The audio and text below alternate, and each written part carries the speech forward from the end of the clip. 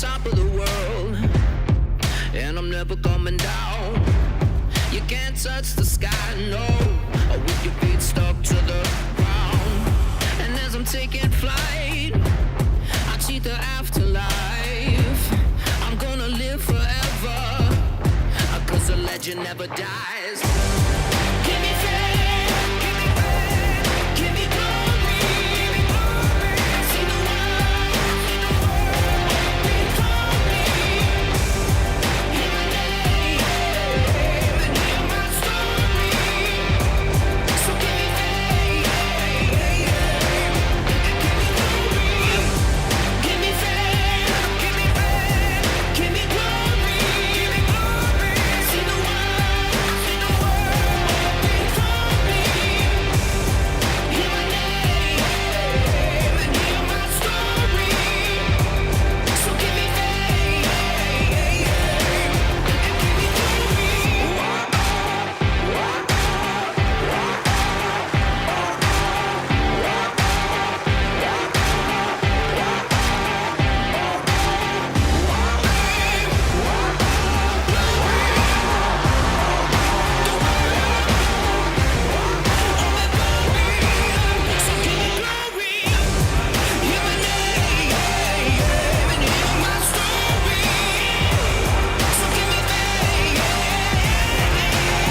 and give me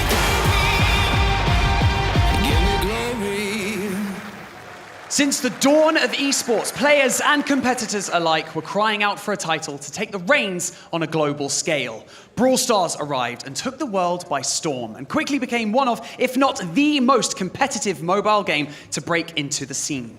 Busan was our first stop, and just 5 years later, we are back where it all began, the hometown of Supercell HQ, to crown our next world champion. So, ladies and gentlemen, whether you are at home or right here in Helsinki, Finland, welcome to Superfest and welcome to the Brawl Stars World Finals. My name is Barney Banks and I am your host, and let's make some noise for your competitors as they make their way to the main stage.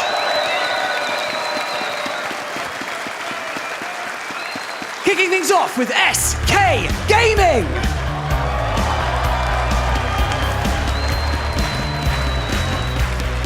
Elevate.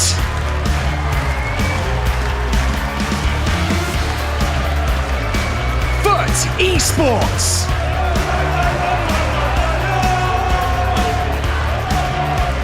Space Station Gaming.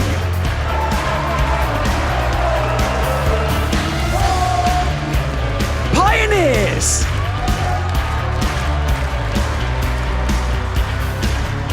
Reply Totem.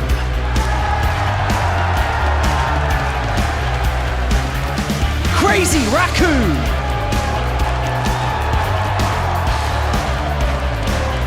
Zeta Division!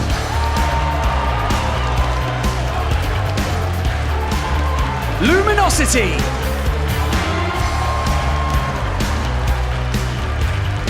Rival Esports!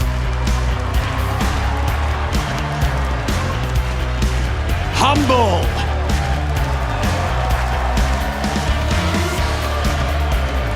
Eternal Fire!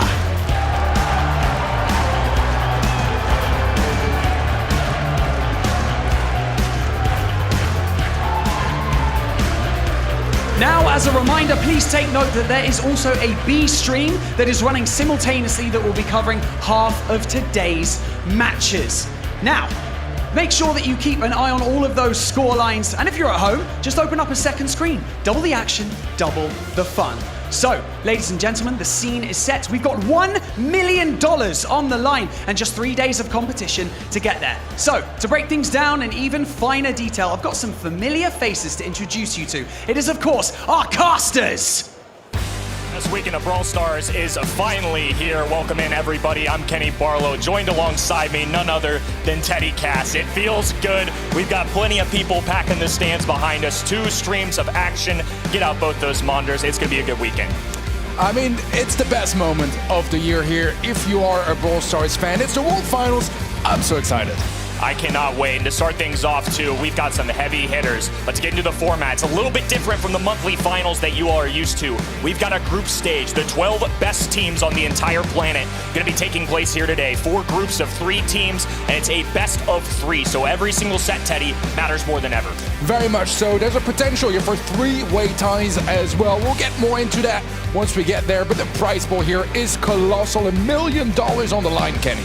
400,000 bones to the first place team, 9th through 12th. Those teams that exit today still come away with $20,000. It's going to be absolutely insane. A huge prize pool, so much to play for, not just pride, literally some serious cheddar on the other end. I mean, this is life-changing money here on the line for the World Finals 2024. Every team is going to be giving it their all. And as far as who those teams are, here are our groups. Group A, Elevate, SK Gaming, Fut. All of these going to be pretty split. Pioneers, Space Station, Reply Totem. That's where we're going to be taking our attention here on the B stream first. A little bit later down the line, the next matches, C and D will be showing up. And of course, in that Group D, 2 EMEA Titans going to be taking on each other. Yeah, it's going to be crazy stories all around. I already see that we are split on our predictions when it comes to the opening match here, even for Group B as well. I mean, it's going to be so hard to predict, but what are your thoughts here? No freebies in the World Finals. I mean, especially in a best of 3, I would expect anything to happen. And when talking with the players this week, you know, our predictions are even on some of these, but split in others, and I think for good reason. It really feels like the vibe amongst everybody is good enough to be here. There are no frauds in this tournament. That's what happens when you have an LCQ, a rigorous group stage, and so on and so forth. So if you want to make it to the top 8 tomorrow, it's going to take everything that you've got. I don't think that these World Finals have ever been so stacked. It's never been so hard to predict who the winner is going to be, let alone for the whole thing. Just in each group, it is so unpredictable, and I can't wait to see how it all plays out. It's going to be a tough one for sure. We've got SSG versus the other side. It's going to be a tough one here in Group B, but to kick things off, welcome in SA's #1 team, Space Station Gaming.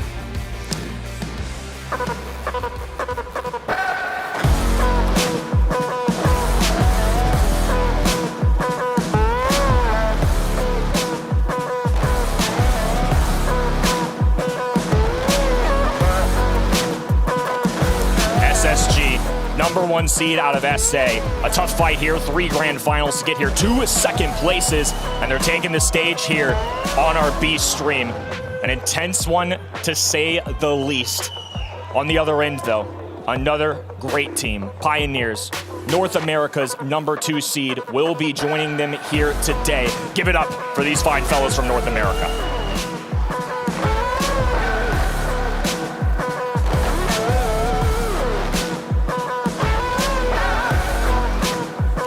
Pioneers, #2 seed from North America.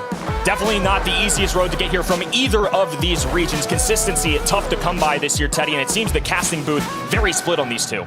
Yeah, if there's one team that has been consistent in their home region, though, it is Space Station, right? 3 first places in the monthly finals, 2 second places. If you think you heard me wrong, no. Their worst placement this year in competitive is 2nd place in monthly finals. They got 2nd place in the All-Stars Latam as well. That was a LAN event. I mean, absolutely crazy performance from this squad. They've definitely had some unfortunate run-ins in the past when it comes to the global scale. In SA, they've taken care of business many times. So last year, Firecrow in this roster lost to the top 2 teams. Adino and Firecrow also lost to Zeta Div the year before. World finalist winners. Juan Carlos Payne, 2nd best on the other end. Very different story when it comes to these LAN settings. 2023, Juan Carlos, CMGNA, lost in the group stage. Payne, no World Finals, and 2nd best, has never made a World Finals in his life. You knew how much this means to him, too, just from chatting with him. They're definitely hopeful that they can get the job done here today. Yeah, the perspective here between the 2 teams is just very different. On the side of Pioneers, for the most part, it's their first World Finals for everyone besides Juan Carlos. On the side of Space Station, they have experience, but besides Firecrow snatching that top 4 in 2021 with INTZ, it's been first-round exits across the board, so not really an easy time on their end either. They have LAN experience, but some of it has been bad LAN experience. Can they beat their demons today, Ken? I think both these teams are definitely going to have to overcome some things. And for South America as a whole, those tough run-ins have certainly caught up with them. I mean, they've played some of the best of the best, so is there more to prove? Does this region have more depth than we give it credit for? As far as SSG is concerned, too, it was really interesting hearing from these guys when asked, if your team doesn't win it all, who do you think takes it? all three separately answered, the team that beats me. These guys are confident, and I love that, because the sense that I've gotten this weekend from talking with players, especially in this group stage when it's so volatile, you never know what's going to happen. These guys are confident in themselves. Everybody else seems a little more shaky. No, I'm with you here, and for me, I think one of the question marks is like, well, for a fact, we do know that Space Station is the best team in South America, but are they the best South American team at the World Finals? That's the question for me. It's tough too, because Fut and Scrims looked really good, a flawless LCQ run, but SSG all year long have been that top dog. We'll see if things change here today. This is a little bit of an intense battle between a number 2 seed and Pioneers as well, who were just one set away from being that number 1 seed. It came down to the final month, semifinals, one set against Elevate that changed everything. They still got a guaranteed ticket to the World Finals, but I know how much they appreciate this, and I know how much they did not take for granted having to avoid LCQ altogether. Oh, they were so happy about that. It was a close race, not quite as close on the SSG front. It was over 50 points separating them from Fut Esports, the second seed.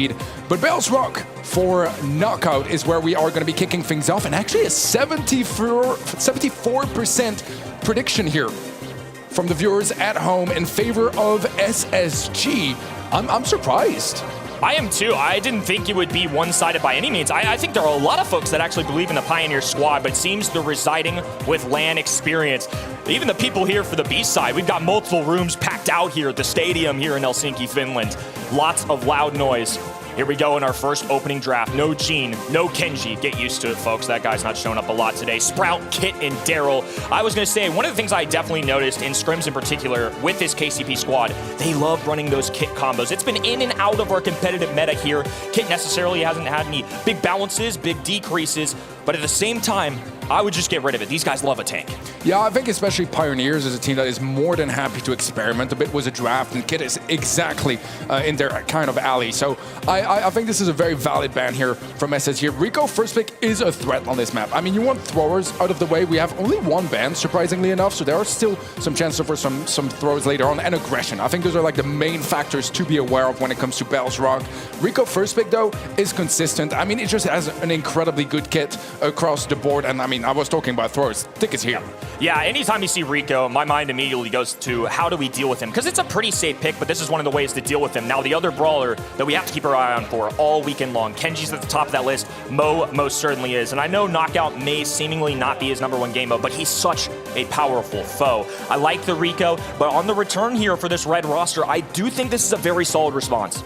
Yeah, I mean, Mo is an absolute threat. It's very, very scary, and I think one of the ways to deal with it is to try to overwhelm it, right? If you can bring out enough health, enough aggression, like something like a Frank, it can be enough to just kind of like, you know, run it down. However, I mean, you're going to be feeding it at the same time, which is kind of like equally scary.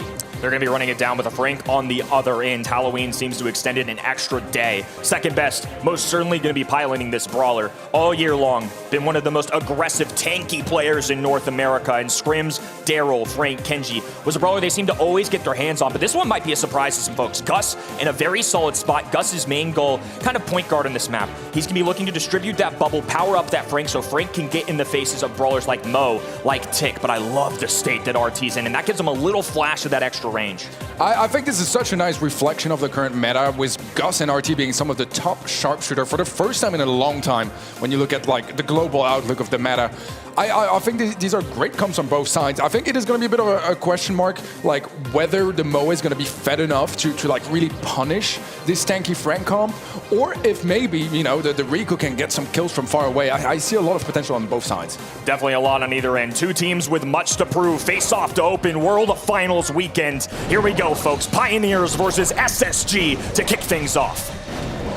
Pain looking to connect some of those bounces. The tick shots are going to be there to just deny some of that map control. Coyote taking very low health, but he will be able to heal back up. So for now, it's still right on the side of Space, and it seems like they're winning the battle for the mid. Part of the composition that they're just going to have to deal with. Frank needs to be in the faces of enemies. It's hard to charge up that super otherwise, but Coyote Dog has the long distance. RT going to be battling with Gus all set long, and of course Rico, an absolute threat here with the bounce shot. It's going to be a constant battle of rotating these lanes, and now second best seems to be making his move.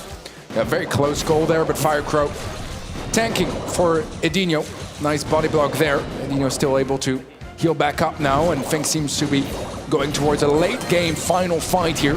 ZRT is taking quite low HP, but the Tick Head is heading down towards second best. He's able to take care of that. Firecrow is still one shot, needs to be careful. The roll in from Adinho, 159 HP, and he's still alive. However, Juan Carlos is there with a snipe. Firecrow 1v2. It's not gonna happen, and round one goes to Pioneers. North America on top so far. Space Station Gaming have to be able to close out, and I think that's where Frank comes in handy, right? In those close quarter scenarios when you got 15,000 plus HP on your side, it's hard to duel against that. Juan Carlos on the right-hand end, going to war with Firecrow. Tit for tat on both sides, each looking to charge up super a little bit, but they do exhaust Juan Carlos's, which is a huge deal for this long game. Let's see here if there's any opportunities for an early pickup. It seems like the late game was something that Pioneers were happy to go towards and just battle it out in the late stages of that round. It seems that despite having no control, actually Hypercharge coming through here from Pain, looking for the connection, but doesn't really find anything. However, Kyodok gets the takedown. 3v2 situation, 12 HP for Juan Carlos, has to juggle, no can do. Second best, all alone now. Gonna be hard to isolate each of these brawlers, and he's gonna throw up the white flag here in round two. South America responds. Run into the gas, make sure you don't feed that Mo any further. Of course, we got another round to go here for our opening game. A Tick Hypercharge is gonna be popped now. You wanna make sure you take that down before dealing too much damage here towards second best, but he's able to tank one without too much of an issue. And we have two supers here in hands for Pioneers, so they might want to hold on to that and just try to not feed too much. However, Kyodog is another Tick Head already available. Lot of utility available. Second best tearing down these walls. Actually gets a stun on Adinho. Juan Carlos not in prime position to make those tags though. Second best slowly recharging his HP here too. Fog hasn't even settled in yet, but Kyodog is hungry to try and get these extra tags. Frank Hypercharge is going to be available for the late game. He would love a super to pair with that, but he's actually going to use it already with the shield from Juan Carlos. No connection there onto Kyodog, so the Tick will live for the time being. Keep your eye out on Adinho's super as well. Second best, setting himself up behind these indestructible walls. Fog closing in, and this is where all the action goes down. He's holding his ground now. Adinho with the dive in. It's a double trade. Left all alone. 2v1 scenario, and it's a lone rat to try and defend himself. Cornered. Nowhere to walk, nowhere to run. KCP, beam him down. Pioneers take game number one here of Knockout. And I mean, I have to just appreciate that double kill from Pain on the Rico late into that game, making sure that they carry that man advantage and secure that opening round. Very, very nicely done here by Pioneers. Space Station need to be careful. Definitely evenly matched so far. Pioneers just feel like they're on a comfortable comp. This is what second best has done all year long. This is what he's known for in North America. And now he's trying to make himself known for that on an international stage. But unfortunately for them, teammate goes down way too early. This is the potential of having Tick with RT, is that once you're marked up by the RT, that extra damage is something that you just can't underestimate. It's very, very dangerous, and the Tick is a very good brawler to just enable that and make sure the damage actually comes through. 2v3 here. I think they're just going to try to farm supers and probably run for the gas, as for the time being they don't really have any opportunities. Second best not deterring from throwing down the iconic Zeta Division spray plus thumbs down combo. I'm sure he's at 25 of those by now. And there's one more as he exits this round early. Space Station Gaming looking clean here to start game number two. Hypercharge is going to be available for Kyodog. Two supers as well for Pioneers, and those are the currencies of Knockout. The more util you can have for those big battles, the more of a chance you have at moving forwards with a victory. Hypercharge Tick going to be popped now, and the Tick Head is placed down, easily taken care of by second best. Does need to be careful, was taking half HP, but he's pushing back up, and for now, things still seem all right for Pioneers. Second best, looking to isolate Tick. It's a squishy brawler without a lot of HP. He can take those chip shots, but if Mo is there shadowing him, it's gonna be a lot more difficult. He's flashing that super. Eye on the prize, just trying to get one guard off kept. And Juan Carlos gonna be able to demine that. Stays safe. KCP for now, just hanging out. Gotta be careful and knock out. One mistake can be catastrophic, as we saw for Pain in the previous round. Maybe you can find an angle here. Not quite going to commit to the super onto Kyodog. That could have been a potential kill, but plays it safe. Instead, Juan Carlos is running it down on the left-hand side. Finds the opening kill. 2v2 now, as the trade is there, but the follow-up 2 kills are going the way of Pioneers. Another round 3, Kenny. North America responds. Pioneers still with the lead. Space Station desperately need a game. Reminder, this is a best of 3. If you take the opening set, you are 1 set away from guaranteeing yourself a 1-0 lead in your group, that's enough to at least guarantee a little bit of safety. There's not a lot of safety to come by at this World Finals either, Teddy. There definitely is not, and there's 2 hypercharges here carried over from the previous round. Pioneers are in a pretty good position. Space Station, they want to make sure they farm them down as much as possible right now. Get as much value as they can. Second best is low HP. Can they find the elimination? He can't quite heal up. This is a disaster here for second best. He gets sniped down by Firecrow, but Pain has the trade on the left-hand side. It's still a 2-on-2. Firecrow rushing in now, activated the super early. No connection. Pain cleans up. Pioneers take set 1. Incredible gameplay from Pioneers, and as a reminder for everyone at home, for the group stage, it's best of 3, so they are halfway there.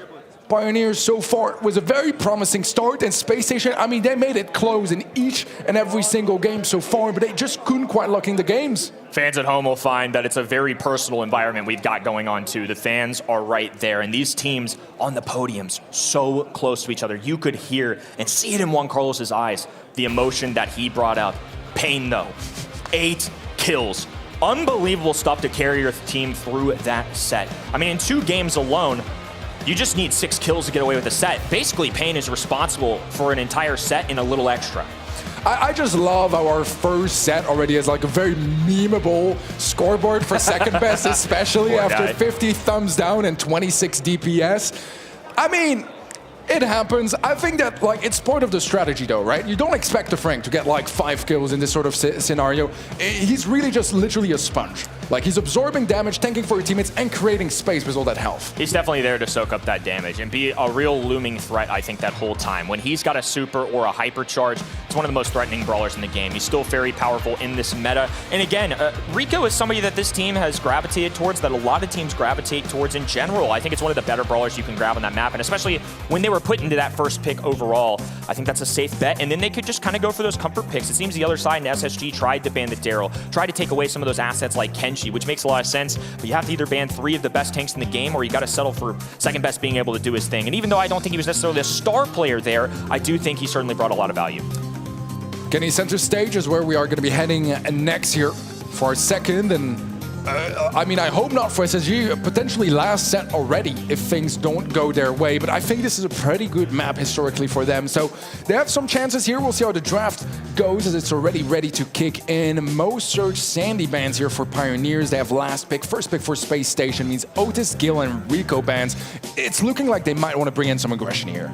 Definitely, and I think either of these sides could certainly do that. When you see Gale off the table, Surge off the table, you're exposing yourself to a little more of potential tanky gameplay. That's certainly something that second best loves to do. They're going to settle for the Lobster, though. That's going to be the first overall pick. I don't mind it. Clancy obviously not as good as he was in his prime, but he is still certainly a threat. I don't think he's necessarily some top 5 brawler, but he's one of those that fits the mold of being a safe first overall pick, something like a Rico, which certainly could have been something to watch out for on this map, if not banned. Nita, something for those anti-tank measures that's still available, but this is just a guy that's going to give you a ton of heavy hitting power. Kenji is open, by the way.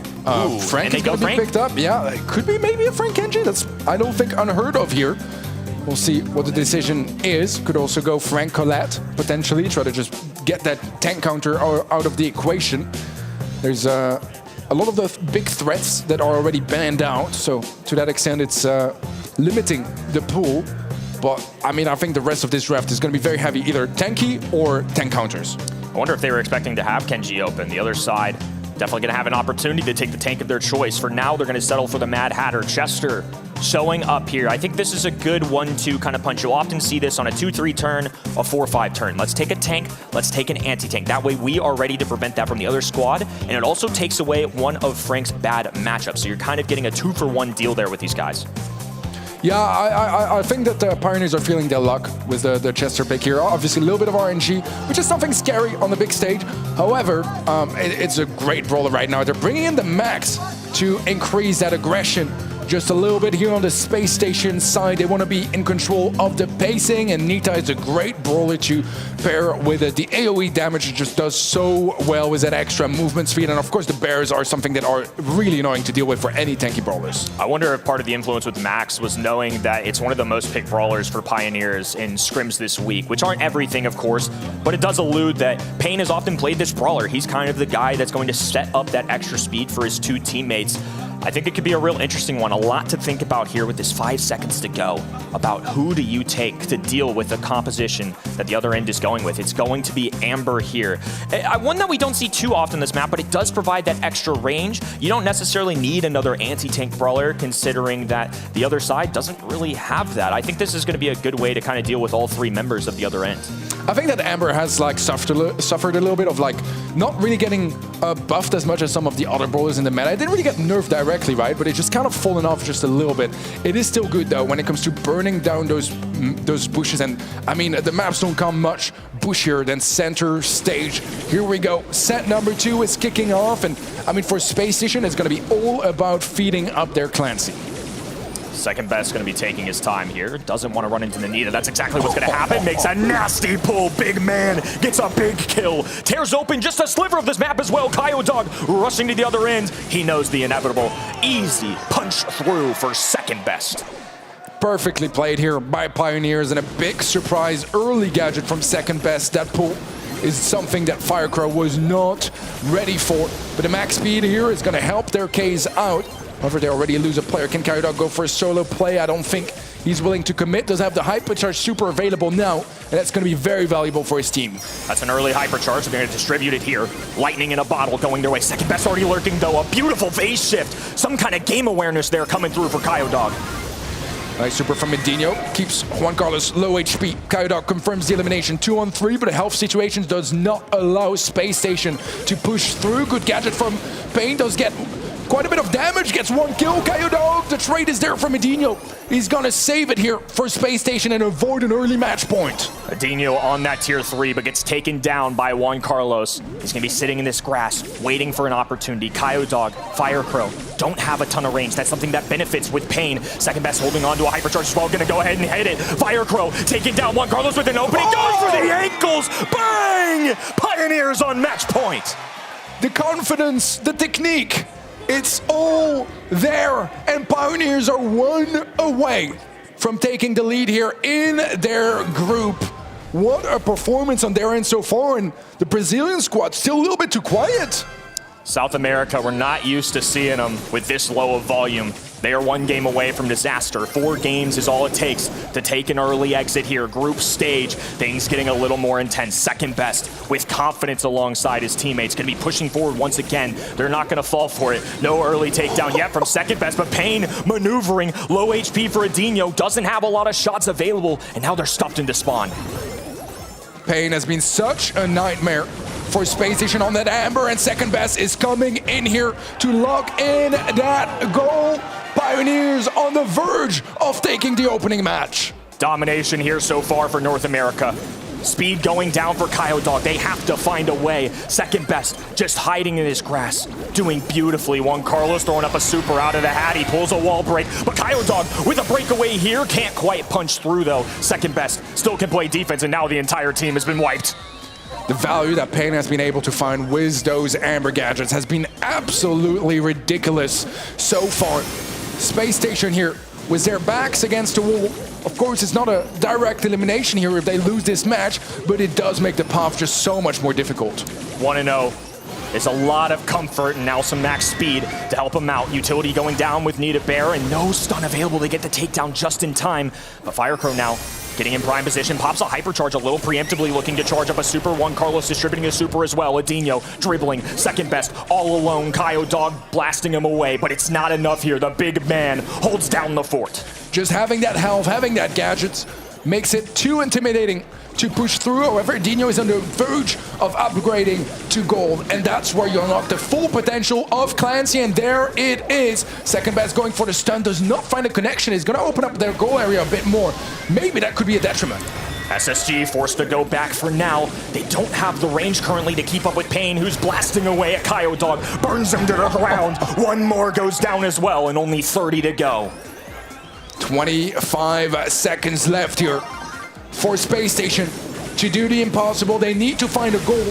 The max hypercharge is going to be popped now. A super available for Dino as well, but second best is just standing there, dealing so much damage. Pain finds an elimination. Is there a chance? Still the kill from Firecrow. The bear is going to be placed down. Pain is going to get taken out, but Firecrow just does not have the time nor the health. The slow is going to stop him in his tracks. Pioneers take the opening match. North America starting out 1-0 here. Fans going wild for him. Juan Carlos pumping fist. Coach Philip behind him, jazzed up. You couldn't start any better than this. A perfect run here to start our opening match.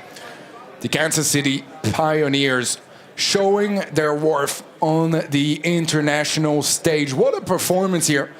What a clean performance, especially not dropping a single game. There were some close moments, especially when we look at our opening set. But I mean, I guess you just play Frank and you just win. The Pain Amber pick ended up being so solid for them. I think there was just no real good matchup into Amber. They kind of go for a lot of mid-range support with Max. I like it. I think they may have been even trying to take away the Max from the other side, and that was probably part of the influence. By no means is Max bad. It just doesn't necessarily synergize with what's going down for South America here. I think that everything was there here for Pioneers. I think their drafting was super interesting, and it just worked. And I think that Pain brought like an incredible mechanical performance. On the Amber here, 8 kills. He was carrying, I think he had 8 kills in the previous set as well. What a performance on the Rico, on the Amber. I think Pain is like one of the top players to watch right now. He's certainly doing that. Didn't even make Worlds last year, but is here to right the wrongs of the past. North America starting out this group stage 1-0. And it wasn't a lot of people that predicted that, Teddy. Kind of wild to think that event.brawlstars.com didn't get it right, alongside a lot of us at the casting desk. Good for you, buddy. Thank you, man. I just trust in Philip. You know, that's what I do, and it usually pays off quite nicely. Group A still wrapping up their opening match, but for now, Pioneers will start 1-0 for them. This is excellent. They've got Reply Totem on the other end, but Space Station Gaming 0-1 makes things much more difficult to escape and make it to our day number 2.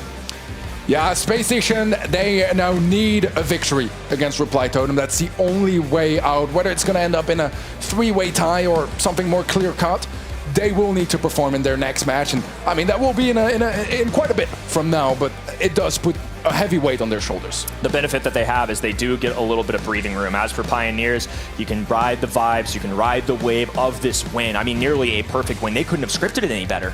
Yeah, no, I mean, they didn't drop a single game. There were, again, some close moments, especially when we look at Knockout. I honestly was kind of scared of this Pioneers comp, but they just played it so incredibly well. And that's the thing with Pioneers is they go for some crazy comps, but they know how to play them, and that's what makes them so scary. Well, in terms of MVP, let's see what the folks at home decided. Going with Juan Carlos. Oh, you disagree. Pain is the GOAT here. I love Juan Carlos. I mean, you know, he's a ladder GOAT. He's an incredibly good player. But I have to say, Pain just played so insanely well. Got 16 kills through those 2 sets. For me, he takes the MVP, but obviously, you know, you guys voted at home and you have the final word. I think the folks at home obviously love a showman too. I mean, he was very animated on the stage. Love what he was putting down. I mean, for the whole team, everybody plays such a different role too. I think he can get away with it, but Pain, for those 2 sets in particular, that would have been mine as well. I'm kind of with you. Yeah, I just feel like he played, like, he was instrumental in their success on both the sets, which for me is like exactly what you want as an MVP, right? However, I mean, it's a popular vote at the end of the day, and I think that no matter what, Pioneers, they're just happy that they are through that first match with a victory. Absolutely insane. This is how we're going to be starting our day in North America. 1-0. Pioneers 1-0. Don't go anywhere, folks. The A stream, the B stream, so much more action to unfold.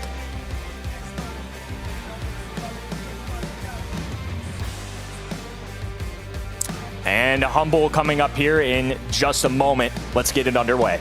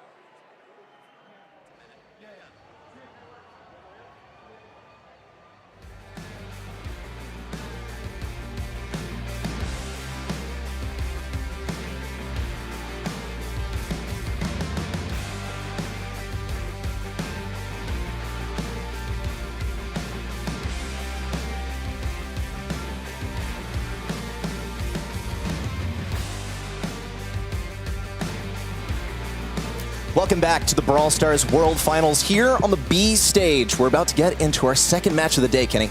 It's going to be an intense one here, too. We had an excellent first overall showing from North America, but now we get something completely different. EMEA, APAC going toe-to-toe here. Some of the best from each region as well. We see #1 from EMEA, #2 from APAC, but these are some new faces in the APAC region, one that we actually haven't seen in quite a while. Yeah, excited to see Milcreo finally back. It's been since 2020, the last time where he qualified. In 2019, the last time we saw him in person. It's really a great story because Milcreo as a player, I mean, back in 2020, he was rubbing shoulders with a player like Tensai, and the following year, Tensai, with a World Finals win, rose to superstardom, while Milcreo kind of languished in obscurity for a few years, now rising back to a World Finals qualification as #2.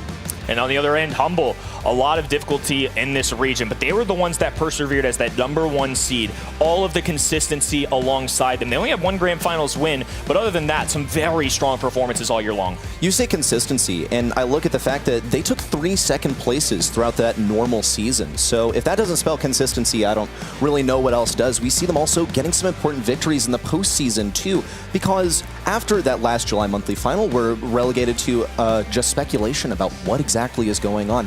Then Blast comes around, hosts their tournament. Now we're aware, okay, they are still #1 at EMEA. Very tough thing to do. I mean, Blast the last time we really saw them, but in terms of BSC, it's been a little bit. They've had the benefit of waiting around, seeing what happens here with everybody else. They're waiting for the LCQ. They still have been prepping pretty well, though. I've been talking with some of the guys there. They seem ready to go, and I know Semantic has a point to prove this year. I mean, certainly so, because he's had this sort of curse that he's carried with him throughout the last several years, where he did get one match victory since, what, 2021, that he's been repeatedly on the world stage, and ever since, I mean, the one team that they did defeat was a mainland China roster that only had one player on the stage, so not really what he's aiming to get at a World Finals, especially as this is the second time that he's come as the team that is expected to win.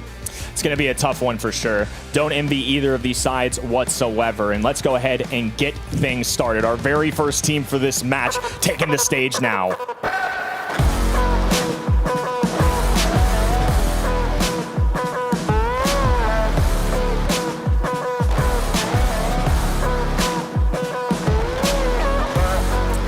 Present at 4 out of 5 Grand Finals here in the normal BSC monthly final season, Team Humble has absolutely dominated the EMEA region, and they're here to prove a point here on the world stage.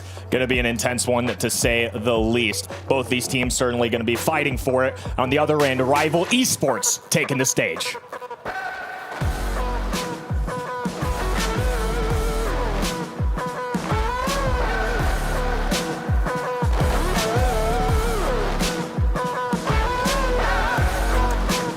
Some familiar faces in the APAC region, but not on the world stage, unless you count Milcreo.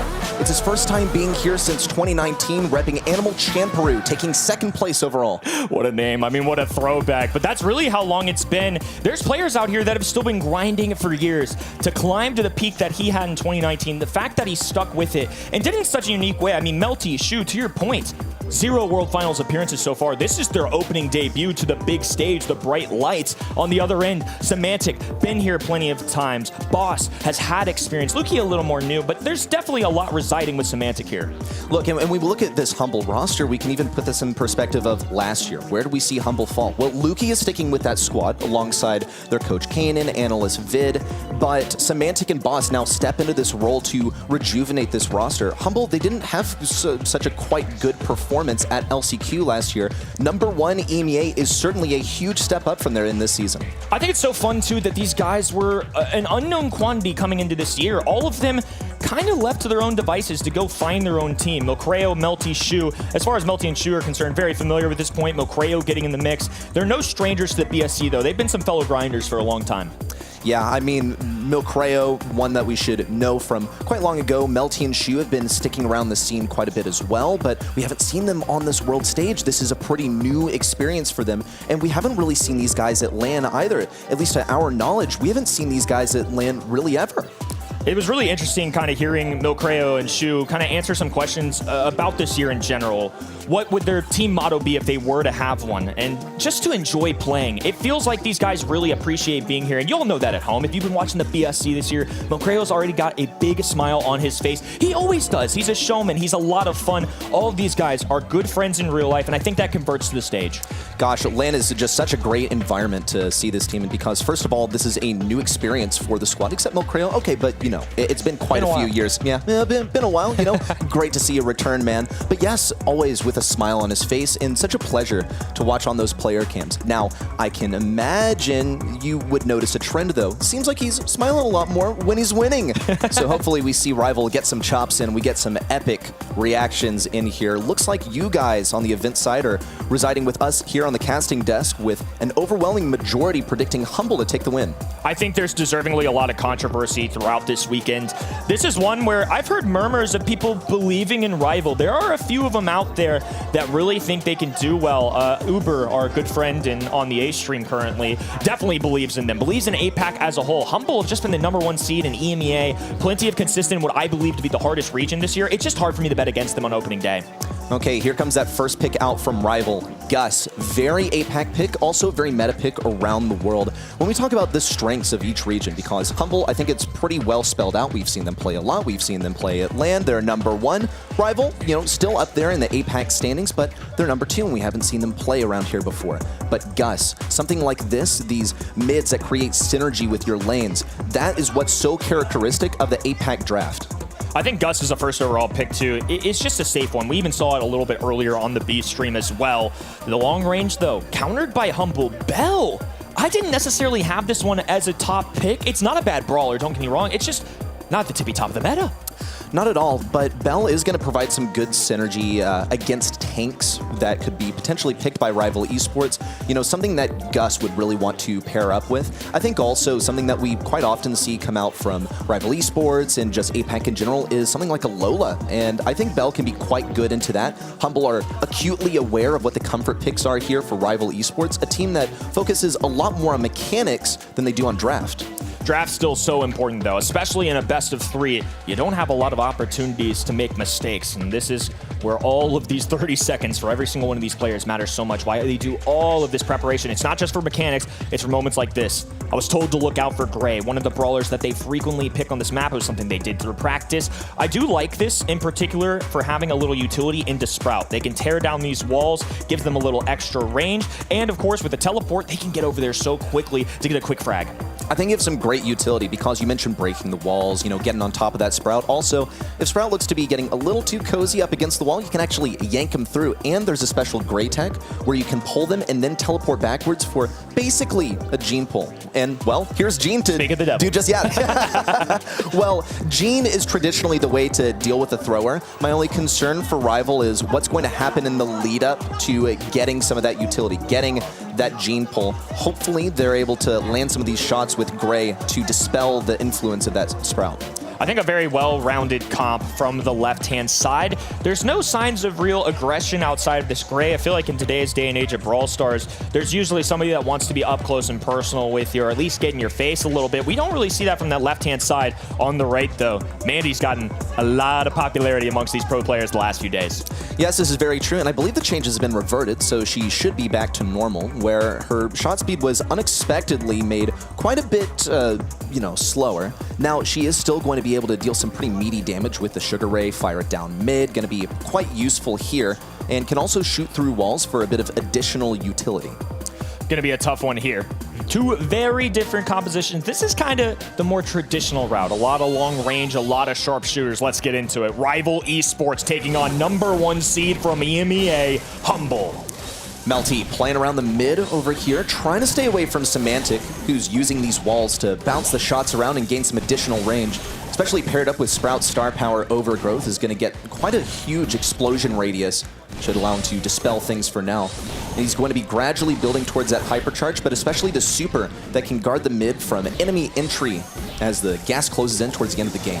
Oh, going for it early. I don't know about that one. That was a bold decision to send a Mandy super, something that takes some time to work for, all the way down that left-hand side to try and catch Milcreo off guard. He had so much time to prepare for that, though.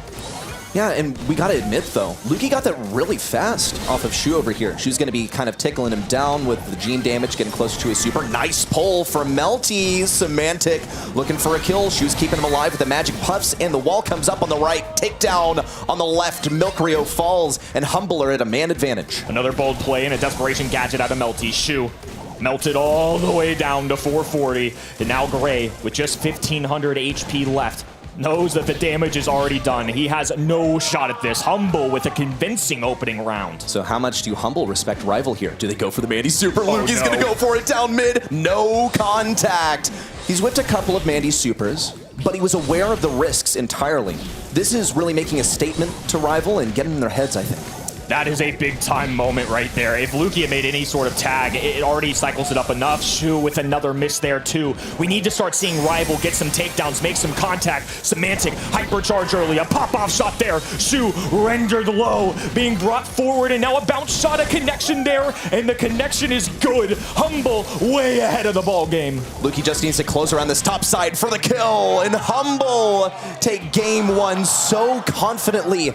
The way that they pushed up aggressively with Sprout, usually a brawler that defends around these walls, but you see how Semantic is using the walls to bounce that shot for such an extended duration and get a huge advantage over not just the lane that he's playing, but one of the ones on the left as well, getting some shots off on Gus. Humble just looked better in that, and obviously there's plenty of game left. But at the end of the day, we just felt like, I don't know if it's nerves or what it is, but Rival just not looking like themselves. They gotta find those mechanics here. Let's see if they're able to channel that. We'll see Melty push so aggressively. Boss on the right side, completely pinched, and Shu takes him down with a Vengeful Spirits. Now a man disadvantage for Humble.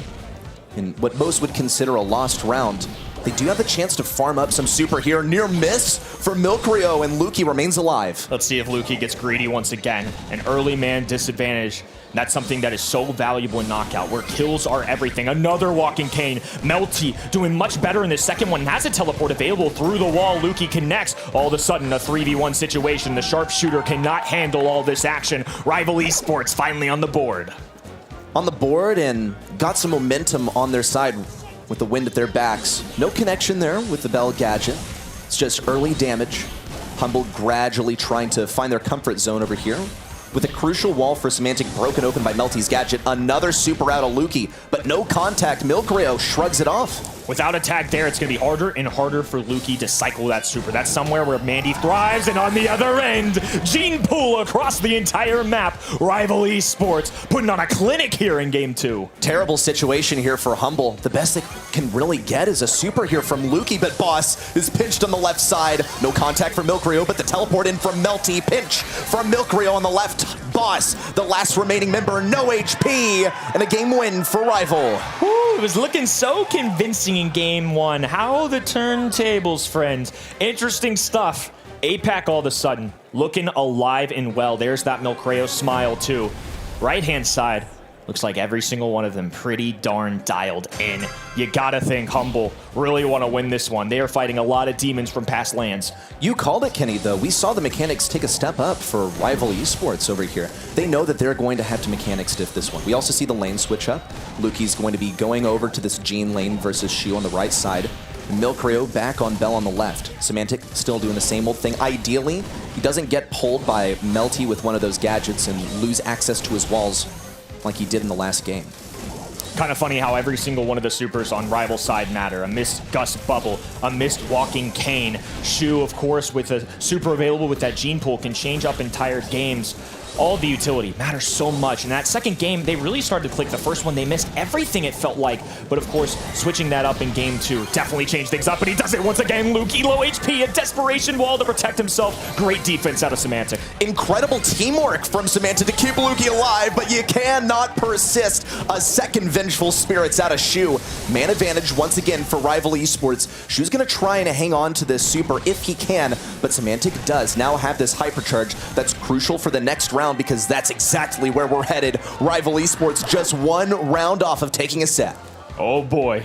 Hypercharge available. Luki, I think, going to be handling this pretty seriously. He knows how conservative he needs to be. He gotta get a lined up super shot. He's flashing that super, goes for it, and another miss again. This is a consistent problem now for Humble. Luki's got to be hitting himself right now. He can get this super quickly, but it's not going to be given to him so easily by Gene. In fact, he's all the way backed up on the right side. Shoes just waiting with this pull, especially for Semantic to get greedy. Long pull out for Melty! A double pull, and Shu takes him down. Rival goes for 2, swoops in for another. Shu looking for what's one more. Bus gets the kill, but Melty survives. Rival Esports takes set number 1. What a start. What a tone setter from Rival.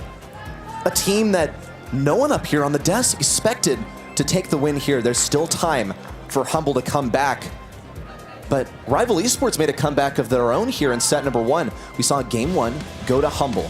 Rival Esports, they fire back. Look at the mechanics. Melty so reliable with these pulls. The double pull action. Oh, so well choreographed. Just disgusting. Look at how many pulls they nailed. Opening game did not go their way. But games 2 and 3, that's the kind of team that can mess with anybody. Love seeing the confidence out of them too. If you're the side of Humble, you're down 1-0. Obviously in a best of 3, the other team's now a match set. If you're somebody on the other end like Semantic though, it's been a talking point for him.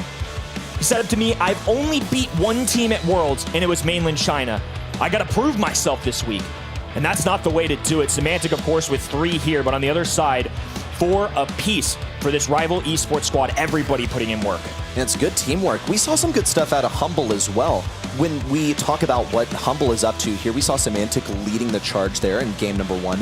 Didn't quite go that way in the next ones because we started to see Melty connect some of these pulls with the Gray. We saw the Gray tech. We saw it completely channel into another pull out from the Gene. But Humble over here, where they need to get their edge, is in the draft. And honestly, Rival Esports made it look pretty even. 2 polar opposites on this stage right now.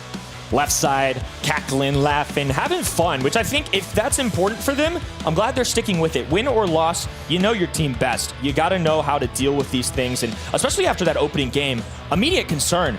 I was scared out of my mind that this was going to be a sweep, that they were going to walk away from it. Instead, though, they just kept their heads down, are comfortable with themselves, know what they're capable of, and they come away with a 1-0 victory. Humble are certainly a team that is capable of making a comeback here, but they are dialed in right now. Here we go for center stage. Brawl ball is exactly what Humble needs to win right now.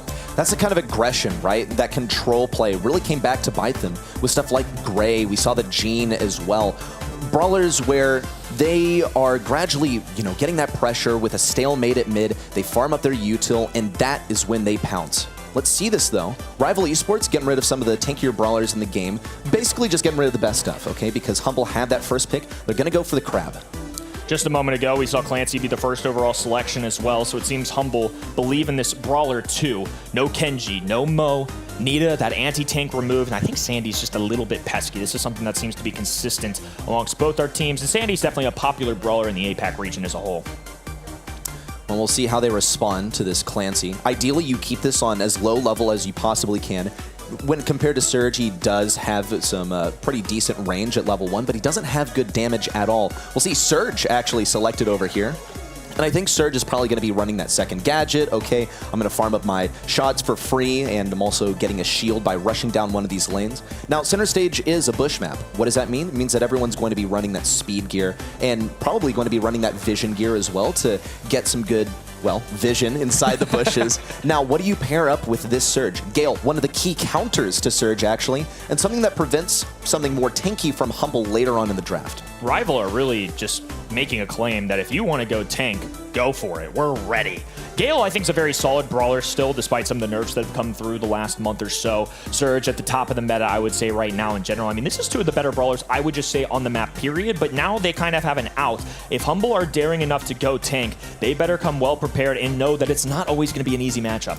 We need to see an out draft because Rival Esports looks so well prepared. Here comes Squeak. I'm actually a big fan of this one because typically what you see from the Gale is, hey, I'm going to sit on this lane and I'm going to kind of wait for you to make mistakes. I'm going to be periodically checking these bushes. Squeak is the king of this kind of play. So with the Squeak equipped, they have one lane locked down. The duration of the shot and the reload speed of Squeak is so good for holding this down. Rico, one of those that honestly is one of the first picks that you would typically go for here. It's interesting to see it appear later, but it's pretty expected to see it picked whatsoever. Rico was what I was expecting it to be, just considering how popular it is on the map. It escaped the ban phase, which doesn't always happen, and we saw it earlier. It's a very successful brawler. I just think the ability to bounce shot off those walls is really good. I'm curious if they go for some kind of wall break or just commit here, and it seems they're more committed. I think having a Buster in the face of Rico, in the face of Squeak, is great. You gotta be really careful about feeding those supers, especially in somebody like Semantic. I mean, it's the same logic as a Surge that you alluded to.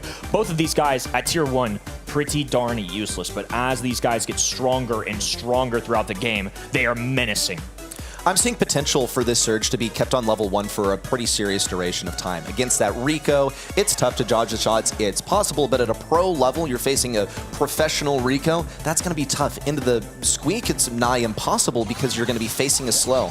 We'll see Semantic immediately pop it. That means Melty's going to have to run the right lane, lest he feeds some charge to Boss over here on the left side. Immediately, rival Esports fold their push back into the right corner. All of these projectiles ushering them to the bottom side. Lukey with the pop-up play. Shu left all alone early. They can't quite make the pass. They got plenty of time, though. Easy lineup here, and Semantic puts one on the board here early. Semantic had to thread that needle. He had to make sure that the aiming reticle was going into the goal there because that was a tight angle. We'll see Milkrio get his super. It means he has some defense against Rico, which is one of the big reasons that we see that Buster picked. What a super from Semantic to get the kill. They're about to take down Milkrio as well and get another shot at the goal. Maybe Humble are just built for game 1s. Melty still on this tier 1 stage. Lukey with an easy shot here. And Humble will take a 1-0 lead here in set number 2. Positively trouncing rival Esports over here. Definitely a good beginning over here, but no amount of comfort for Humble over here as they're just one set away from being taken down, losing a group stage match against rival, a team that is certainly the underdog in the stare down. If you're Humble, this would be a devastating loss. They are up 1-0 here in set number 2. Lukey from the long range, Semantic cutting him off here. Milkrio with a pull, a nice tag as well. Semantic looking for the slowdown, and Melty once again rendered useless. Better lane matchups this time for rival Esports. We'll see Milkrio on the left side pick up a kill, and Milkrio has that super to keep Boss back. It affords some time for Melty to push up. He has this level 1 still, but he should be progressing closer and closer to a level 2, especially if he can get Lukey by surprise on the right. Every member of Humble forced into their own goal. Desperate supers and attacks come out. Shu with 1 kill. Every member falls, and that's goal number 1 for rival. Massive adjustment there from rival, something we've also consistently seen. They're a good game 2 squad. They're going to be resetting here in the mid. Melty can't move left. Milkrio forced away. This time Humble are looking to take charge. Melty trapped in mid, but could this be a trap for Humble as they look to push forward? Not quite. Boss out with the super to eliminate Milkrio. And Shu tries to push up on the left side. Excellent gadget on the right to keep Lukey from getting even more forward and potentially getting a goal. But this mid control belongs to Humble. Still lead for Humble here in the set, but a big time bounce. Lukey looking to prove himself here in this second set. Unbelievable performance after he was slow to start. What an insane team kill just from Lukey. That is why Rico is banned here. But Milkrio's now got the kryptonite for any Rico. Use that super pretty quickly. Boss with the takedown on the left eliminates Melty. But Milkrio still remains strong on the right side, just trying to keep these guys back. Eventually falls. In mid certainly belongs to Humble. Lukey once again releasing another super. This time no real connection. Boss is more than enough to make up for it though. A beautiful tag. Milkrio forced away into his spawn, and the big tank left to just play goalkeeper. But Semantic there, he can't move a muscle. It's still Humble in prime positioning. Hypercharge out from Semantic. That's 1, 2.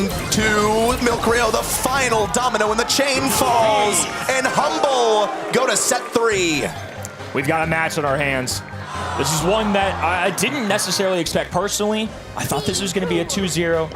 No bad teams at World Finals, but I just felt like Humble were legitimate. I'm glad that they were able to shake this one off, because especially for a team that's had some bad experiences at LAN. Semantic has only beaten a mainland China team on the world stage. This would be his first ever win in a region outside of that. Well, he's on his way. It's 1 set apiece in this match. Let's look back at how this one went. Lukey was in total terror. Look at this. A one-man army locking down the right side. Luki was much better in set 2. I think that was a big difference. Didn't quite land those supers in the first set. They feel like they've settled in. Eye on the prize, looked great. Rival definitely didn't disappear in set 2, I would say, but it was more convincing, obviously, for Humble. That's why they won the set. But after what we saw in the opening one, we're now moving over to Shooting Star, which resembles a little more of that Bell's Rock gameplay. In terms of strategies, it's definitely not going to be what center stage is, so I'm curious what both of these teams bring, and especially for Humble, how they adjust. Well, reflecting on this last set, we see the aggression from Humble absolutely paid off. Now, there were some good aggressive moments in there from Rival Esports because you mentioned, hey, look, Rival Esports weren't totally gone over here, especially at the beginning of Game 2. We saw Rival Esports step up to the challenge. They got a goal out there as well, so it was a pretty good look for them. But then Humble started to go absolutely insane, ignoring Boss over here leading the lobby in terms of kills. Look at Luki, that's unreal DPS, and look, he got some flashy plays in there too. We saw a team kill or two. 483. That is a tremendous accomplishment number.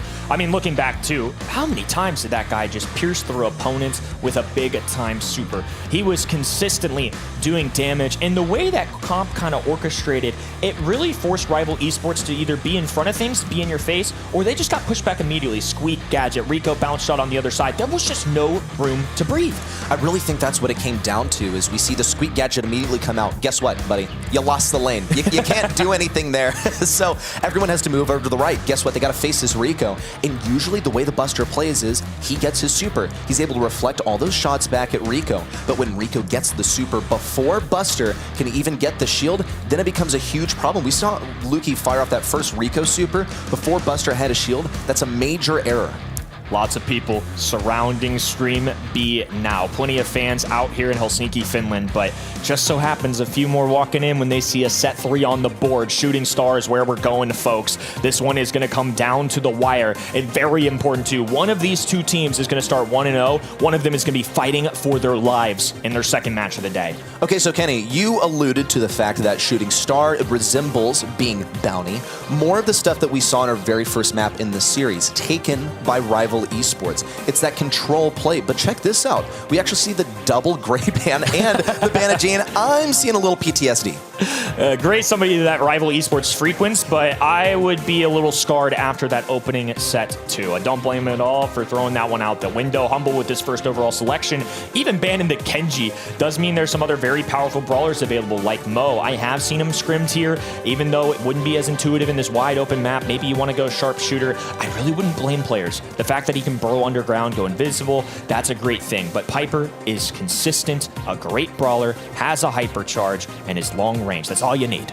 Well, and there are certainly many brawlers that fit that description, Mandy being one of them, Nanny also one of them, which I'm a little surprised to not see as the first pick here. Now, Piper's great. Her hypercharge in particular gives you some, you know, existent comeback potential, unlike the Nanny, and that's a reaction from Rival Esports. This is a predictable but also prudent reaction because Nanny in many different ways counters that Piper, especially because you have a gadget that can reflect much of the damage you've just taken back to that Piper. And Piper here, probably running homemade recipe, getting a free shot off on that Nanny, would need to fear that and avoid that matchup. It's a funny type chart we've got going with sharpshooters in this game, because Piper, I would say, is one of the better ones. Nani is not, but Nani is super effective against Piper. It's a weird matchup thing that we got going on. It's naturally, with the return to center, going to be so good against these sharpshooters. Gus, another long-range option. Again, better than the average player probably thinks, just because at a pro level, they are able to utilize him so much better and bring out that ceiling potential. Gotta wonder if we see something like Byron come out here, because we see such good synergy on Rival Esports, or at least they're teeing it up to be, because they still have the last pick available, and Gus can get that super off and give a shield to an aggressive brawler. Maybe a Melody comes in here, Piper's forced to swap her gadget over. It would kind of diminish the value for Nanny. Actually, there's the Max. This is actually a good counter into Piper, so it's quite good that we see Humble take this one. Max as a last pick would be a little bit unusual here, but it would not be unusual for a team from APAC. Rival Esports could totally go for that. We'll see Byron as well. So what Byron will be able to do is pretty much spam heal that Max so she can keep aggressive. If the mechanics begin to falter, that's okay. You got a backup plan. You got the Byron. Byron's just so solid in the game right now. It's clear that Humble really appreciate it and are definitely going for a support factor here. We've got Piper, who I would expect to be the top frag from this team. Whoever pilots this brawler, their mission is going to be to walk away with those kills. Max is there to distribute speed, get a little chip damage here and there, be pesky, and Byron is here to distribute to every single brawler. Byron can get a little bit of love to everybody, but as this last overall pick, Mo is going to be here. He makes a debut here for the World Finals. Going to be awesome to see. We'll see what Mo can do over here. Mo usually not very strong in these long-range matchups, but one of those that we expect to see in the bans and in the picks quite frequently. So we'll see what he is able to do. But as you mentioned, Kenny, once he gets that super, he becomes a big issue. Byron in particular is not able to escape him. Won't even be able to throw down a defensive splash there with the super because he'll be airborne the entire time that Mo's taking him down. Here we go, set 3, folks. Rival Esports versus Humble. #1 seed in EMEA. Desperately need a pickup. It would be devastating. It would be another set, another match. Semantic doesn't rise to the occasion. Max, Byron, doing good stuff here. They're backing away. Gonna be all right. Shu, Melty, Milcreo, all the way back. Melty trying to occupy this mid. They got a big issue. They don't have this blue star. Humble are just trying to hold on to it. We see Boss spam healing Semantic to keep him alive. Rival Esports, where we expect them to prevail, is in the mechanics. And seems to be a pretty even draft here, especially considering that Humble are getting backed all the way up. Boss with a gadget play. Lukey dropping the speed, trying to get out of this situation. Shu still has a super available, dives right on him. Boss looking to defend, a connection on both sides. Everything happening all at once. And ultimately it's going to result in 1 star. The blue star for Humble. They're still in the lead, just barely hanging on by a thread. That's 1, that's 2 tabs. The homemade recipe out, no connection on the Shu, and he remains alive. But Semantic is on his last legs. Boss with a clutch heal to keep him alive, but here comes an anti-super, breaking open walls. Lukey decides to tank it.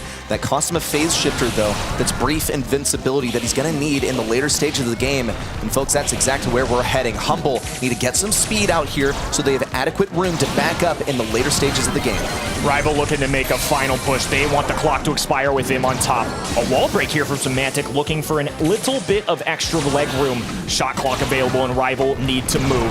1 kill can make all the difference here. Semantic backing away. Milcreo marching forward. Heals from Boss. Hypercharges galore. Lukey looking to juggle all the enemies here. Sharpshooter shots going down everywhere. Low HP for both sides, and it's a narrow survival for Humble. Match points.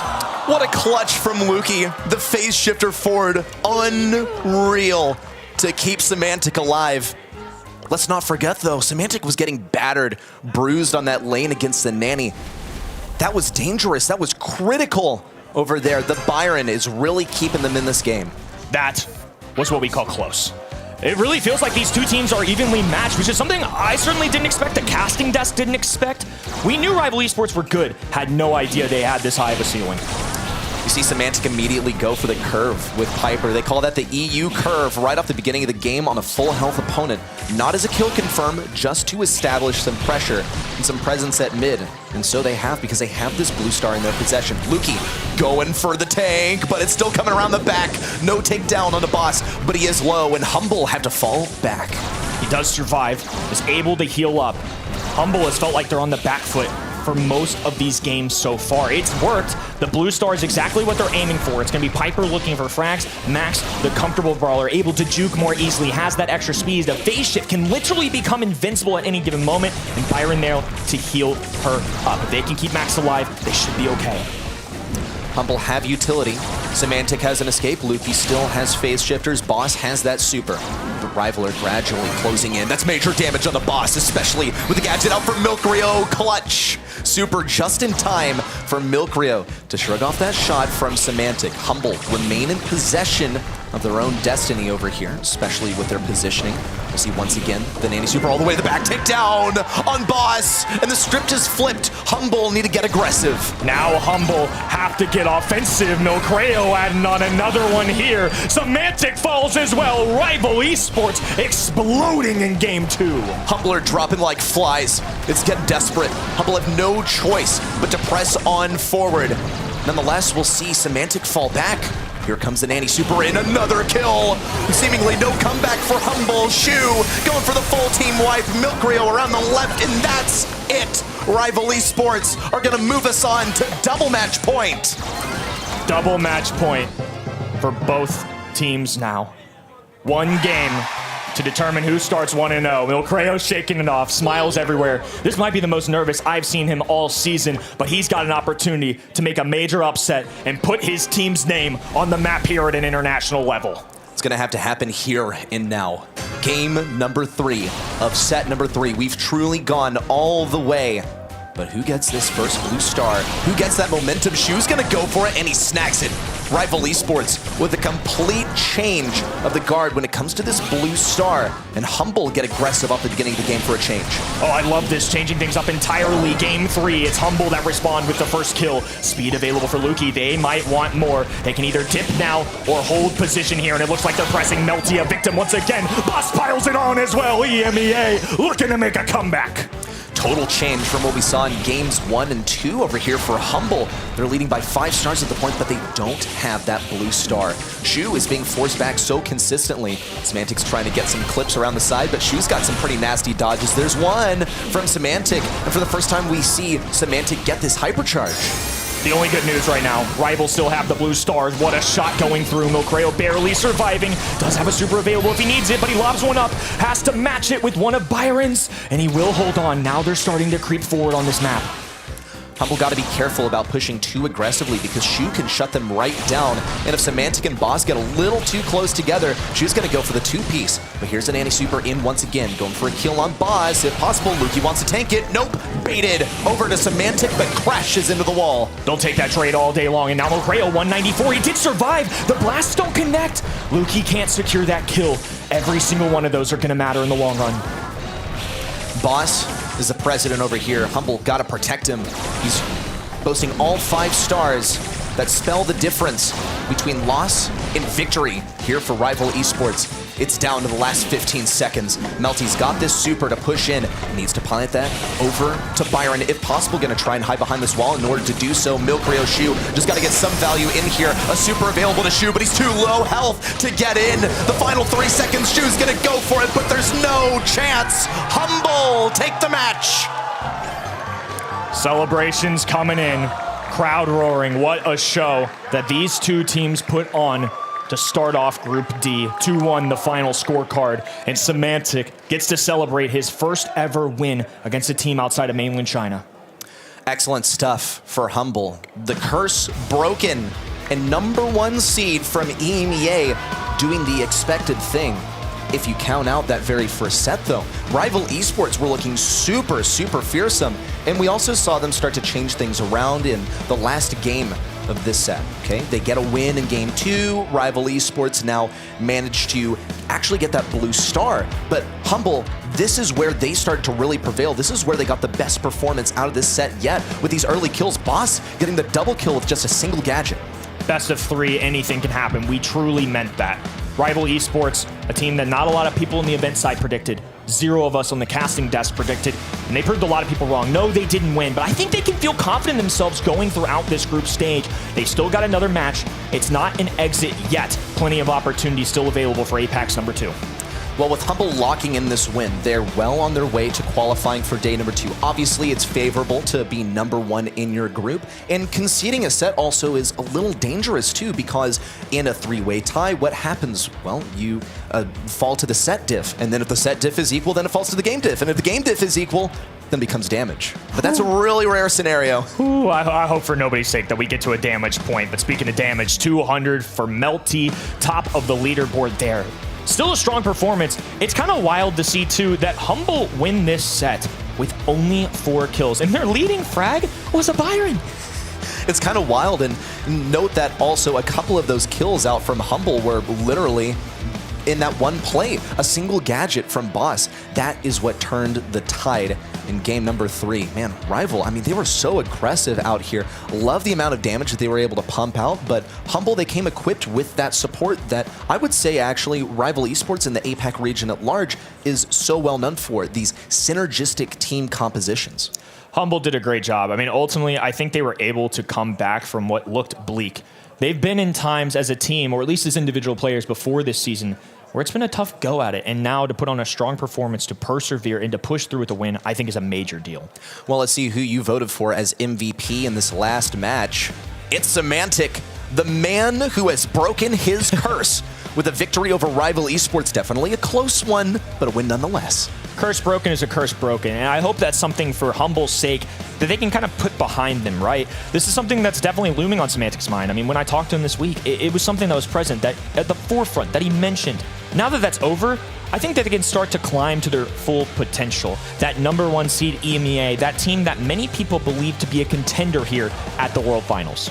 Gosh, I mean, what a match, and we've seen several so far that have been amazing to watch. We see Humble march on, once again, doing the expected thing. They're #1 EMEA, the curse has been broken, all is good. But let's see how it's been going in the other neighborhoods. Group A, we see Elevate take the loss against SK Gaming after a good start. They actually led by a single set there, but SK Gaming came back. Group B over here on our B stream, we see Space Station take the loss against Pioneers with their first ever LAN win. And finally, as you just watched it, rival Esports fall to Humble. And we've been watching this second stream as well. I mean, I'm sure all the action going down in Group A and Group C on the other end. But on this side, two polar opposites. I'm glad we got to see some of the best performances here in Group D. Humble versus Rival, an intense matchup. I know Reply Totem's certainly going to provide a challenge here for those Group B players here in just a little bit as well. It's going to be amazing to watch. Let's talk about some of these teams that are in a comfortable position now as well. In Group A, it's SK. In Group B, it's Pioneers. Group D over here, Humble. Really, what is the objective here in the group stage? You get one match win, okay? Look, that is where we begin because, hey, sorry to spoil it, but you can't get to the next day without a single match win. But then it becomes about the difference, okay? The more dominantly you win your matches, the better chances you get, and you get seeded against better teams if you perform worse. So you gotta get those good chops in. One win is good. 2 wins is a guarantee. A ticket to day #2. Playing out our group stage here today, and only 8 teams will survive tomorrow. And on top of that, too, getting the #1 seed in your group guarantees you a potential easier match. We don't know the caliber of teams in all these other groups, how they'll interact, but at the end of the day, going 2-0, extra confidence, extra security. There is no such thing as an easy match here at the Brawl Stars World Finals, but I would say there is such a thing as a underdog match as well. You see a team struggle in that first match. Hey, confidence, like you mentioned, is bound to be damaged a little bit, and a more confident team is bound to perform better. So you come out with that 2-0. I'm expecting good things for them. I think so too. More to come from this group as well. I mean, it's going to be an interesting one here. Obviously, here on Stream B, though, we're going to be turning our attention to another match. That one's going to be exciting. Fut versus SK is our next one coming up pretty soon. Here we're looking at the #2 seed in South America, and they had to make their way through the last chance qualifiers. So we've already seen them recently, but SK, not quite the same story. The last time that we saw them here in the BSC was back in July. Yeah, #3 seed from EMEA taking on the second from Fut. Fut had a hot start at the LCQ, though, so curious if SK can handle them for one more.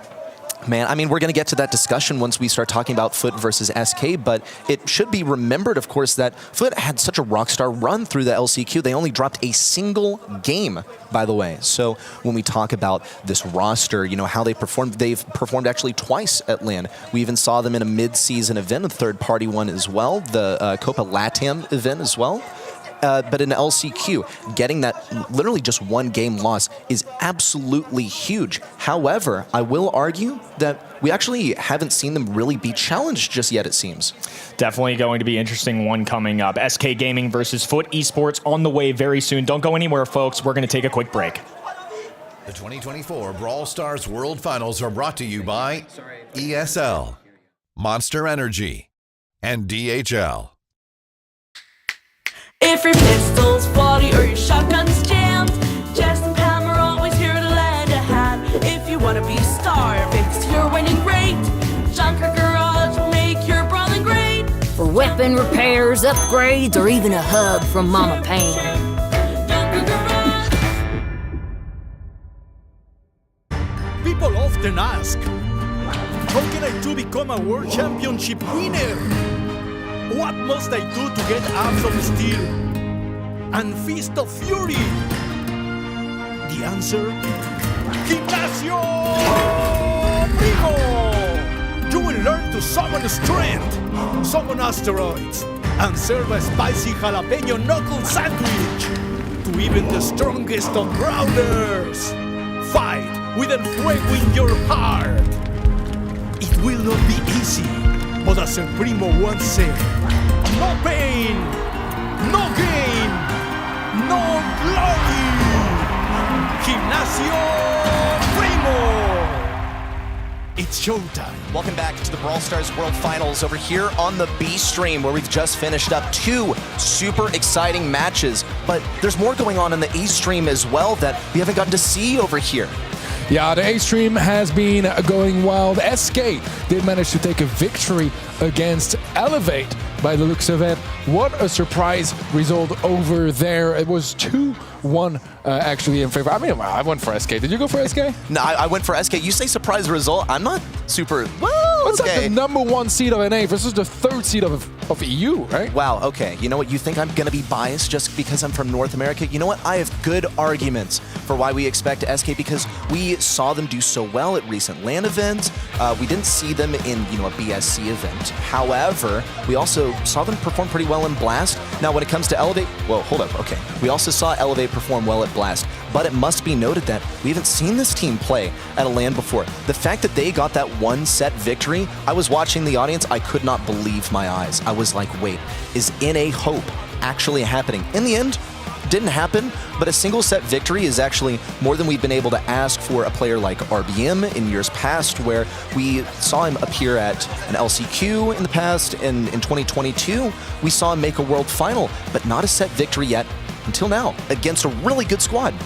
No, that is very true. I mean, they almost took it all the way. Unfortunately for Elevate, they couldn't quite make it. I believe that right now Crazy Raccoon is battling it out against Zeta Division. And from the last time I got to tune in, they were at match point.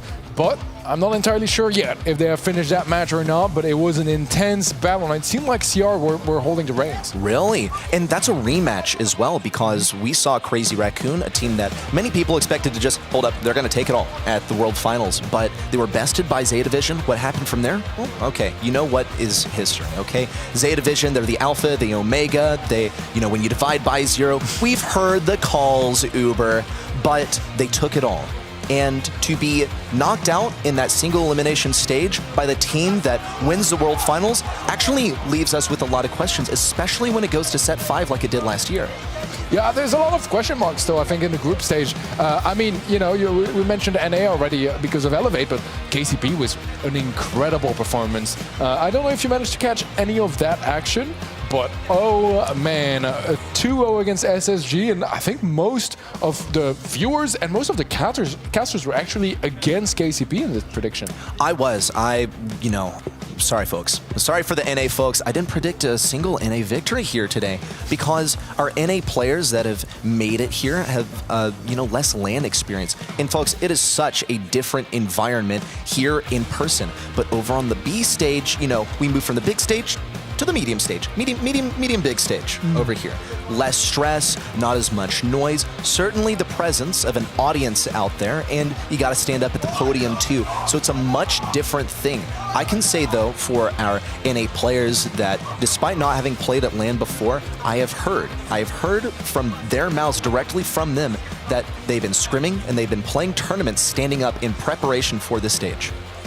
Of course, I mean, it's a great way to, get that practice in the same conditions as in a LAN environment. Now, of course, nothing beats like having the crowd in front of you, the nerves that come in those sort of situations, especially when you have the crowd against you. However, I think it's a good shout that you made. It's like a nice warm-up, to be on the B stream and be able to just have a slightly smaller stage. Okay, it's a much smaller stage, but it does get you kind of warmed up for the craziness that happens on main stage. Absolutely has to. So starting off here, yeah, as you said, good warm-up, but certainly going to be stressful, okay? It's a LAN environment. But when it comes to these two teams, we've seen them perform at LAN before. We saw Fut in the mid-season. We saw SK pretty recently at ECF Andorra as well. In fact, they took the whole thing, so they should be feeling pretty good about this one. All the players on SK as well. This is sort of a superstar roster when it comes to the EMEA region, because they've bounced around successful teams over the last several years. We're looking at literally 3 MVPs from EMEA. Yeah, this is going to be a super interesting scenario here because we have two teams that are legendary amongst their region, and I can't wait to see how they clash out. Well, we're going to have to wait on them to get started over here. Fut, let's talk about them just a little bit as well, because we saw Fut, as we discussed in that mid-season 2, perform pretty well. And in fact, they managed to take down SSG too. Now, we saw SSG fall just a moment ago. Now, they're not out of the group just yet. However, to Pioneers, a team that we haven't seen have LAN experience. So if we're to, dictate by proxy how this one goes, it's left to a little bit of mystery. I still stand by my reasoning that we haven't really seen Fut tested just yet, and against SK is going to be the perfect way for that to happen. Well, I believe that the teams are getting ready to play on stage. So team number 1 is going to be jumping on this stage right now. It's going to be Fut Esports.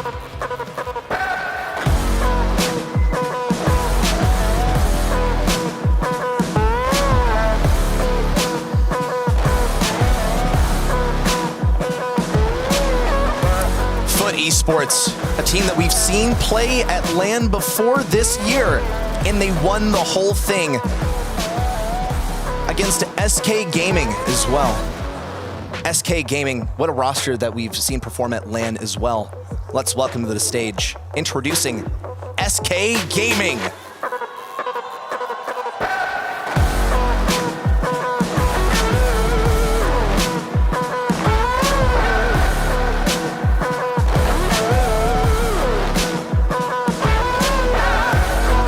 The 3rd seed of EMEA against the 2nd seed of South America. It's the middle of the pack matchup of this group stage here. Of course, SK was a 3rd place that was still straight towards the World Finals that they qualified. Whereas for Fut Esports, it was quite a different journey actually, because they had to battle it out throughout LCQ this August. They fought valiantly though, with a 2-0 victory against Tribe and VN, as well as 3-0 against Toxic Lotus. I mean, LCQ could not have gone better. It's nutty that they managed to make it through the stage so almost flawlessly, okay? Only 1 game dropped the entire way. When we put Fut's season into perspective as well, when we talk about these monthly finals, we see that they actually almost managed to clutch it up towards the end of the year. They fell to that Space Station Gaming roster early in the year, then came back with a couple of monthly finals wins. But when it came to that final month, just a single game cost them an automatic qualification to the World Finals. They had to fight their way through the last chance qualifier, but they could not have proved more confidently that they belong here on this stage. It was a comfortable qualification for the LCQ. Of course, at LCQ, they still had to fight pretty hard, but even then, I mean, it seems like so far they haven't been challenged too hard besides by SSG. On the side of SK Gaming, not quite as simple. They're 50 points behind Zeta, almost 70 points behind Humble. So it wasn't as simple, but they still had enough space compared to STMN in that 4th place to avoid LCQ. And I mean, they gotta be so happy about that, because many teams from LCQ did not make it through. Of course, what's interesting about this matchup is that there's been very few LAN tournaments this year. However, the 2 teams that have won their corresponding LAN tournaments are literally Fut and SK Gaming. They're the only teams of the World Finals that have won a LAN event this year. Of course, All-Stars LATAM for Fut Esports and ECF Andorra for EMEA's SK Gaming. They're looking good, they're looking prepped, and they're looking warm headed into this one. And listen to that applause in the audience, but check out our predictions. We've not a biased caster desk over here, because it looks like you guys at home and in the venue putting in your predictions on event.brawlstars.com side with us. SK win is the predicted outcome. So an underdog matchup, it seems, for Fut Esports. Yeah, this is the thing with this matchup, right? Is that, like, Fut Esports, I think they're, like, one of my dark horses for this World Finals, because I think they're criminally underrated. However, you're only underrated because you've been underperforming a bit. You're never underrated if you're the greatest team at the moment. So they are coming in as underdogs here. I think they have what it takes to win this one, but I just don't like to bet against the odds, and the odds are definitely in favor of SK. Everyone at home agrees here as well, with 74% of you guys heading in the same direction. Ready Safe Zone is where we are going to be kicking off this series. Best of 3, of course, so every game matters. Any thoughts here for this opening set? Yeah, I mean, well, first of all, it's anything but safe here on Safe Zone. We're looking at some long-range DPS on that safe, if possible. Bell, as a leader here for SK Gaming, actually seems a little bit unusual. I think she gets pounced on by aggressive stuff. Also note that Chuck has not been banned over here. Probably the most odd thing. So SK Gaming going for this Bell early on is probably a way to deal with that or bait it out from Fut Esports.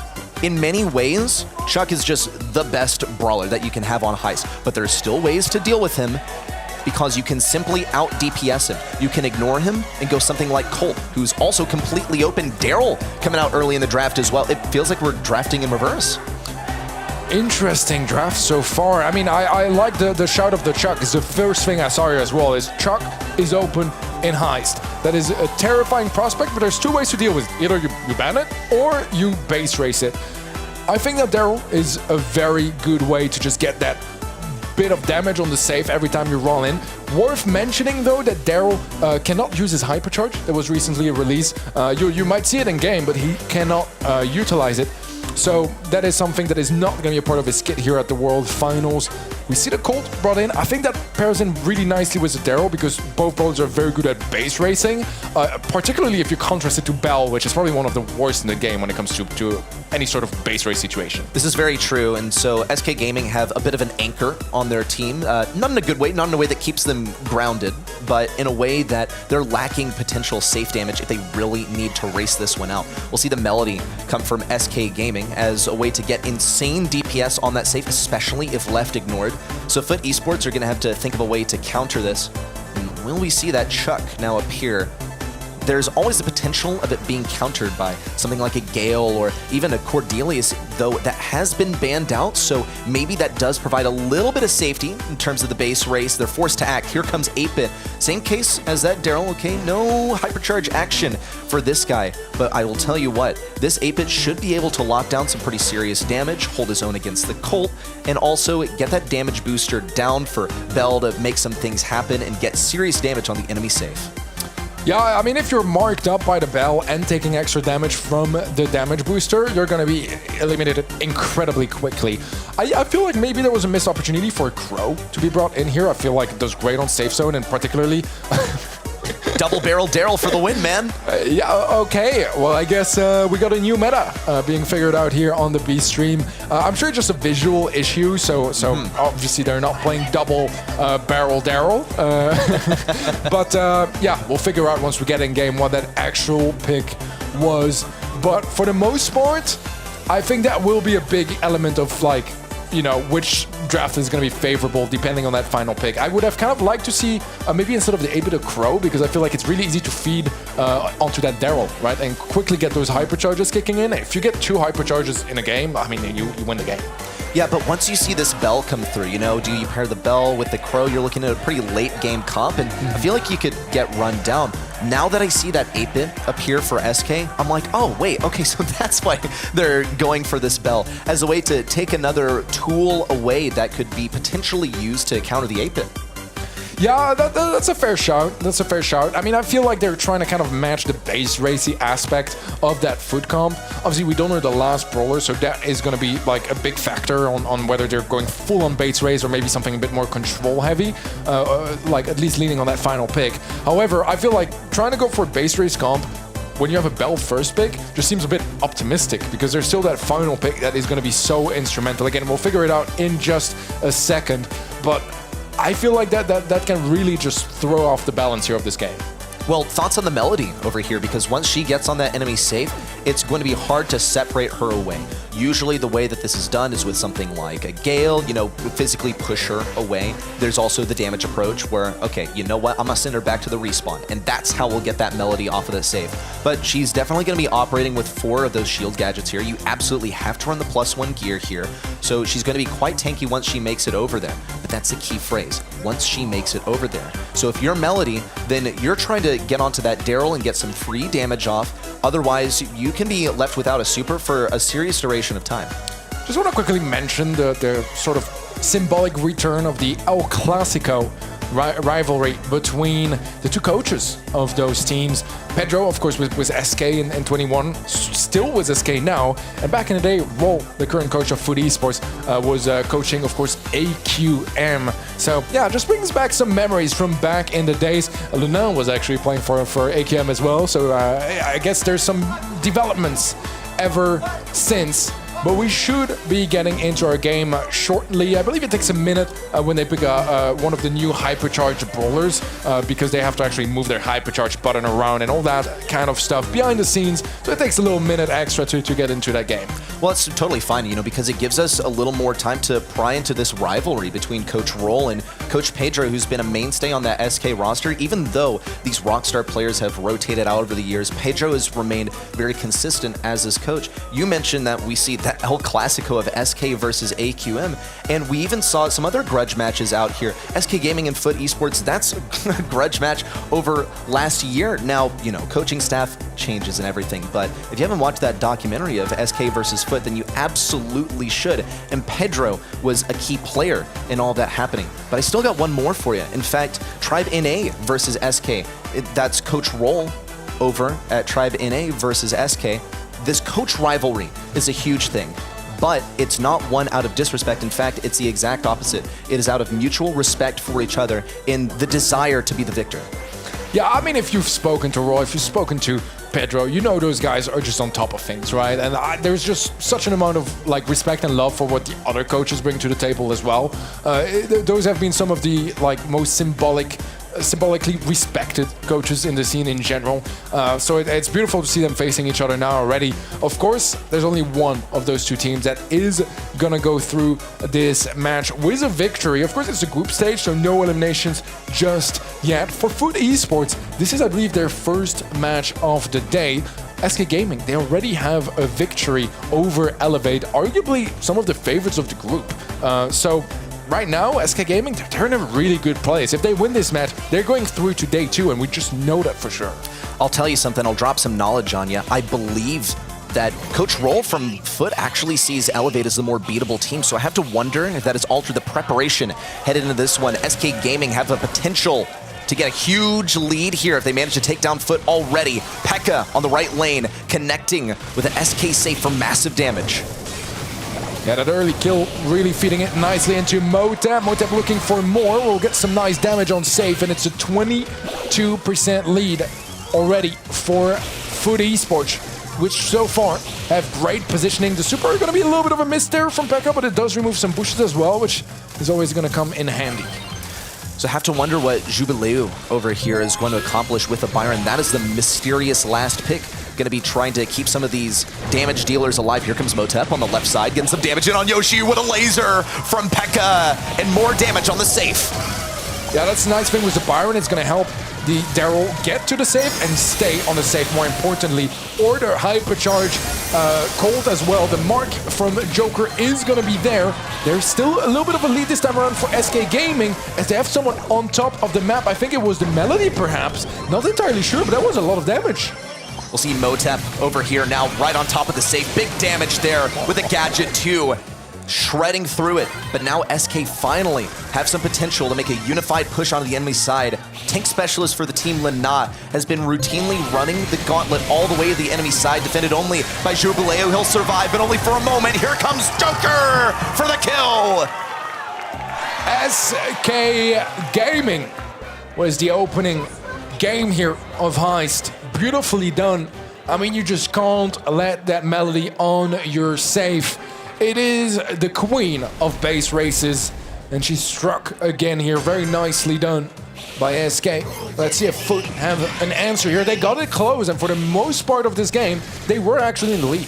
I actually want to point something out as well. We see Joker running a different star power from Bell than is usual. Typically, you'd be running the shield, but Joker's instead running grounded. It prevents Motep from reloading his shots once he gets onto that safe.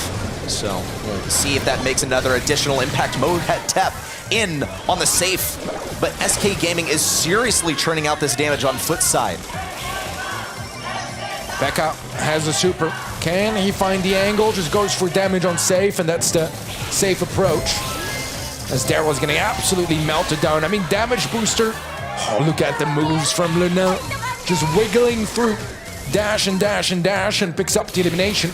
Gets into that pesky corner on the right-hand side, and The Colt does not have any way to break things open just yet, and Lena is onto that save, and he's overstaying his welcome, but the damage is pouring through. 11% left, and SK Gaming on the verge of taking the opening set. Just 10%. Joker pops a hypercharge. There's one, there's two. It's only going to take a little bit more from Lena, who's got the movement. He's got the gadget as well. In fact, he's got one to spare. Additional super farmed out. 1, 2, 3 shots will do the trick. No, it'll be down by just a little bit more damage. He needs 2 shots out here to really finish it off. Has the supers equipped for the later stage of the game. Yoshi's got that hypercharge, but he can't use it. He's got to just power through. There it is!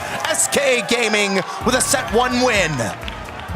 Fut defended as much as they could, but eventually some damage would slip through the defense and connect towards that save. Beautifully done by SK Gaming. What an opening statement of a set here. Game 1 was somewhat close. Game 2, not at all. SK Gaming was a statement here. I want to shout it out again. The choice of star power for Joker. We saw Motep get pretty aggressive in here. And check this out. Motep, he's just wandering around. Cannot even attack despite his fast reload speed as that Daryl. We actually saw this niche star power swap make an impact. These are the kind of edges that SK Gaming are looking for, that competitive edge with a niche star power swap. Yeah, that was some crazy Bell tech I had pretty much never seen before. It was played a little bit like early days of Bell, but it's been a long time since I've seen that star power app play. That's some obscure stuff here that is lovely to see in the World Finals. I mean, this is why in the scrims and the tournaments leading up to the World Finals, teams don't reveal their hand, because there is stuff like this that just no one really is aware of and no one utilizes to the potential it has. And I mean, SK Gaming, a prime example of a team that's able to just make the most out of each star power, each gadget of each brawler skill. That's what you get when you got Coach Pedro Guijaro at the wheel. Let's check out their stats. Yoshi leading the squad, leading the entire lobby in terms of kills over here, as he's able to play offensive and defensive when it comes to dealing with that Colt. The Byron, he's got, you know, comparable range, but into that Daryl, he is able to absolutely shred through. The only struggle was the mobility, but he was usually following the squad. He's sending off Lena on these reconnaissance missions to deal the real damage to the enemy safe. Fut Esports leading in kills, but I mean, as many of us know in Heist, it's not about kills, it's about damage on safe, and I think that Melody on the Lena here, or the opposite rather, the Lena on the Melody, that was just a fantastic performance. I mean, he just was such a pest throughout that set, creating so many opportunities for his team, and once he got on that safe, it was just unbelievable amounts of damage. We saw some times where it was just practically game over. You know, he was inseparable from that safe. He's picking up kills while also taking down that safe at the same time. It's a difficult balance to strike that takes some real coordination with Melody Brawler. One that usually is, you know what, I'm going to run at the enemy safe, I'm going to deal damage. What are you going to do? Because I have simply so much mobility, and it's tough to line up some of those shots. So you can see the time that Lena has invested on really perfecting the craft of playing the Melody here. And I want to actually shout this out once again from the draft front, is that we didn't see Chuck picked, and we didn't see him banned either. And SK Gaming, this was a deliberate decision by them, managed to take the win. Yeah, that's crazy. I mean, you know, I have it on top of my notes. First pick, you ban Chuck. Last pick, probably still ban Chuck. I mean, that says a lot about how ridiculous this brawler is in this game mode. Besides like hot potato, maybe, for the most part, it's just really, really good everywhere in Heist. But it seems like both teams here were okay with just having it open and not playing it out anyway. It's a bit of a risk maybe taken here by SK, but I don't mind it. I don't mind it. I think it worked out very, very nicely for them. Fut, I mean, there's no time for remorse, no time for rethinking their past decision now. You gotta move on to set number 2, and that's gonna be Hard Rock Mine. I mean, what a legendary gem grab map. One of the most iconic ones in the Brawl pool, pretty much from all time. Ever since the beginning of Brawl Stars, Hard Rock Mine has been here. You'll see it in every single Brawl Talk because it's just that essential to the game, which has given us a lot of time to figure out what's good here. Gotta see that Rico in the ban phase or in the picks, but we haven't seen it just yet. And in a lot of ways, actually, there is a good approach to this brawler where you simply don't play the lane. And from top tier teams like this, I fully expect that to be an option on the table. But let's talk this first pick. Max, gonna get this aggression going right off the bat. Yeah, I mean, the bans just make sense, right? I mean, you have last pick, you're banning Mo and Kenji. Pretty straightforward to that extent. Stu is a bit more targeted, to be completely honest. A bit more unexpected. Maybe because it's a counter to Rico, and SK Gaming really want to lock in that Rico. We'll see if that maybe is a strategy. Lola is an interesting one. It has seen quite a bit of play recently. Not a top tier brawler by any means, but enough to be a threat and a brawler that I kind of respect here on Hard Rock Mine. And not something you'd see every day, especially with still quite a few options open.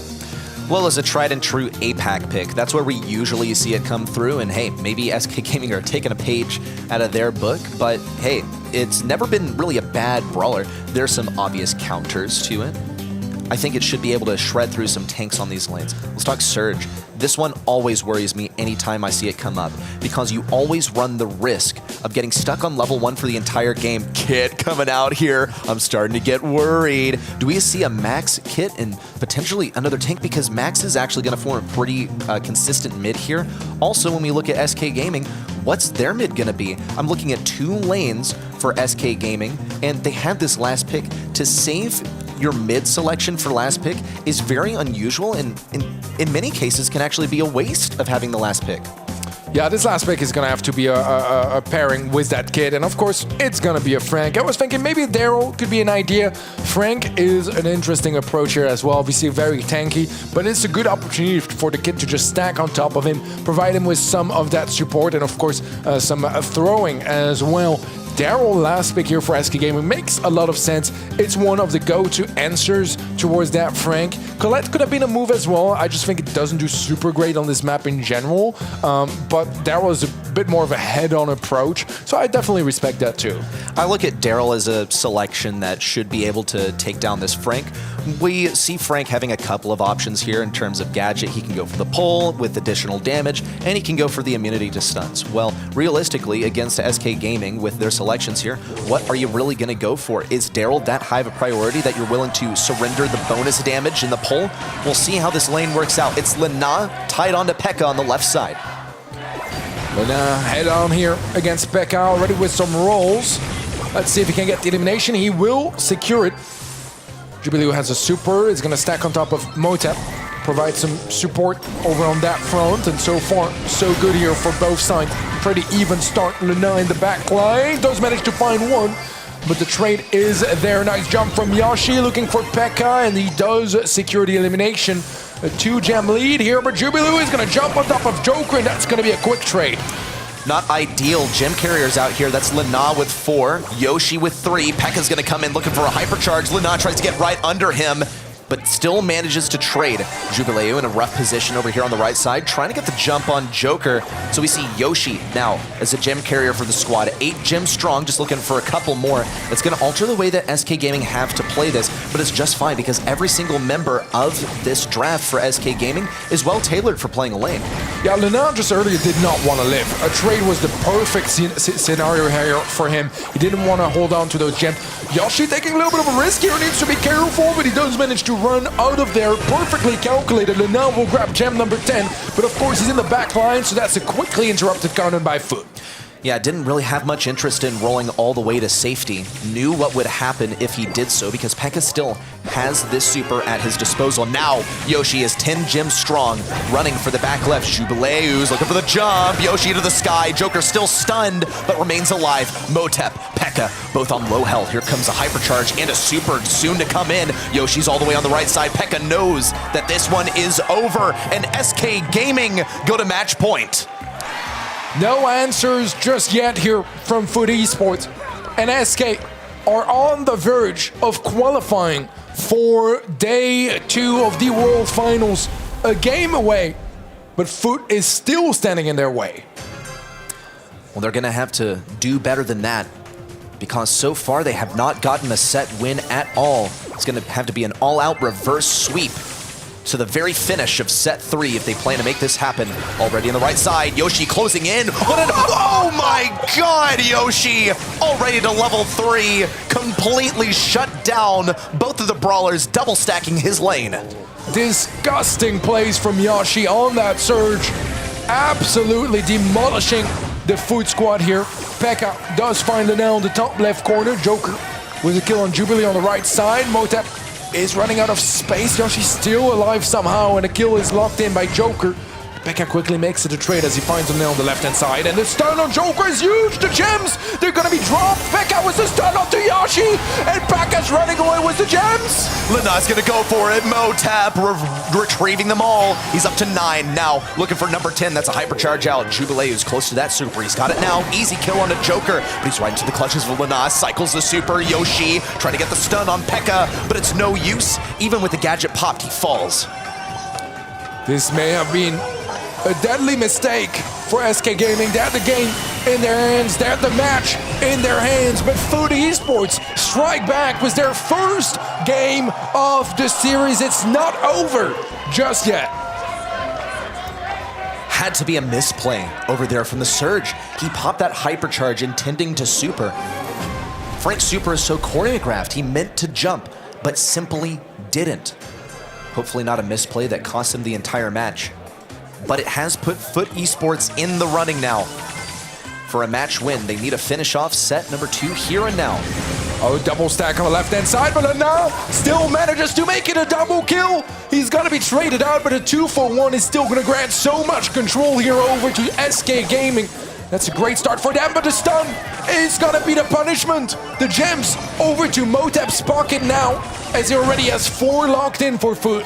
Disgusting kit play on the right side. Here comes Yoshi with the jump in, has that gadget. Jubileu eliminated. Pekka fires back. Lana going for the gem carry. Motep's got to speed away. Excellent timing of that super to return, and Motep is now equipped with that hypercharge. That means free super for Jubileu, who's now going for Joker. Pekka on the right side breaking open all of these walls. Yoshi has that super, but he is relegated to just level 2. Brief stun on the Pekka, cycled out. Yoshi can make it happen. He's got that hypercharge, big damage on Motep, but he's too far gone.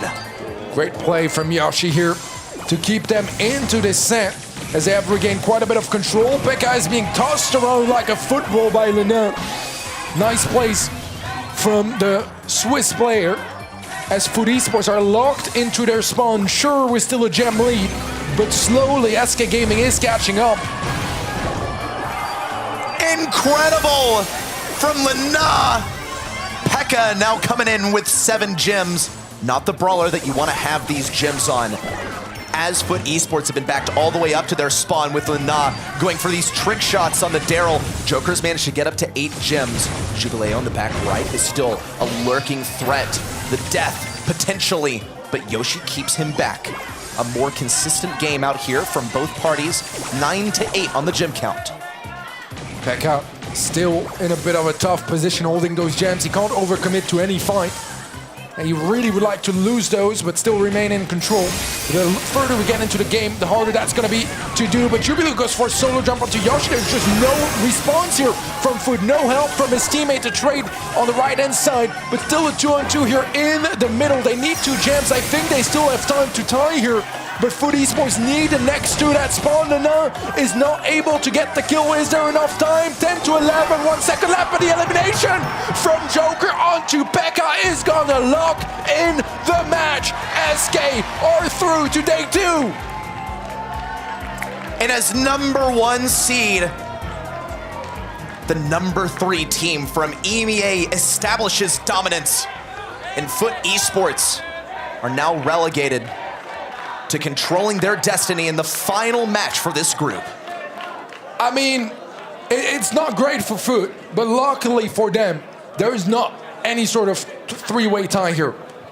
It is going to be a matter of whether they can win against Elevate in their 3rd and final match of the group. But SK Gaming, I mean, all smiles on their faces as they have officially locked in their presence for day number 2 of the World Finals 2024. What a performance from them.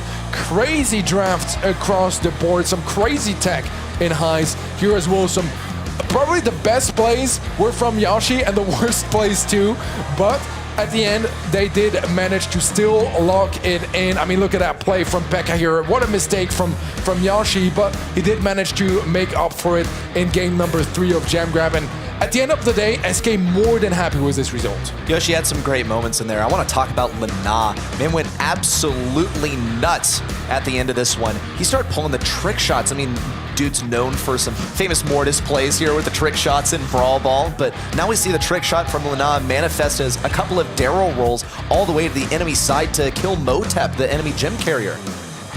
I mean, honestly, once Lina retires from esports, which hopefully is in a very long time, he better become like a math or geometry teacher. Like, these guys got all the angles figured out. What an impressive match here from SK Gaming. And looking at the stats, I mean, Lina clearly on top here with 11 kills and almost 450 damage. Yoshi not far behind for the most part. It was a team effort from SK Gaming. Only 3 kills difference between the top fragger and the bottom fragger. On the Fut side, I mean, you don't expect to see the most kills usually on Kits. It's more of a support brawler, gets those stuns in and gets that healing as well. But unfortunately for Fut, they just weren't quite able to utilize that cheese to their benefit here. Yeah, it didn't really work out. Had some really good moments there, especially with disrupting the enemy gym carrier, able to seriously target Joker as this gym carrier. And let's also talk Lola, because it seems to be a pretty off-meta pick, or at least it's not fresh in our minds as the stuff that you gotta go for, but she wasn't bad. In fact, she was pretty good, especially because she didn't seem to really be countered. Yes, a brawler like Frank can fire right through that ego. It's not going to do much to protect her, but I would argue that that thing is more present to do additional damage.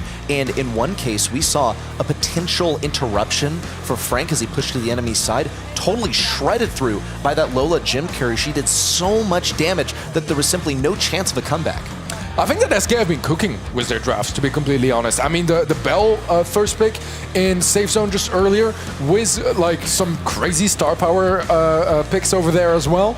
And then here in Gem Grab, the Lola first pick too. I mean, those are just some very unorthodox approaches to draft that I wouldn't say SK Gaming is necessarily known for, but it is starting to show that they have that available in their draft book.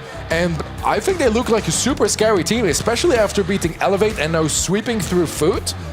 I mean, they're going to be one of the teams to beat on day 2 and 3. Realistically, you know, how much value are you expecting to get out of simply a star power swap? That is the edge that they are looking for. They are willing to sacrifice the orthodox selections to go for something unusual, but they've tested it and they know that it works. And we even got to see before our very eyes how that one manifested. That Bell pick, it looked unusual, but it proved to actually be quite good in the end. Yeah, those are the crazy surprises that we can expect from SK Gaming. Of course, if you guys are Fut fans, it's not over just yet. They'll be battling it out against Elevate later on, but yeah, it's not the start that they were hoping for.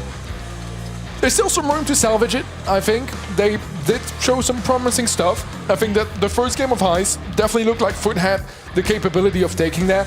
And of course, I mean, they took a game of Gem Grab and they very much could have won the third game of Gem Grab too. So we could have gone all the way here in this set. It really didn't take that much, but there were some mistakes here and there. I think that playing into that surge was just very, very challenging. And of course, the Daryl as well was doing some magic here with Lina. Well, let's talk about MVP. I mean, when I look at that surge, I think really Yoshi had to be one of the most valuable players over there, but we also got our attention fixated on Lina. It's a bit of a different dynamic from what we usually see, but when you have 3 MVPs on your team, that's the kind of stuff that you get to see. Let's talk about how things have been going on that we haven't seen Crazy Raccoon take the win over Zeta Division in Group C. All right, I mean, that is a surprising result. I think that Zeta Division were probably slight favorites across the boards. I mean, they're the world champions from last year, right? Now, Crazy Raccoon, I mean, they have some experience being world champions as well, let's be honest, so not a completely crazy result either. Humble won against rival Esports. It actually went down to double match point. That was earlier on the B stream as well. And then of course Pioneers versus Space Station. We did catch that on the B stream with Pioneers sweeping through Space Station. Right now, what is a bit worrisome, if you are a South American fan, is that both of your teams are currently 0-1, and that's gonna be a crazy battle for the remainder of their group stages. It's quite unusual as well because we haven't seen South America win a Worlds match since literally 2021. And we've even seen some really good ones out here as well. I recall back in 2022, Chazmac Gaming BR almost getting a crazy upset over Zeta Division 0, the team that ultimately ended up winning the World Finals that year. It was insane to behold, but it was a match loss nonetheless. That curse, that streak needs to be broken. We see two teams representing South America here, and they both have a chance to get a match win and a qualification to day number 2. Yeah, that's 2 more chances here for South America to prove themselves. And they were a bit unlucky last year. I think now it's a 3-way tie in their group stage as well. So not the best way to go out, but they have a chance to, I think, for Fut Esports, for Elevate, as well in this group to make it through. It's going to be Lena, the MVP. I mean, you called it. I was siding a little bit more with Yashi, but honestly, I'm perfectly fine with Lena taking the MVP here as well, because his Daryl performance, as well as his melody plays in set number 1, I mean, they were absolutely on point. If you're the standout player on this squad of literally 3 legendary players in EMEA, that says quite a lot. Lena specializing on these tanks. I mean, the melody plays in set number 1 were incredible. Him connecting with the safe, staying alive, getting kills, while also fulfilling the objective, which he knew was going to be a death wish anyway. But the Daryl absolutely stole my attention, and for that, to steal the attention over some of the stuff we saw at a Surge really means something. Yeah, I think that SK Gaming as a whole really played fantastically throughout this matchup here. They were favorites, pretty heavy favorites, especially if you look at our predictions, all going with SK Gaming. I think that Fut still have more to prove. I know they're not necessarily like the most successful team when it comes to scrims, but in LAN, it's a whole other beast, and they still have that room to prove themselves, I think, against Elevate later on. But it's going to be a tough journey. I mean, it's going to be 2 matches in a row for them where they are underdogs and where they need to win. It's challenging, but that's why it's the World Finals. You got to face against the best teams in the world. Folks, that closes out this match here on the B stream. When we come back, Zeta Division versus Luminosity. The 2024 Brawl Stars World Finals are brought to you by ESL, Monster Energy, and DHL.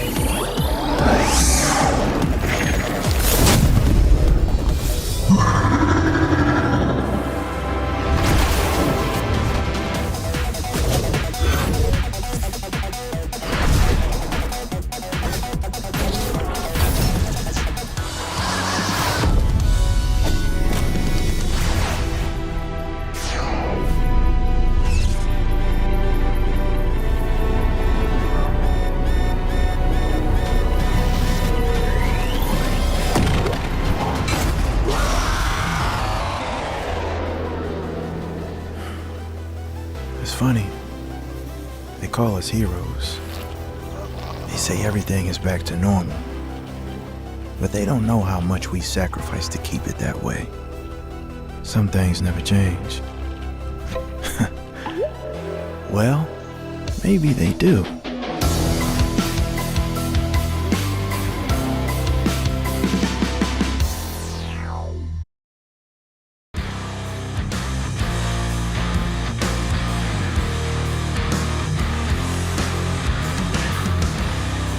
Welcome back to the Brawl Stars World Finals, where it has been a day so far, Teddy. It has all been kicking off throughout our groups. Still look back a little bit towards what's happening on the A stream as well today. We've seen Zeta Division just take the stumble to Crazy Raccoon by a singular game, and that was such a close one. Honestly, SK Gaming, we've just seen on the B stream come victorious, and they were victorious as well on the A stream over Elevate. So it really is starting to shape up now across the board within our groups, Teddy. Yeah, I believe SK is the first team to officially be qualified for Day 2 of the World Finals. I think that we might have another team joining them at the end of the currently being played A-Stream match as well. Exactly that. Certainly for SK, a very, very big day for them. For Zeta, now they're going to be playing for their tournament lives, as they already lost to Crazy Raccoon. If they do so to Luminosity Gaming, that will be it. And they'll be leaving as, again, like what would be a devastating time to do so as the world champions. I mean, to lose in the group stages is not something that they would be expecting. So they now need to really turn up the heat and get things back in order. Yeah, best of 3 is a brutal format here in the World Finals. It can go incredibly quickly. I mean, as we've seen so far, there's been multiple sweeps already, and you just gotta bring your A game from A to Z, just the entire process. You just have to play at your best, and so far some of the teams have just not been able to quite get there, especially looking at the South American teams, SSG and Fut. A bit underwhelming so far.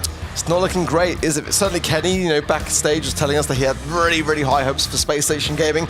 I wasn't too sure about it myself. I would like to see that kind of region really thrive, especially within these group stages, but it hasn't quite gone their way. And sometimes the scrim win rates don't necessarily show and display the biggest of pictures. For Esports, certainly a tough opposition with SK Gaming. I mean, the way that the EMEA region has been playing this year has been really, really thoroughly commendable, but certainly it's looking quite tough. And Pioneers against Space Station early today made it look relatively easy. I think it was a 2-0 sweep from my understanding. Yes, Pioneers look absolutely excellent, and this is an interesting conversation topic, I think, the whole like scrim win rate versus like actually succeeding at the World Finals, because everyone says that. But if you look back at like Crazy Raccoon and Zeta Division, they're super successful scrim teams, and they're the world champions for the last like 3 years. What's up with that?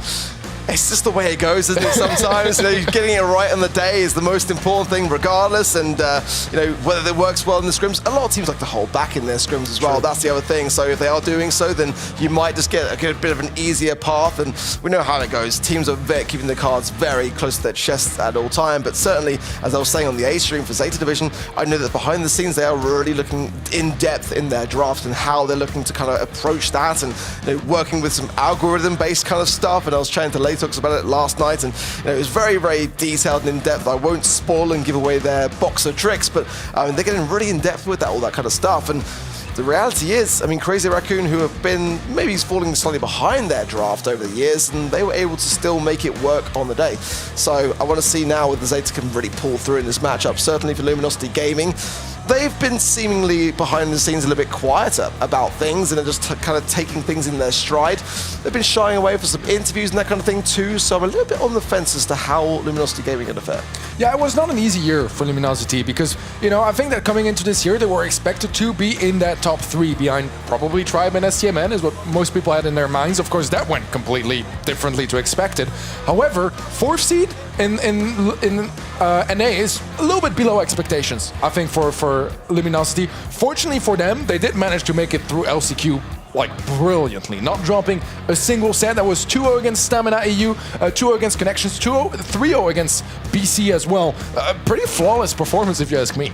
They had to fight to get their way into the World Finals, and here they are. Let's welcome Luminosity Gaming to the stage.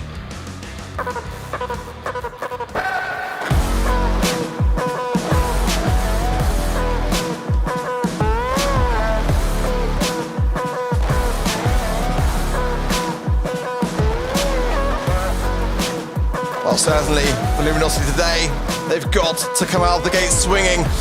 Looking quite reserved though, Teddy, I've got to be honest. As we welcome in their competition, let's get in Zeta Division as well. Shortly, it's going to be a very close match, no doubt about this one.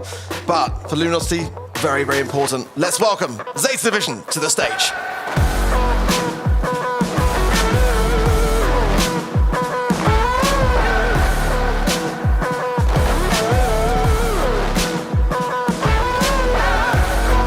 The 2023 World Champions, do they still have it in them? They need a victory here, otherwise it would be a certain death, as they did fail to win against Crazy Raccoon on the A stage just earlier.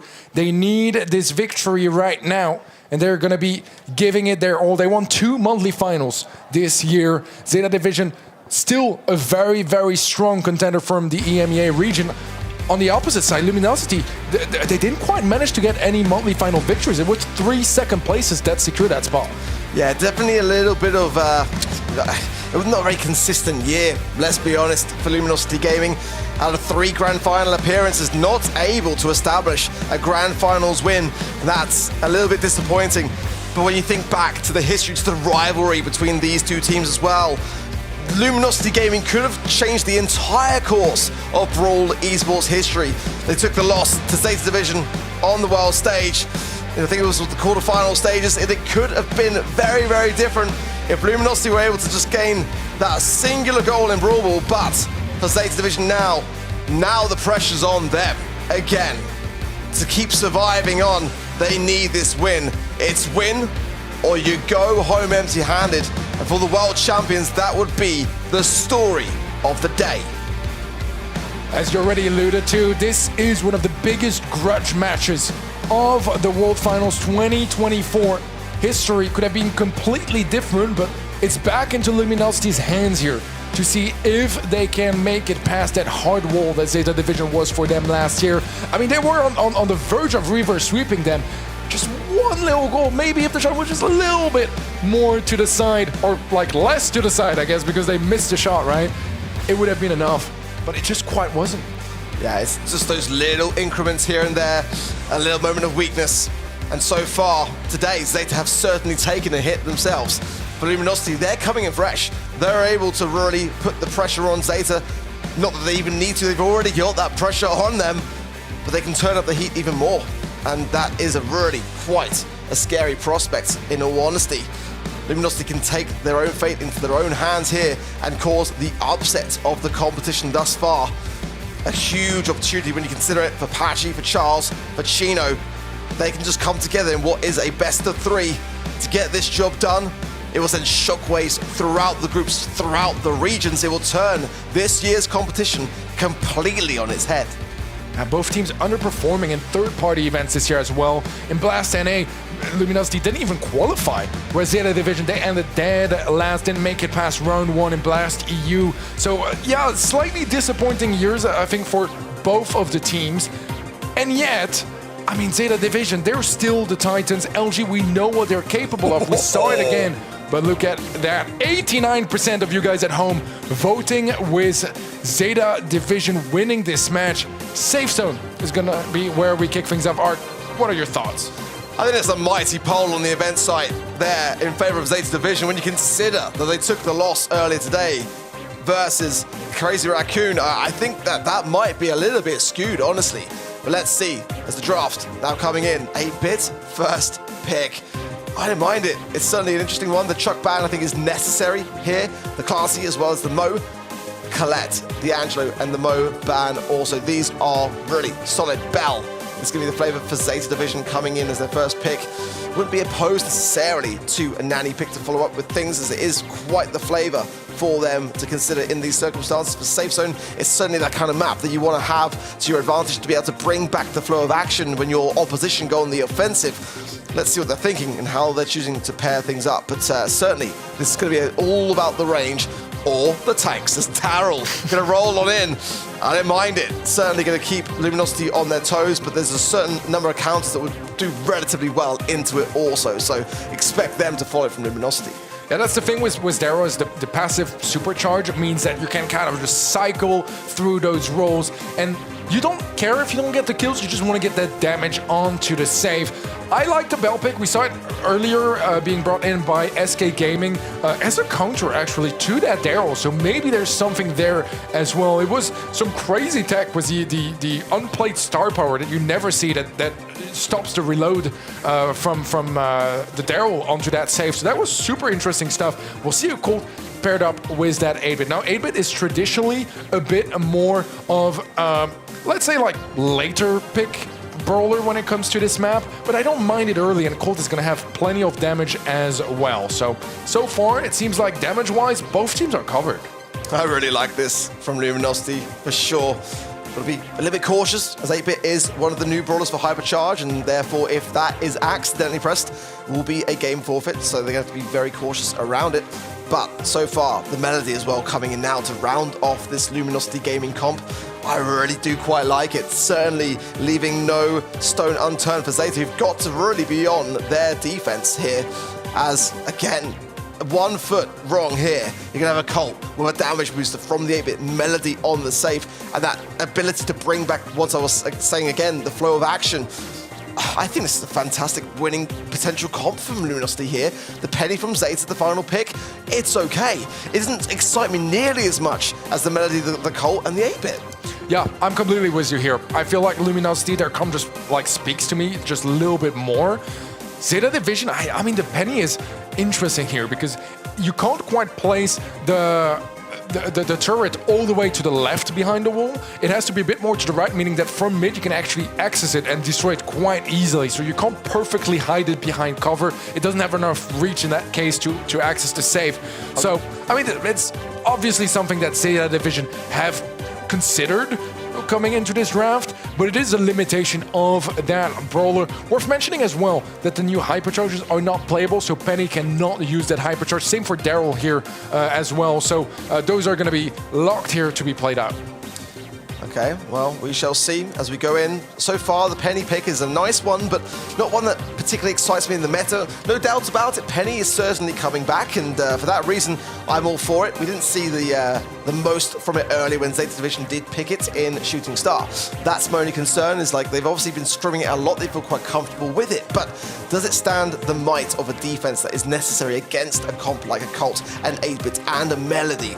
That's my only reservation. I think that the aggressiveness of Luminosity, if they get this right, could be very challenging here from Zeta to be able to hold their own. And certainly, you know, Melody is able to dash across from one side of the map until the other in the blink of an eye. I mean, you just like, similar to Daryl, of course, but I feel like Melody can kind of earn that dash far easier. Sometimes Daryl, if kept at that range advantage, is just going to be taking so long to get that roll. And that's the downside, I feel, with those two brawlers in particular. Certainly, if Luminosity can tap with this Colt, it's going to be wondrous to watch, and a safe that could get shredded very, very quickly if left untouched. Yeah, that's the thing with Luminosity's comp here, is that they win the base race. Like, if this comes down to both teams just going straight up for damage on safe, LG has the upper hand. However, Zeta Division, I'm assuming going a bit more for control. I think we're going to go through our caster predictions here for this matchup. We'll have a quick glance at what we all thought over at the desk, but actually never mind. We're jumping straight into game instead. The action cannot wait any further. And already some nice early tags from Garo as he also places down a nest tag down in the mid, and those are going to be really annoying to deal with. Yeah, Zeta just getting themselves set up. Pre-anticipating the rolls that may come through, as a missed mark there from Garo is not going to find Patchy. Chino out of position. And Novi will capitalize on it. Charles now going to potentially dash through, but needs to earn that super as well. Has the notes, doesn't have the dash. Now low HP and a pickup, a huge pickup there from Zeta. The double kill is there, leaving Chino all alone for defense, and now he falls as well. I mean, Meow is just so clean with that penny. The plays are absolutely on point so far here for Zeta Division. And Charles is trying to sneak into that back line, but he needs to heal up before he can go for that final dash, otherwise he's gonna get eliminated. Meow is a nice pickup on Chino on that right-hand side, and Zeta have so much map control. Charles being sneaky, pops the shield at just the right time as well for survivability, but now he will be forced out of that corner, straight into the bell, who will seal it. Nice stuff there from Zeta. Another roll in from Novi, finds Chino, and he will go down the mark now. Plays better from Garo onto Pachi. As Charles there scoots on through, he will be on the safe. And Zeta have got to make a choice. Do they commit or do they come back? As Charles is going to be getting a ton of damage in the top side of things, though. It is Zeta that are all over this safe. And Luminosity were not there for the defense. The game goes the way of Zeta. When it comes down to a 1v1, nobody beats Melody in a base race. However, I mean, what's better than a 1v1 or 3v1 on that red safe? There was just no matching that DPS. I think it was a good attempt, you know, in case the defense was successful from LG, they would have gotten so much damage onto that blue safe, but there just wasn't a chance here. Zeta Division are locked in. Yeah, Garo's getting great value. Consecutive taps onto Patchy. And this mark as well is going to keep Patchy suppressed. It's going to try to avoid it, but that's why 8-bit is so difficult to do so as a brawler. So slow, sluggish. Charles coming in, pops the nest egg at a nice time as well. I quite like that play, but now in a susceptible position as Novi goes in, tries to cycle and gets Chino yet again. He's been all over that boy, and now he's all over the safe. Nicely done here. Zeta Division in a good spot, already a 45% lead Patchy slowed down. Garo just doesn't miss a shot. Does get sniped down by Chino on that right-hand side. Charles should get cleared up on the right-hand side as well. Eventually now he does manage to find him. But Zeta Division still firmly with the advantage in their hands. Nice roll yet again there from Novice. Charles then comes back in and instantly eradicated out. Patchy gonna be bouncing these bell shots between the turret or the safe, either one. Either way, he goes down. A big roll there from Novi yet again, straight onto the safe, and the damage is going out of control here for Luminosity. They can't defend. One little bell bounce, and this set is done. Zeta Division wipe the floor and get themselves back into some serious momentum. The Polish squad is not messing about here. They know that losing to Crazy Raccoon was a possibility, but I think that in their minds, there's not a universe, there's not a world where they lose to LG. And so far, they're showing that to us. That was dominance. That was a new, refined, refreshed Zeta Division from their match previously. A huge defeat. You gotta remember, the first game of the day, if it doesn't go your way, puts you under immense pressure. And that was the performance of a team which were not feeling that pressure. They really were so composed. I favored the Luminosity Gaming comp. I've got to be honest, it seemed like the comp that could really escalate out of control. So a lot of credit got to be given there for Zeta Division to be able to hold their own under that kind of scrutiny. I'm with you there. I mean, I feel like Luminosity's comp just felt so much easier to actually execute. However, easy is just not a path that Zeta Division know or even care to attempt. That was a masterful set here to kick things off in this incredible series. Zeta Division up one set already, and their Daryl comp reigns supreme here in Heist. What a set here from Zeta Division. They looked so convincing and so calculated throughout the entire thing. Yeah, I'd really love to see the stats for Novi in this game because honestly, he was just all over Chino. Those rolls so instrumental to get on the safe, to get the damage needed, to allow then his teammates to come forwards with what was else left to land on the safe. And honestly, I'm feeling Zeta right now. I feel like they are looking so strong, and I've got to commend them. Honestly, very, very difficult to come back around when you're under pressure. Our predictions still united in that same respect. Again, we've got our faith behind this team still. And for their sake, I hope we're right. Yeah, I mean, Zeta Division looking as good as we kind of expected them to. I mean, I think that for NA, it's been a difficult year. I mean, if you look at the traditional titans of the region, none of them made it here this year. LG is the only team that qualified last year and as well for the 2024 World Finals from North America, of course, I mean. But regardless, they're underperforming here so far here against Zeta Division. Is it just a one-set fluke, or is it a catastrophe just waiting to unveil itself? Looking at the stats, I mean, the kills, the damage, it's all in favor of Zeta Division. Chino, he fought as hard as he could, but it just simply wasn't enough. A great amount of DPS, but that DPS needs to land onto the safe. Luminosity Gaming were not playing the objective, and that was the issue. So going into Hard Rock Mine, they need to be all over this gem mine and ensure the gem carrier is keeping them in his pocket. Certainly for Zeta, this could be their ticket back into the mix, but realistically here, if Luminosity were to lose, they've still got a second game to come today. This could end in the group as a three-way tie, potentially.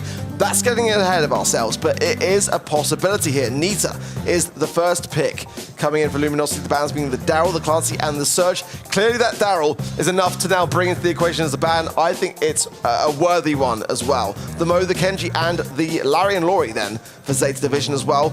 I've been loving the bans across both streams here today. I think that the brawlers that we're seeing more often than not tend to be 6 unique ones. So I'm really liking that. For Zeta Division, a chance to go on the aggressive or choose that kind of gem carry approach. Gus mid for me, not going to be the first pick. Rika going to come in for the aggressive lane. Gus to match and pair with this will be a cracking start for Zeta, and it's definitely a Zeta pick. I have to say, I'm almost surprised to actually see Rico not being banned out over the Daryl here. I feel like it is so strong on this map. Very, very deadly. The angles just line up so nicely for that brawler. I mean, Ruffs could be later on a natural response here as well. I think that if they want to go for a mid, I still feel like Gene and Max are kind of like some of the better options. Interesting. A Penny, which I'm assuming is going to be a Penny mid then. I would prefer a Gus. I think that Luminosity Gaming now will have a chance and an opportunity to get maybe a little bit of an advantage here.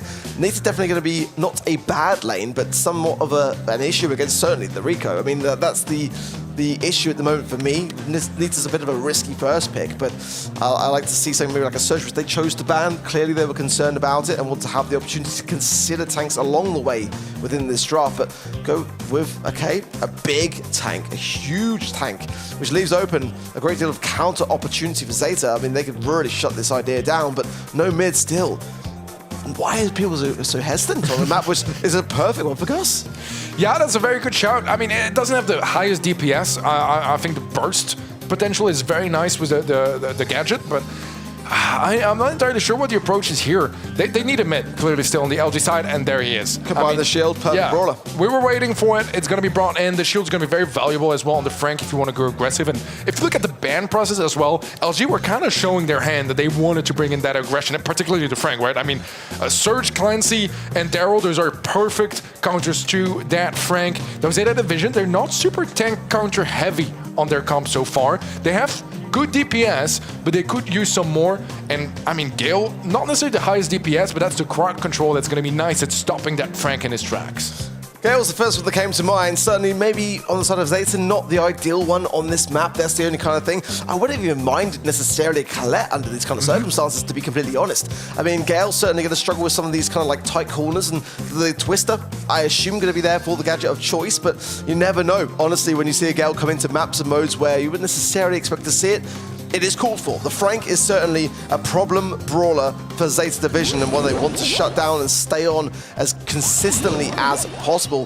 Sheena going to take the right-hand side lane straight into Meow then, giving the Gale on the left lane. It's going to work well into the Nita either way as well. So I like the way that Zeta are thinking, but Sheena needs to really pop off now with this Frank. Allow his team the space to push forwards. Ooh, tough one. Lots of damage anyways. I mean, if you look at things, even though Zeta Division got the opening kill here, they're not the ones with the most map control. Now, they did manage to sneak up a player on that right-hand side, and Meow is going to be in a back line now. So that can be quite annoying, but Chino still finds a great pickup onto Garo. The stun here should connect, but it still does. Chino knows the range by heart, and he does manage to find the connection. Big old bloodthirsty bro there, but still LG hold their own. Pushing forwards. Oh, Meow will find a nice angle there and does find the connection onto Chino. Charles with 7 gems, very crucial now. As Zeta start to bring back this mid-control, it's definitely a concern. Big aggressive type. Patchy wants to go straight for it. Wants to get 2 shots onto Meow, who now has the hypercharge as well. On a map like this, is Rico playing ground. Chino using his though on the right-hand side. An early super from Novi. But can he finish this off? Chino's still lurking there. It's going to go in now and find some taps. A nice twister, a huge response, but a miss on the super. No connection this time around. Now he's still low, but eventually Garo does pick up Chino. And map control is starting to look a bit better here for Zeta Division. The gem lead still in favor of LG, but with this positioning here from Zeta Division, they are quickly catching up. Well, there they didn't like that penny turret. They tried to get the smash for the Frank Chino, but it remains. And Garo just placing another one down. Nice angles again from Meow here. And now it's looking on. Charles has got 8 gems, but now Zeta Division have matched it. Chino's got to come forward. Hypercharge from Meow. Huge gadget from Chino. It's going to alleviate a lot of pressure from that left-hand side. Getting really stuck in deep now into the spawn. And this is exactly what LG needed now. Popping another hypercharge. Pushing through. Really being a huge threat here. Buys the smash. It doesn't even matter that he's 900 HP because the countdown is with Luminosity. However, Zeta still have control. They find gem number 10, and the interrupted countdown goes through here. However, look at that. Luminosity are building up some nice map control with that hypercharge bear. It is so difficult for Zeta to get back into position, and that's 12 gems now in the hands of Luminosity. I don't know if there's enough time for 2 gems to spawn. Oh, this is going to be close one, Arc. They've got to go on the aggressive. The gems are split here though as well, but let's see whether they can try and do anything with it. Patch is there, but there's great body blocking, and Charles will hold his own. The first signs of life for Luminosity, and it might just be enough to escape this set. It's far from over. There was not the cleanest of games, but one that they were able to bring themselves back from under the pressure. To create that space on that left-hand side with that Frank was instrumental in turning the tides. But Zeta's comp, honestly, is a very tough one to play into. Yeah, I was a bit scared, man. Charles at a crucial moment missed the super onto the Frank, so there was no shield onto Chino, but nevertheless Chino stepped up and was able to clutch things up here for Luminosity. Let's see here, if Zeta have an answer, they would love to just settle this in 2 sets. Be on the safer side here, but Garo gets taken out, and Luminosity now with a big opportunity to build up a healthy early gem count. I'm loving what I'm seeing there from Chino. Now Patchy just going to survive as well on that right-hand side and stay in position. Now going to be able to heal. Charles finds Garo as well and keeps him low with the 3 gems he has in a turret place that he can't really now defend against. Taps on Charles and a shield handed over to Chino. Will he find the smash? No! A nice evasion there from Yao and a counter super as well keeps Chino low. But Luminosity are surviving in this mid still. They've got 6 gems and no sign of Zeta currently. Yeah, read through that Frank super so easily. Super from Naui does manage to claim the elimination onto Naui on that right-hand side. But LG still very much in favor when it comes to the gem code. A hypercharge going to be popped now by Patchy, but a hypercharge super from Naui. It's going to keep Patchy at bay. However, the HP situation is not good enough for Naui here. He's in the back line, but he should get dispatched. Oh, nice little gadget from Charles. Now the countdown for Luminosity is there. Chino coming with a huge hypercharge. It's going to be a real problem for Zeta to play into. He's actually going to find Garo on that left-hand side and keep the aggression onto Meow, but he's buying so much time for his team. There is time, there's a turret as well, but the seconds are trickling. It's now or never. Garo finds on the right-hand side. The gems are dropped. The countdown resets. Time, valuable time here for Zeta. But they're not out of the woods yet, not by a long shot. They've got to go on the aggressive yet again. They need a kill in the next 5 seconds, either Patchy or Chino, but they are staying out of range. And Luminosity take set number 2. This series is going all the way, and finally, we see some smiles on LG's faces. The only one who wasn't smiling was Chino, who in my opinion was the playmaker in that set as well. But much needed charisma from Luminosity, because again, Zeta Division, the world champions, are 1 set away from exiting in the group stage, which would be devastating. Absolutely the story of the day. This one, Teddy, is far from over. Well, it's a set away from being over, Ark, and that is going to be one of the most important set of all those players' careers here. Zeta Division, the World Finals of last year, on the verge of elimination now in that 3rd and final set. I mean, it's going to be do or die for them, because if they win that set, it is going to come down to Luminosity facing Crazy Raccoon later on today. And then that's where the dice will be rolled. However, if they lose here, it's certain elimination for our former world champions. Exactly that, and then it's going to be seeded and played out, and between Luminosity and Crazy Raccoon. Again, this is the group of death, in my opinion. I'm sure Luminosity watching from the sidelines earlier today will place their bets more so with the team that lost to Crazy Raccoon rather than Crazy Raccoon themselves. They know how important this set is. What pressure must be on that stage. It's going to be unthinkable for Zeta, who as an organization, just to let this one sink in, have only ever been first in a World Finals. I mean, their lowest performance has been 1st place, Teddy. I mean, how many orgs can you ever say that about? None in the history of Brawl Stars, besides Zeta, obviously. But I mean, looking at the stats here, Chino stands out. Not the highest of damages, but that's not what you need with the Frank. Just those stuns and those nice eliminations. That's the thing that makes Frank so ridiculous right now in the meta, is that he's not always the greatest, but he is so good at trades. Every time you get close to the Frank, even if you're gonna take him down, chances are so high he's gonna take you down with him just because of that increased reload speed when he's up close. It's actually disgusting how well it does, and yeah, you really bring that sort of like kamikaze approach that is incredibly valuable. I've got to give a shout out there to Meow as well, because I mean, he's playing a Rico into a Frank, so you're going to expect some high DPS, but I mean, 468 was very commendable, just not enough on the side of Zeta to keep everything under control. And I mean, this is where Luminosity might be able to find something in this 3rd and what will be the final set of this series. If they can play into that aggressiveness and just kind of get the draft working in a way which goes against how Zeta want to play this one out, this could be a turning point, a real shift in Brawl Esports history. I mean, we've never really ever seen a world champion go from literally hero to zero. It could be happening before our very eyes. And I mean, imagine being in their position when everything, your entire year's work and the legacy of work goes into one draft in open business for Hot Zone. I mean, the tension that's got to be on that stage right now is unthinkable. It's not a brand new map to the map pool. It's definitely been here for a minute now, but it's also not as traditional of a map as Hard Rock Mine or Safe Zone that have been staples of Brawl Stars' competitive map pool. So maybe that leaves a little bit of room here for some surprises when it comes to the draft.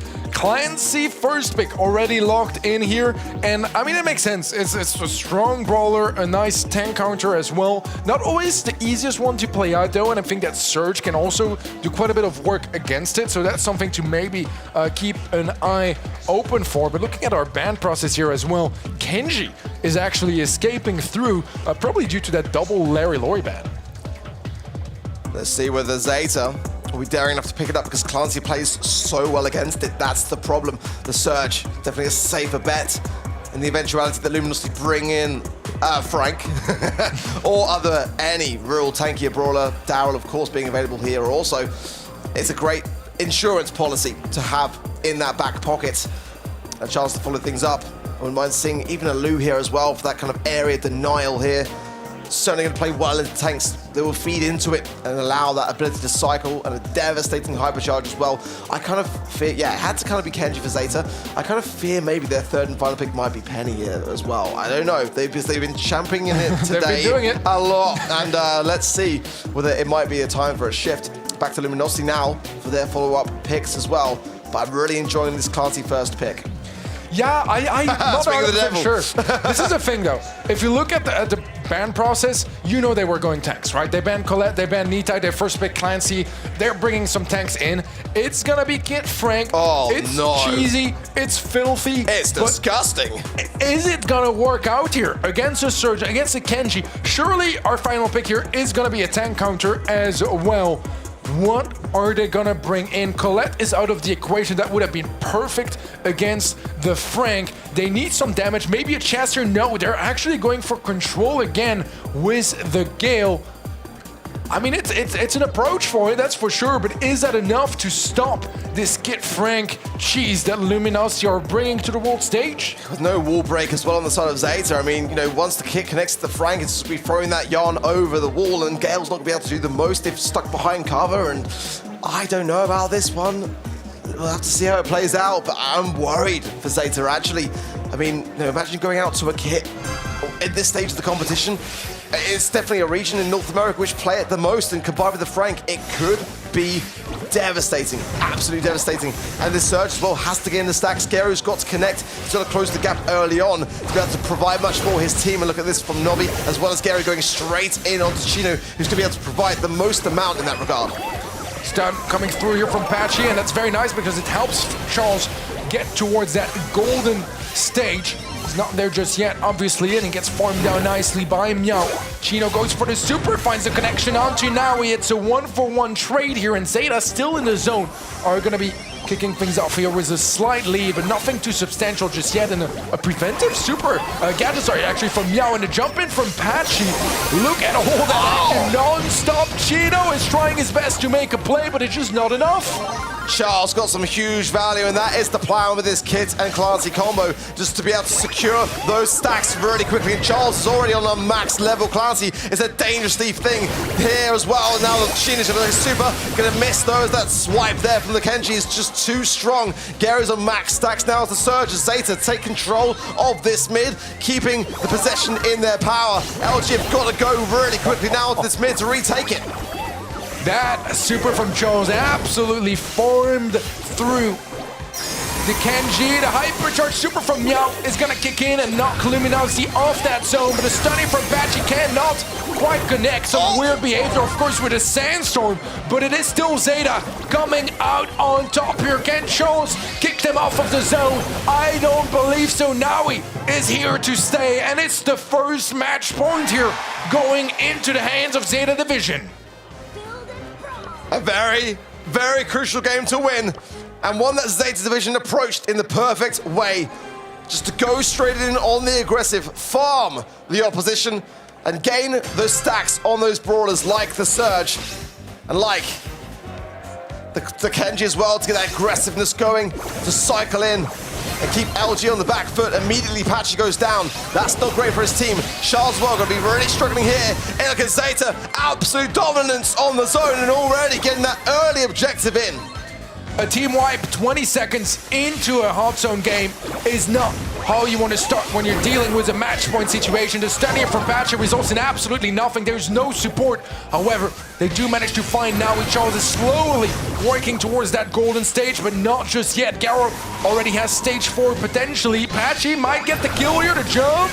It's a bit messy, but it's still Patchy getting the kill. However, look at the percentage situation. It's already over 60% locked in for Zeta. It's crumbling out of control here for Luminosity Gaming, as Zeta have just been all over this game. A huge shiver there as well from Meow, and leaving Patchy all alone. It's 70%, and Zeta haven't skipped a beat since we started.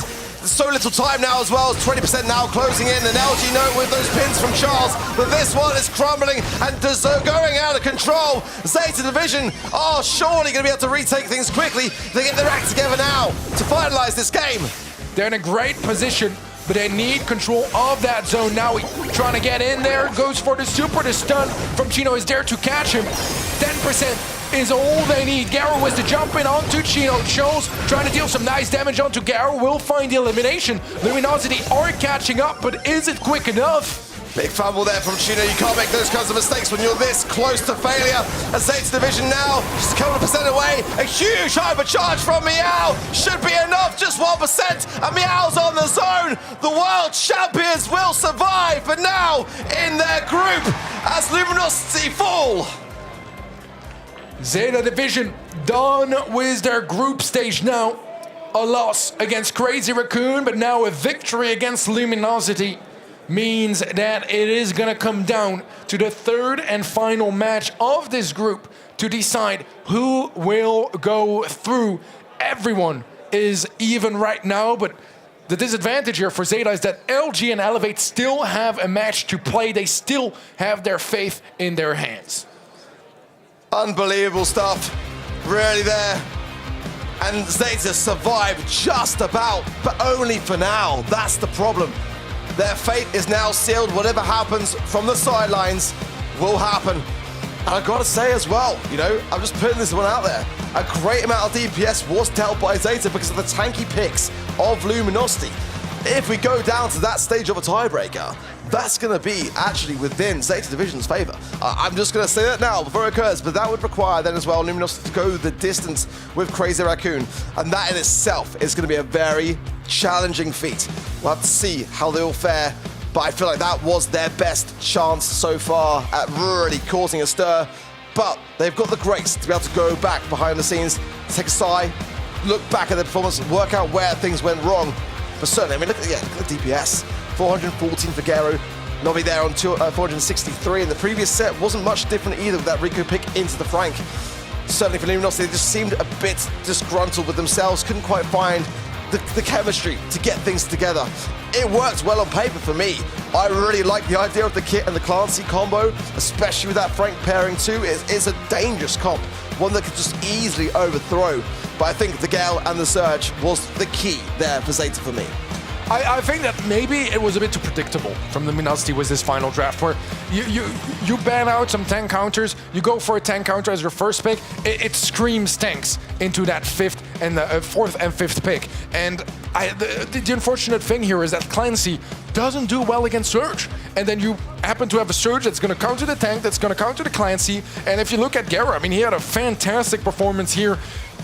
Let's not talk about Kenji. It's just super, super strong, even with a tank counter. Maybe there also wasn't enough stopping power for that Kenji. You have to respect it properly, and Kit is just not really a way to deal with it. Frank has a somewhat even matchup, and yeah, the Clancy didn't really get to shine because the Surge was consistently shutting it down. So I feel like it was a bit of a miss in the draft here from Luminosity. It's not over for them just yet here at the World Finals 2024, but it is gonna be incredibly difficult. It was a tough one. You know, for me, Kit's been that brawler in North America, which has really caused a ruckus, but just has shifted away slightly. Speaking of Kit, Meow being the MVP there as well on the side of Zeta.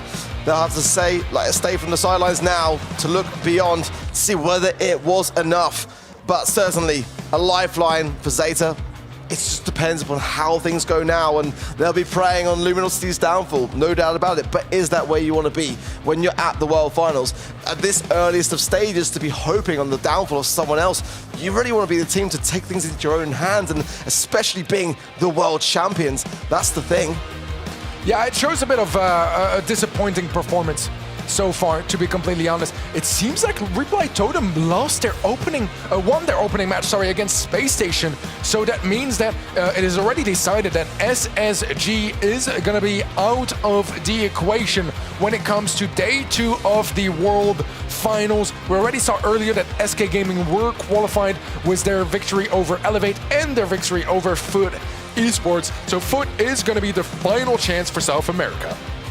Unbelievable things are occurring now as we approach the end, or towards the end of day 3, as we're starting to wrap up some of these groups for Space Station. Gotta be devastated with that, as the #1 seed from South America, no less. Gotta ask yourself the question then as well for Fut Esports, can they be able to equalize things up and get a win over Elevate later to keep the South American dream alive? Otherwise, South America will have zero chance of lifting the trophy, zero chance of even seeing day 2 before we even get to a day 3 scenario potential. Unreal stuff. The world champions, Zeta Division now, watch from the sidelines. It's all starting to take shape. And we'll have to see later as well how Pioneers and Reply Totem will fare, because now they're playing for seed, which is incredibly important when you look ahead to day 2. Yeah, this means that Pioneers and Reply Totem are also qualified already for day 2. Now, the seeding, as you mentioned, is so incredibly important when it comes to the World Finals, because, if you get to, choose between facing like Zeta Division or Crazy Raccoon or any of the top dogs or not, you usually rather choose not. Well, who would have thought that coming to today that actually some teams might be choosing the world champions over Crazy Raccoon in the way that things are shaping up to be? That is kind of crazy to me. They look just a bit ruffled. That could have been the match that would see their demise. For their sake, they've been able to survive, but again, for how long realistically here? It's just all been going down. I feel really bad a lot for Space Station Gaming. They looked so good coming into things. They got the charisma as well behind it, but now South America's last remaining hope lies with Fut Esports. Yeah, South America has not made it to day 2 since 2021. So it's been a bit of an underwhelming performance in the last few years, and all hope here for that region is going to be relied on that Fut performance later on. It's been a tough few years here for South America. They've had their moments, but lately it's been dire. It's been difficult, and unfortunately for Space Station, the journey ends early, as they are the first team to officially be eliminated from the World Finals 2024. Tough scenes, and it is all getting down now to the nitty-gritty as we approach the end of our day here, but plenty more matches still to come. We're going to head to a very short break now, but don't go anywhere, because you do not want to miss what will follow. The 2024 Brawl Stars World Finals are brought to you by ESL, Monster Energy, and DHL. Once upon a brawl, a new evil emerged. A handsome young minstrel who once charmed crowds, now fallen to darkness, his smile but a shroud. A mischievous feline known for his cute paws, now a master thief, unlocking chests and doors. A healing guitar and a friendly face, now a flaming skull, kindness gone without a trace. A delicious cookie baker, one of the best, now a haunted castle, a ghoulish guest. This automaton once served juice, now with his sword your head he'll make loose. A knight turned into a nightmare, Nani and Peep now only want to scare. A fairy tale ending? No! A scary tale beginning!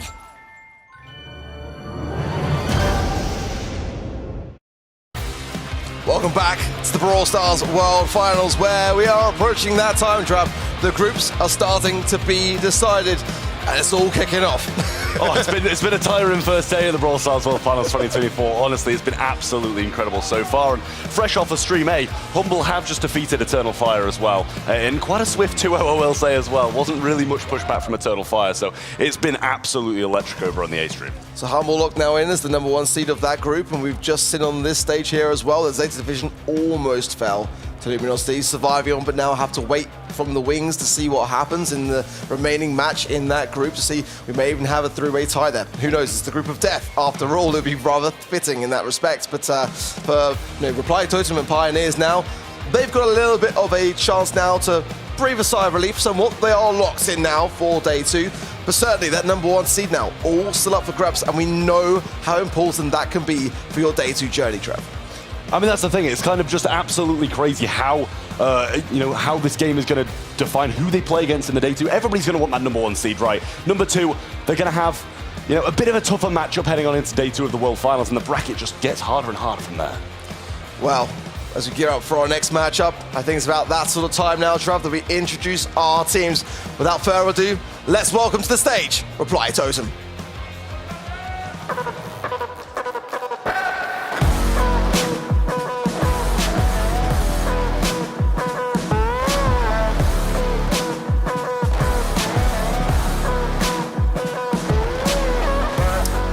Not gonna lie, Trav, it's been a bit of an abysmal year for Reply Totem to this stage of the competition, but the LCQ, they started to bring things back under a bit more control, and they got their golden tickets against none other than Tribe Gaming. I mean, Reply Totem have been a scary, scary prospect. They did almost just fall, to be fair, against on the other stream, obviously, but we will take a quick look at Pioneers as well.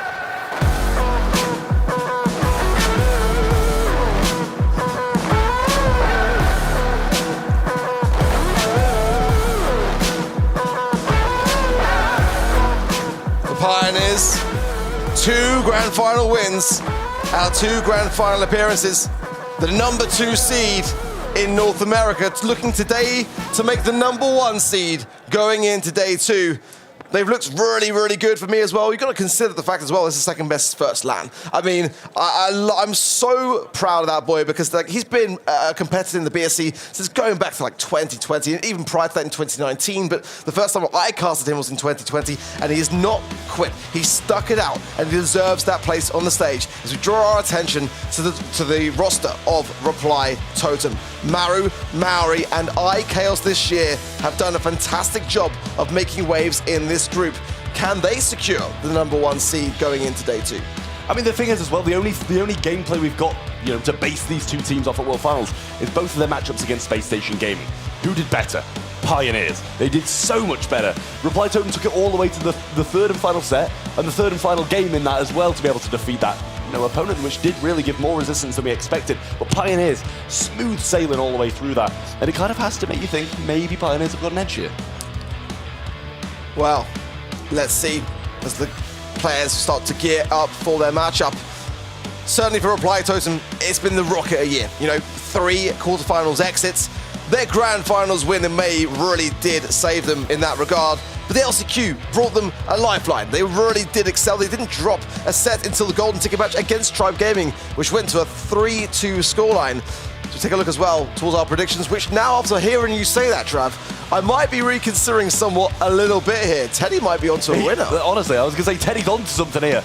After watching the gameplay today, genuinely, I think viewer predictions are tie. I mean, this is crazy. I mean, honestly, at this point, I think it is pretty much a 50-50. Although Teddy's got an incredibly good shout, I think the viewers might have the better one. I mean, you can't lose with a tie, can you, really? How often do we ever see that? And surely with the viewership today as well, I mean, being the highest all year long, undoubtedly, that tie has got to be a substantial figure to actually land the mark on a 50-50. I can't believe what I'm seeing.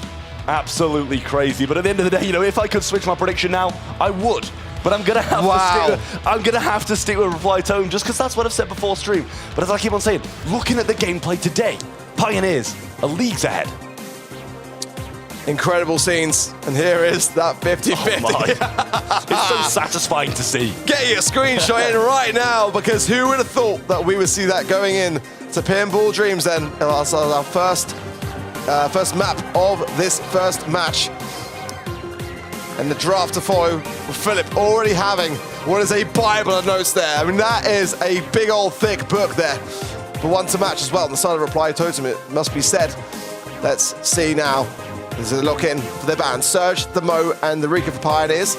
And a first draft of Kenji for Reply Totem. Who can blame them? Larry, Laurie, as well as the Frank and the Clancy banned out by Reply Totem. And back to Pioneers for a follow-up. It's such a surprise to see Kenji slip through in any mode, never mind Brawl Ball. You're telling me? I don't get it. How does that slip through the bans? Yeah, Reply Totem, they're obviously not going to ban it. They've got first pick, they're not going to ban Mo, they're not going to ban Kenji, they're going to pick whichever one gets let through.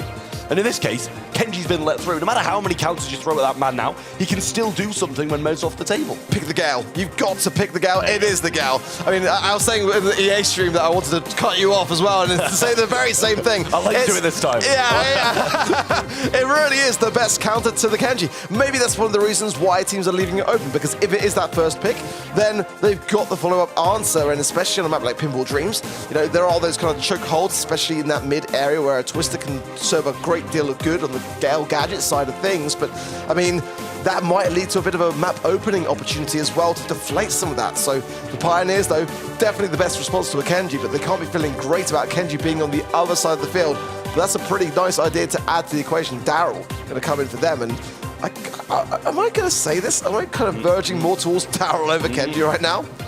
I was afraid you were going to say that. I was afraid you were going to say just that. But Kenji, you know, no matter what it's against, it's always got some legs in the matchup. Yes, Gale, Daryl might be two of the better picks against it. But I need Pioneers to still prove to me that this Kenji was, you know, worthwhile letting slip through. Obviously, they had countermeasures for it. It's exactly what they brought in.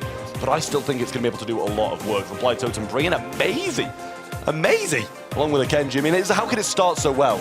And then we go to a Kenji. Amazing, sorry. I think Reply to them are being pretty wild right now, if you ask me. I mean, that's, it's not, no, actually, you know what? I'm going to take that back immediately. I'll tell you why.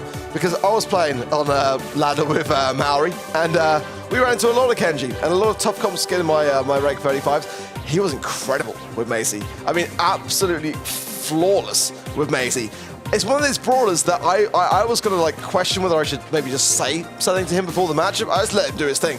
And I'm glad that I did, because I was blown away by it. But I mean, in this circumstance, I mean, I'm no Pioneers, Trav. I know that might be a surprise for you to hear, but yeah, I'm not quite at their level. They are the best in the world for a reason. And Macy might not be the play there. It's not a bad pick. I mean, it might be to you. I think it's okay. But it certainly doesn't excite me nearly as much as what I'm seeing happening on the other side of the field. Yeah, it's fine. Like, I'm not gonna, you know, absolutely go into Reply Totem about picking Maisie. But at the same time, I'm liking what I'm seeing on Pioneer's side that little bit more. The Gale, the Daryl, and the Stu. It's just a very versatile comp. They've got pretty much all bases covered, the mobility, the assassin, and that defensive measure they need against the Kenji. So I like what Pioneers have got here. I'm just still very scared for them against that Kenji. Yeah, it's certainly safe to say that being skeptical is okay with these circumstances. As we go into the match now, as Maru going in onto Payne, and Payne obviously having a very good match up there, able just to keep those dashes coming in and keeping himself on his feet. Good taps there as well onto Maori on that right-hand side, and onto Kai Chaos. I mean, Payne is landing every single shot so far. Yeah, so much good work from Payne at the moment, but the rest of his team eventually going to be able to start doing something now. Second best is going to suit, but he takes a couple of heavy shots to the face from Chaos. He's trying to move this forward now, and Maru has the same idea too. The roll's beautiful from second best, traded out by Payne in the end, but Mori still dominating Juan Carlos on this side, and they haven't really got those matchups. Yeah, they've probably both got a good matchup against the Kenji, but I still expect the Gale to be over there. Yeah, Maori really is looking for all this Bruce Bear, as it will provide a great deal of pushback potential. Styles second rolling in. Lovely gadget, the tar bar as well, and the angle was beautiful. Some mathematician right there going on for sure, but the ball's loose. Maori's going to pick it up. He's going to be able to bait the shots from Payne, heal up along the way, and get the goal. A bit of a miss there from Pioneers. That was some fantastic play. They dropped the ball. I'm too busy looking at second best, and they just get a complete free breakaway, and I think that's maybe a little bit more of a mistake from Pioneers, letting the ball slide like that. They haven't even been out there half the map, regardless of how well they're playing. Now the hypercharge bear comes through. Stun's not really going to do too much. Dash away from Chaos, but an instant roll once more from second best. The Gale will push everybody back onto him, though, and all of his hard work is for nothing. Some beautiful Daryl rolls, honestly, from second so far.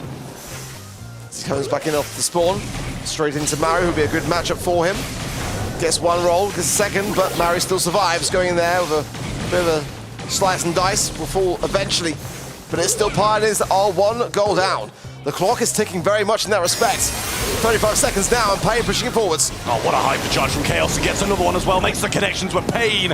And what chance do Pioneers have pinned in spawn? The ball all the way at the top of the map in Reply Totem's corner.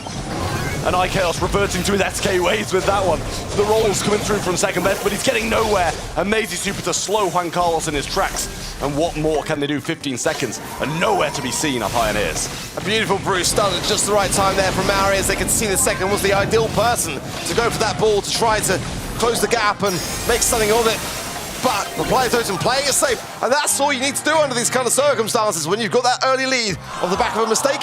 Just relish in it, keep the ball safe, out of harm's way, and just get that job done. Get that game on the board to give yourself the momentum moving forwards in the set. But I will say, regardless of the mistake, did Pioneers even step out their own half?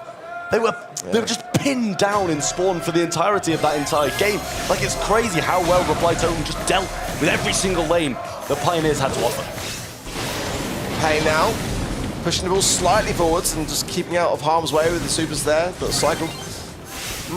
Twister, I mean, defensive maneuvering. I'm not really overly sure whether that was actually intentional or not.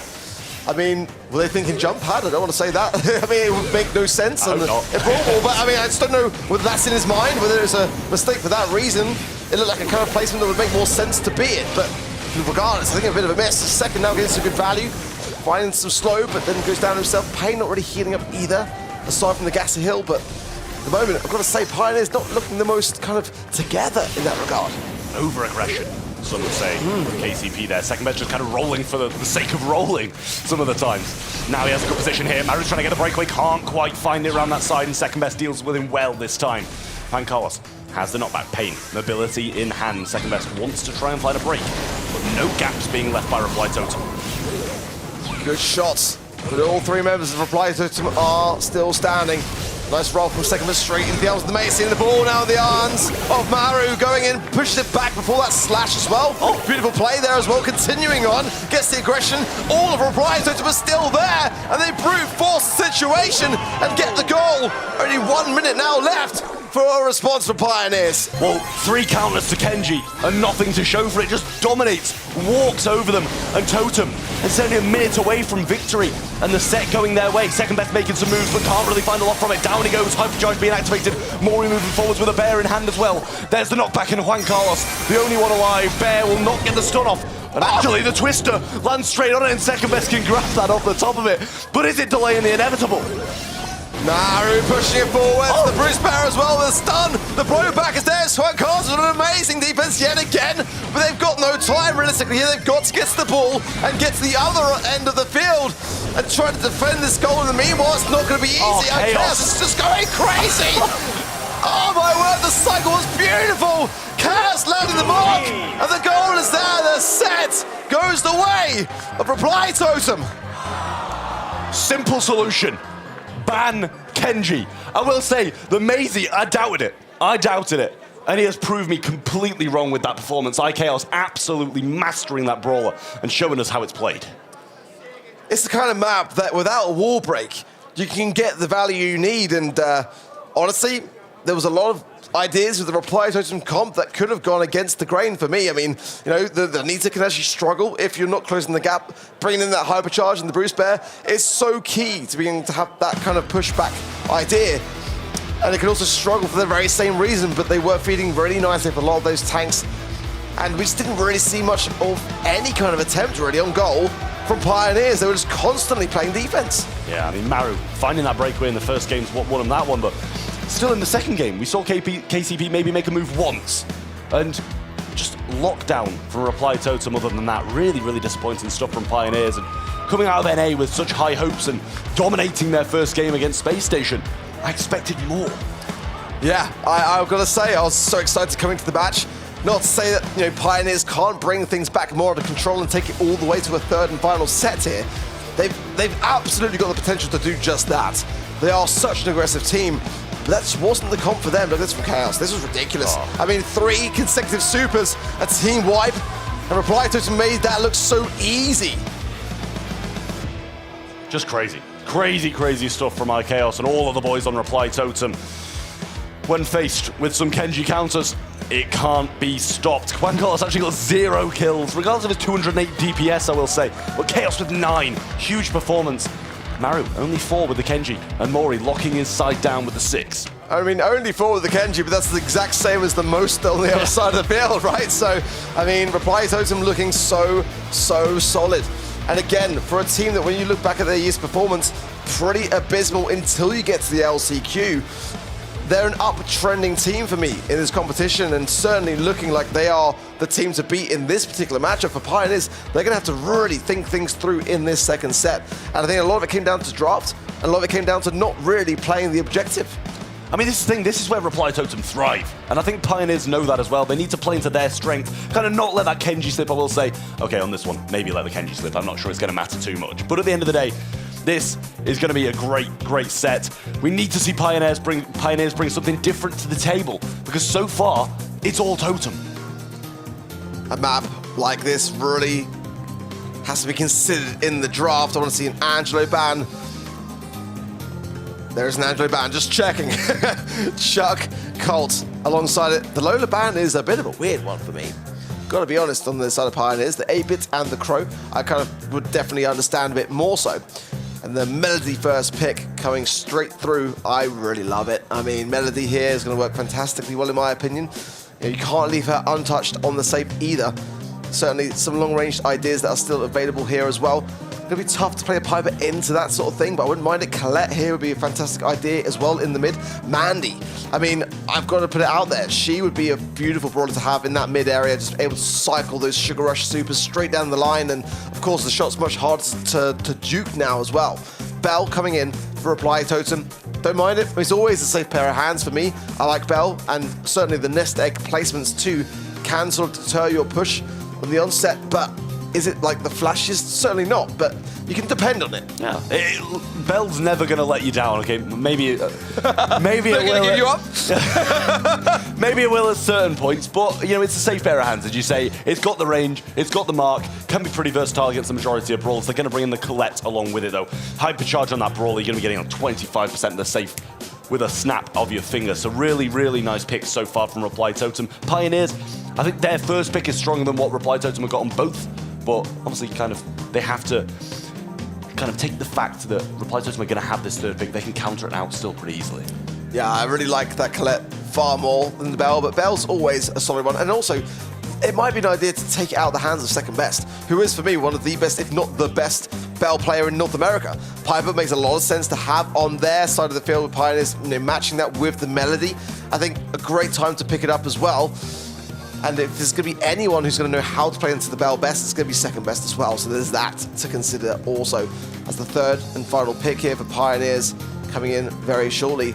I'm liking the way the draft is looking. You've got the aggressiveness of that Melody. And Daryl wouldn't be the worst thing in the world either here, considering that they can just roll in and keep the aggression on. But Mo, that's a great brawler, which should not really have made it into that third stage of the draft. That should have been bad from the beginning. Yeah, I think so too. I mean, they're only taking it because they know that it's going to be fine against at least one of the brawlers that they've got so far. Reply Totem, I don't know what answer they're going to be able to bring in, because Mo is just so good. They can't really take that much of a counter to the Mo coming in, because then they're going to suffer against the rest of the brawlers and feed so much into the Melody and into the Piper. But I won't say that I don't know. There you go. I mean, they're going to take a nanny. Pretty good damage, very good damage at close range, and also have that range masterclass as well. I honestly love both of these comps. I can see you're siding with Pioneers. I know, I am a little bit. There's a little look in his eye. And yeah, you lean in Pioneers, I can tell. Because it's a flashier comp, it's kind of one of those more like kind of comps that has the pop-off potential, I guess. But then again, you know, I mean, Reply Totem are just playing it kind of safe, and it's working. So why break that habit? Just kind of stick with what you know and get the job done. And so far, Pioneers have been the team that are more flustered. I think the comp is more enjoyable to watch. It's like got all the kind of, yeah, there you go. Second to over 2 consecutive taps and job done for that right-hand side lane. I love it for that reason, but the Pioneers, they've got them to play the objective, and that's what they did not do in this first set. And what great hits from the Mo as well. 3 of them lining up perfectly for him. The taking. Pain goes in, gets the job done, and look at this damage from the Melody, and Pain just wailing away at the save. As quickly as that, the save is shredded. Down to just 36% remaining. And Reply Totem, they need to wake up. They've got to smell the coffee. This game could be done in a blink of an eye. Mary goes in, gets the first sign of something. 10% is all that it is for now, though, as Pioneers go and push back into this mid. Hell, they just can't leave the right-hand side at all. Second best going to rotate to the mid. Dalton, I don't think I've seen him miss so far. Juan Carlos going in once more with the shield activated as well. Mori can't find the hits at all, but no supers for Juan Carlos to get towards the safe. Mary using a defensive super there as well. Still chance for Applied Totem. There's still time. 1 minute 30 on the clock. But the defense has got to be perfect, and the offense has got to be even better.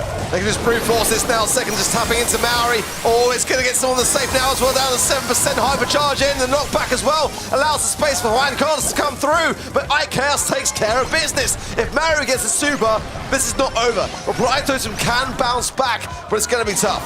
Well, Maury's going to be faced with triple lane by the looks of it. Maori on the hypercharge now, gets the damage in. Starts to come back, and over the right-hand side, Nani gets some good shots, but will be able to take him out. They have a chance. Can Totem do this? Good matchup on the right too. He down, second best goes, and there's only 20% in it.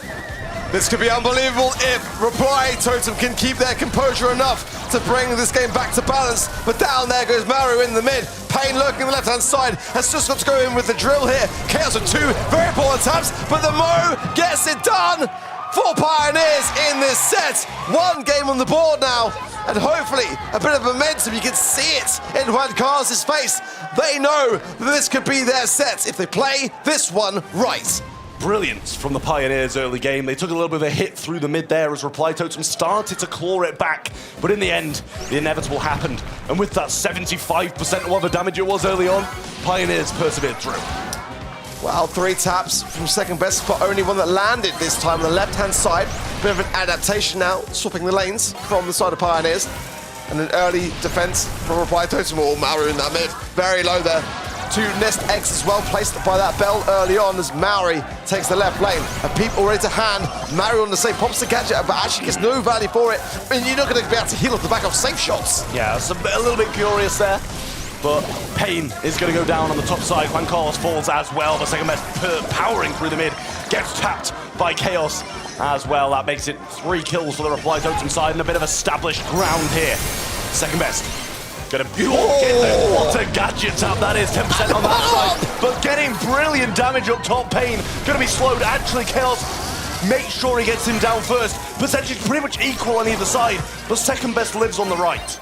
Second best is playing out of his mind right now, but the scoreline is very, very close. Look at that, just juking between the shots as Chaos, but second best is juggling his time. 2 on the safe now, 1 on to Maori. A return to send is crucial, and Juan Carlos can't make the safe. The defense still stands, and now Totem on the safe. Second coming in just the nick of time. The hypercharges are huge, but as the taps from second, a huge mark from Chaos clears up the mid, and now Reply Totem coming in for the push. No super from Juan as well, and there's the damage. Reply Totem manage it in game 2 of Heist, and now 1 game away from topping the group and going into day 2 as seed number 1. For Pioneers, they've got to reset the mental.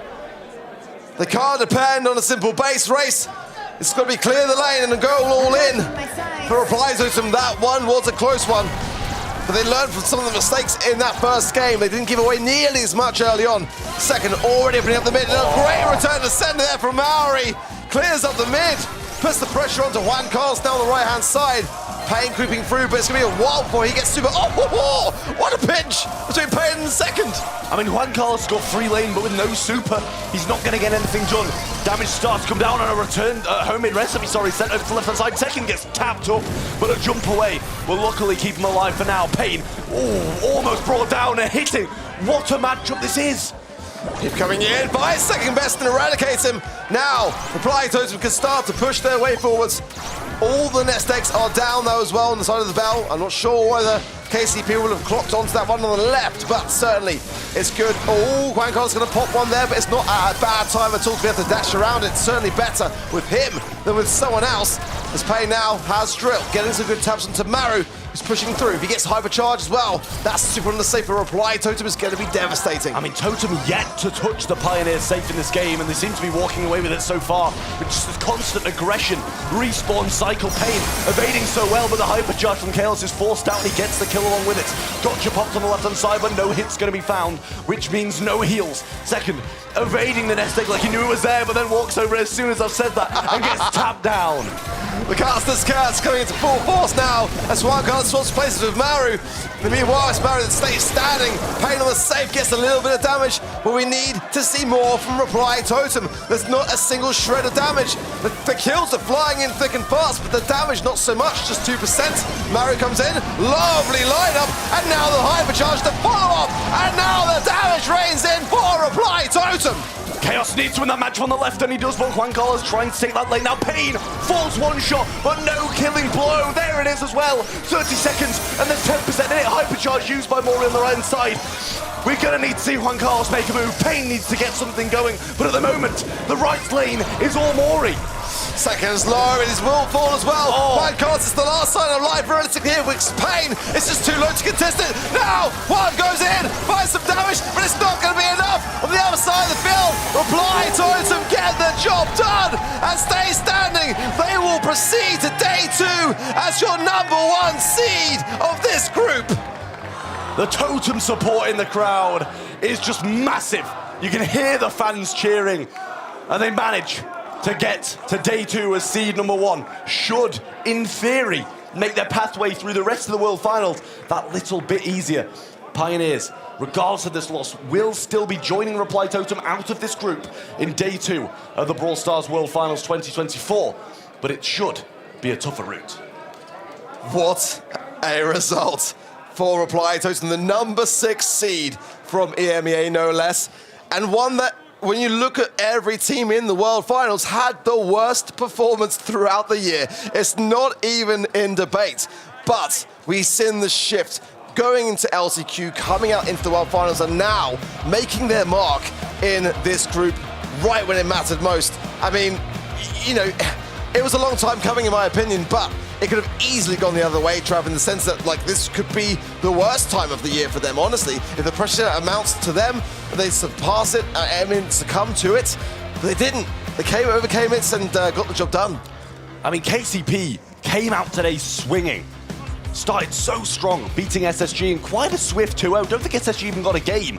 Which then Reply Totem went to double match point against that same opponent, but it just doesn't translate. Reply Totem walk over Pioneers, a little bit of pushback in that high set, but in the end, Reply Totem they persevered through all the way and managed to take this in quite a nice 2-0. Well, we have now wrapped up then Group B. We've got our answers. Still plenty more to see from the other groups to find out how day 2 will be looking. But for this matchup right here, Pioneers, I thought had a shot here realistically. This could have been a third and final set decider. It really, really could have. But Reply Totem just were able to keep very, very calm under the pressure. I mean, especially in that third game, I really felt that they could have crumbled very, very quickly if they'd not been able to be on point there and shut those ideas down. Pioneers could absolutely have brought a comeback story to the table, but it was not to be. Look at that. iChaos and Maori, 16 kills to both. Is just unreal when you consider how well Second was tapping. I mean, I expected to see that on the other side of the field. You can hear behind us the celebrations are in motion, of course, and for good reason. I love a rowdy crowd, Trav, you know me. I mean, the Reply Totem just have so much support behind them. And I'm imagining they're probably cheering behind the Italian cast as well, because that community is absolutely crazy. In terms of results, though, SK Gaming will top their group, with Elevate and Fut Esports still needing to play it out to decide who takes that second seed and moves to day 2. Pioneers go 1-1 and come second in their group. Space Station knocked out. Reply Totem top theirs with a 2-0. Crazy Raccoon are going to be playing against Luminosity to see if we're going to have a 3-way draw in Group C. And in Group D, Rival Esports take on Eternal Fire to see who goes to day 2. Unbelievable stuff. I mean, this is just what I live for, honestly. seeing these groups evolve and seeing the upset stories and the things that we just didn't expect to see and some of the things that we were expecting as well come to fruition. It's just honestly what makes the World Finals so special for me. And the stories today have just been coming in constantly. Every group really just showing us something different across the board. You love to see it, Trav, really. Oh, honestly, I don't know. My voice isn't going to carry over until tomorrow. It's just day one. If these games carry on like this, if this last game goes as well, for us, at least as viewers, as the rest of the games, I'm going to be a very pleased man. Yeah, certainly for me it was a rough start for The Voice today with 2 back-to-back bangers on Stream A, but it's just been such a joy to watch everyone giving it their all, and now this whole year's work coming together for the ones that are able to make it through to day 2. But again, I feel like to finalize some of these groups, I don't know if you can hear that, it's brilliant. To finalize some of these groups, it's going to come down to the wire. Yeah, a lot of support in the Reply Totem crowd by the fields of it going through to day 2. Obviously, they're going to be pretty pleased with that result, and I'm hoping that continues through to tomorrow. Absolutely so. Well, plenty more bangers still to come here on stream, so do stay connected to us, and we'll be right back after a very short break. Don't go anywhere. The 2024 Brawl Stars World Finals are brought to you by ESL, Monster Energy, and DHL.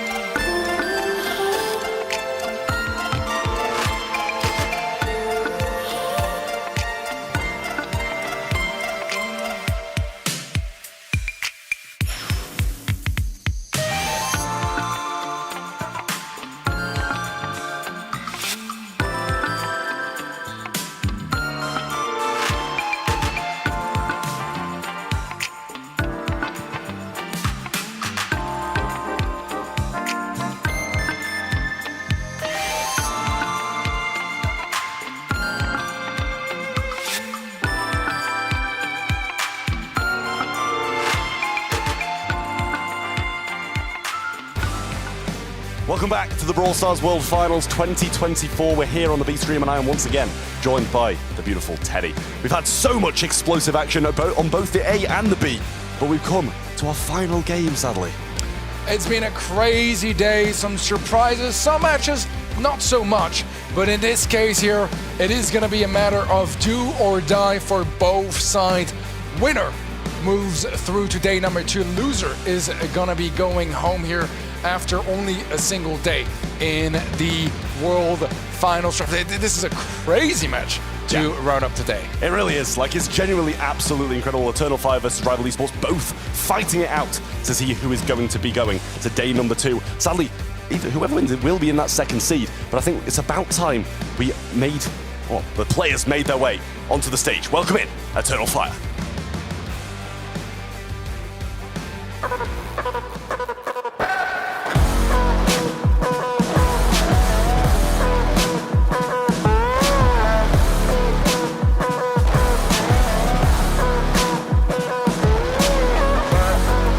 What a team they have been throughout the year. Such consistency, but it just hasn't really translated so far to what we're seeing at the Brawl Stars World Finals. They took a little bit of a loss against Humble in quite a convincing fashion for the side of Humble as well. Very disappointing for our Eternal Fire roster. They really need to do a little bit better in this one. So let's welcome to the stage, Rival Esports.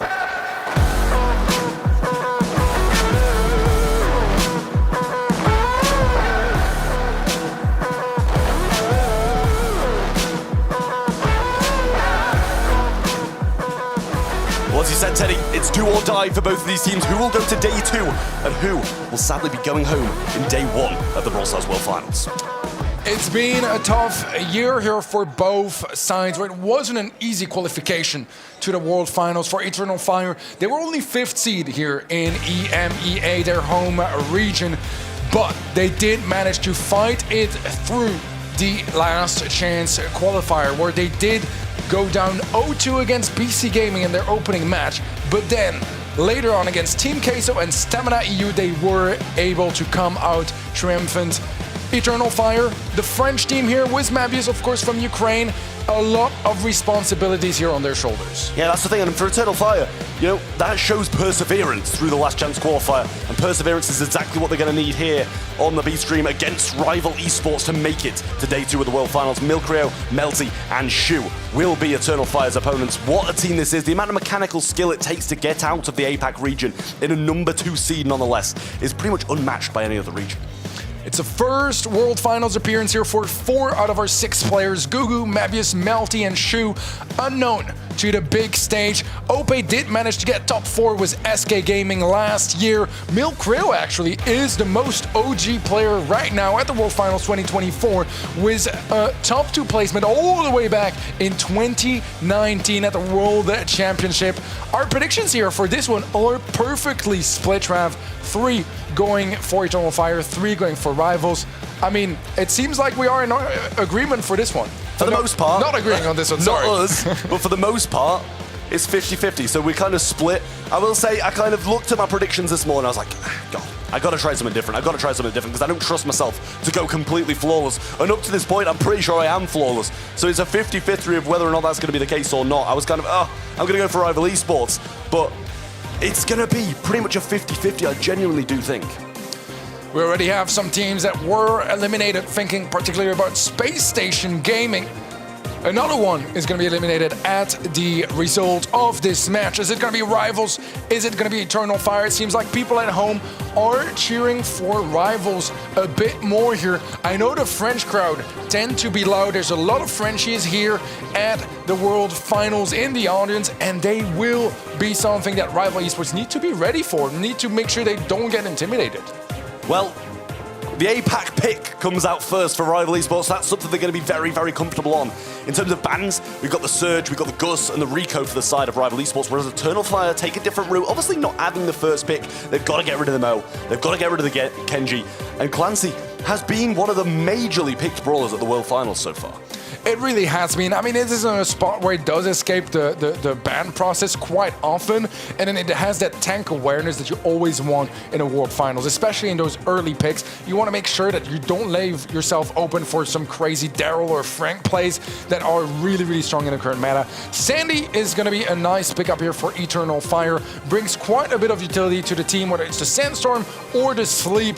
It's just very, very valuable. I think some of the heavy hitters have already been removed through the ban process, so that's going to be very nice, especially looking, of course, at Mo and Kenji, but I think Rico is also kind of a surprising threat here on Pinball Dreams. Yeah, well, Gale's going to be selected as well, trying to fend off the aggressive nature of the Max, and obviously the things that you pair with it as well. I feel like I've been transported back to 2020 with the picks so far. Max and Sandy obviously being brawlers of that kind of age. And then Gale will come in to, as I say, fend off the aggressive tendencies of the APAC region and Rival Esports especially. We'll see what they do go with for their second pick. Obviously, with the banned brawlers, it's going to be pretty tough to find a tank, now that Kenji's out of the way, to be able to face off against Gale and succeed. We've seen a lot of Daryl So, pairing that with a Max wouldn't be the worst of ideas, especially when you can kind of roll through those tornadoes. But Larry and Laurie do come down. They've decided to kind of pivot off their initial idea, it seems. Yeah, typically like slots 4, 5, 6 in the draft here on Pinball Dreams is going to be very thrower heavy. Larry Laurie, not necessarily the best in the thrower versus thrower matchup, however, is going to do the best against any assassins, any high aggro brawlers, does really, really well against that. So I think that combines really nicely here. I was thinking maybe a Nita could still be an option to be brought in here as their final pick for Rival Esports. It could still be a tank as well. Nita it is. It's just versatile. It does really well against tanks too, and they needed some sort of tank awareness here with that comp. Larry Laurie does decently against him. Max not terrible either against tanks, but you want to make sure you have like that dedicated brawler that does well against those very high HP brawlers.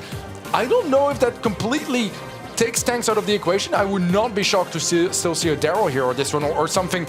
Actually, they're going to go Barney, and I think that kind of makes sense because, as I mentioned just earlier, against Larry Laurie, you kind of like going thrower because it loses a lot of matchups against the other throwers. Yeah, it's a very odd draft. Like, I don't want to say the comps aren't bad. It just feels very, very different to what we've been seeing pretty much, all day long. And for a lot of the year as well, the Max really hasn't been in the forefront of the meta for quite some time now. And I feel like it's going to have some issues here and there. But we'll see if Larry and Laurie is going to be able to stand up to the Barley on the other side. And as you said, the French fans are here in their masses, supporting Eternal Fire all the way.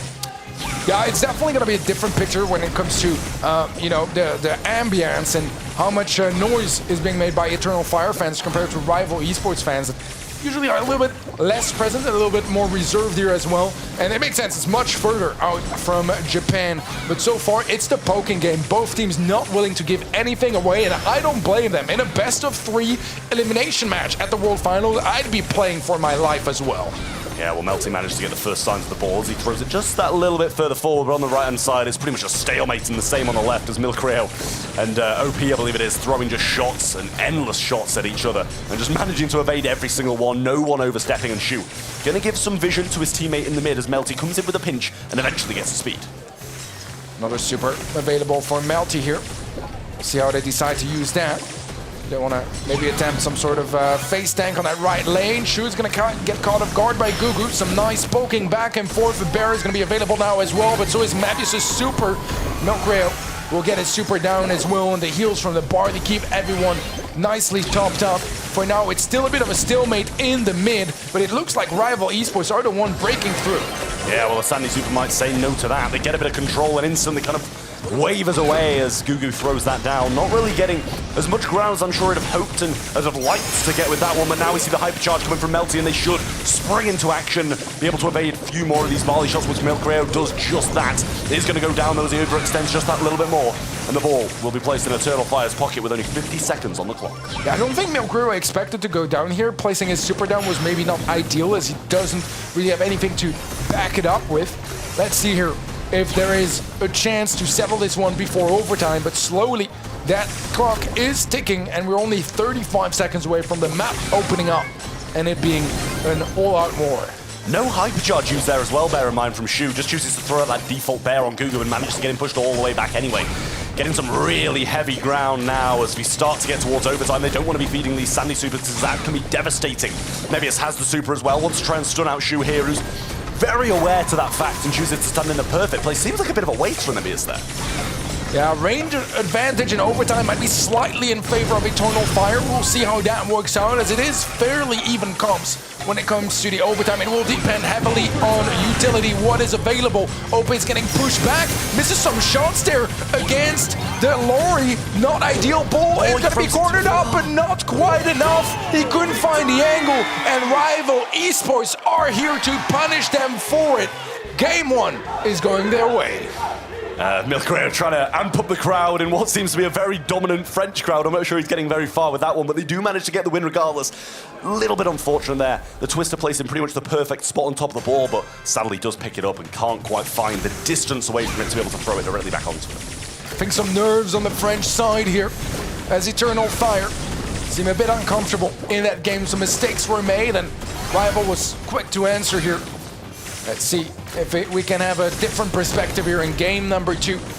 As Rivals are on the defensive quite early on. Eternal Fire gaining some ground, but yet to find a big opening. Yeah, moving forwards now. Melty uses the speed, doesn't really gain much ground from it. Gugu's in such a good position on this right-hand side, just keeping them at bay.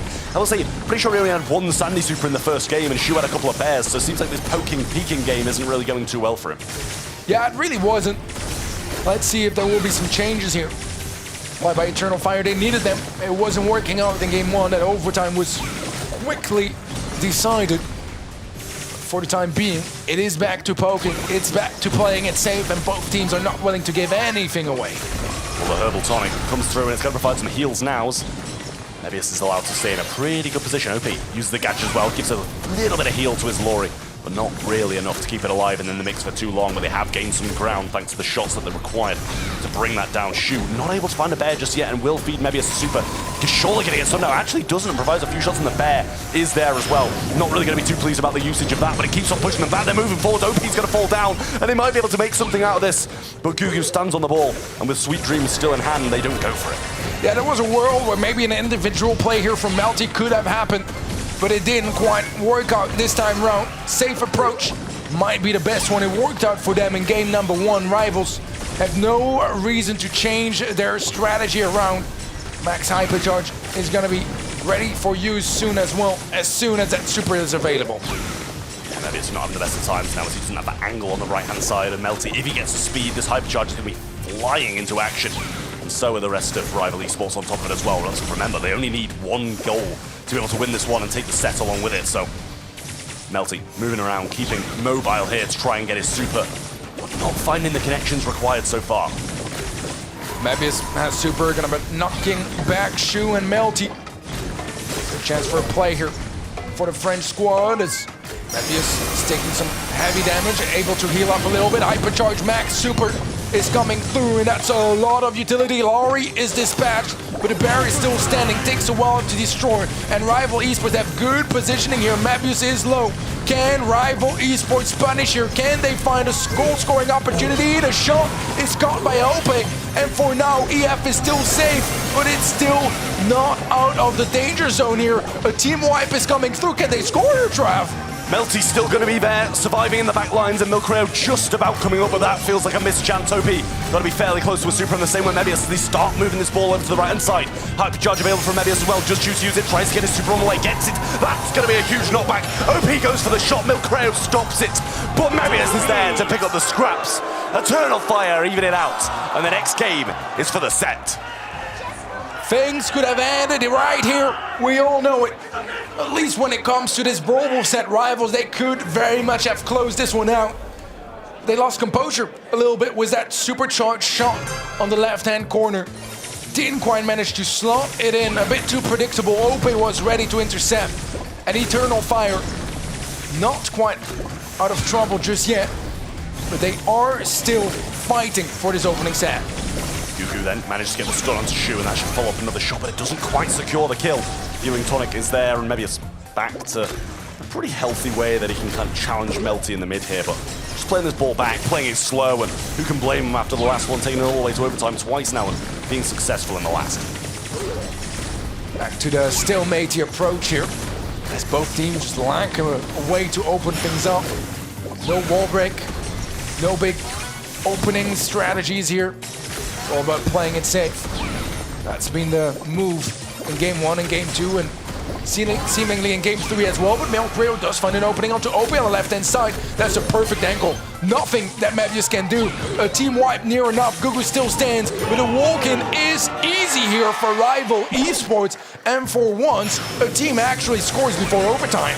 Well, Melty used the speed early on, but the Sandstorm pretty much negates all value from that, and the Eternal Fire have some control. Melty being pushed all the way back to the right-hand side. Milcreo needs to get the matchup right and stay on that Barley.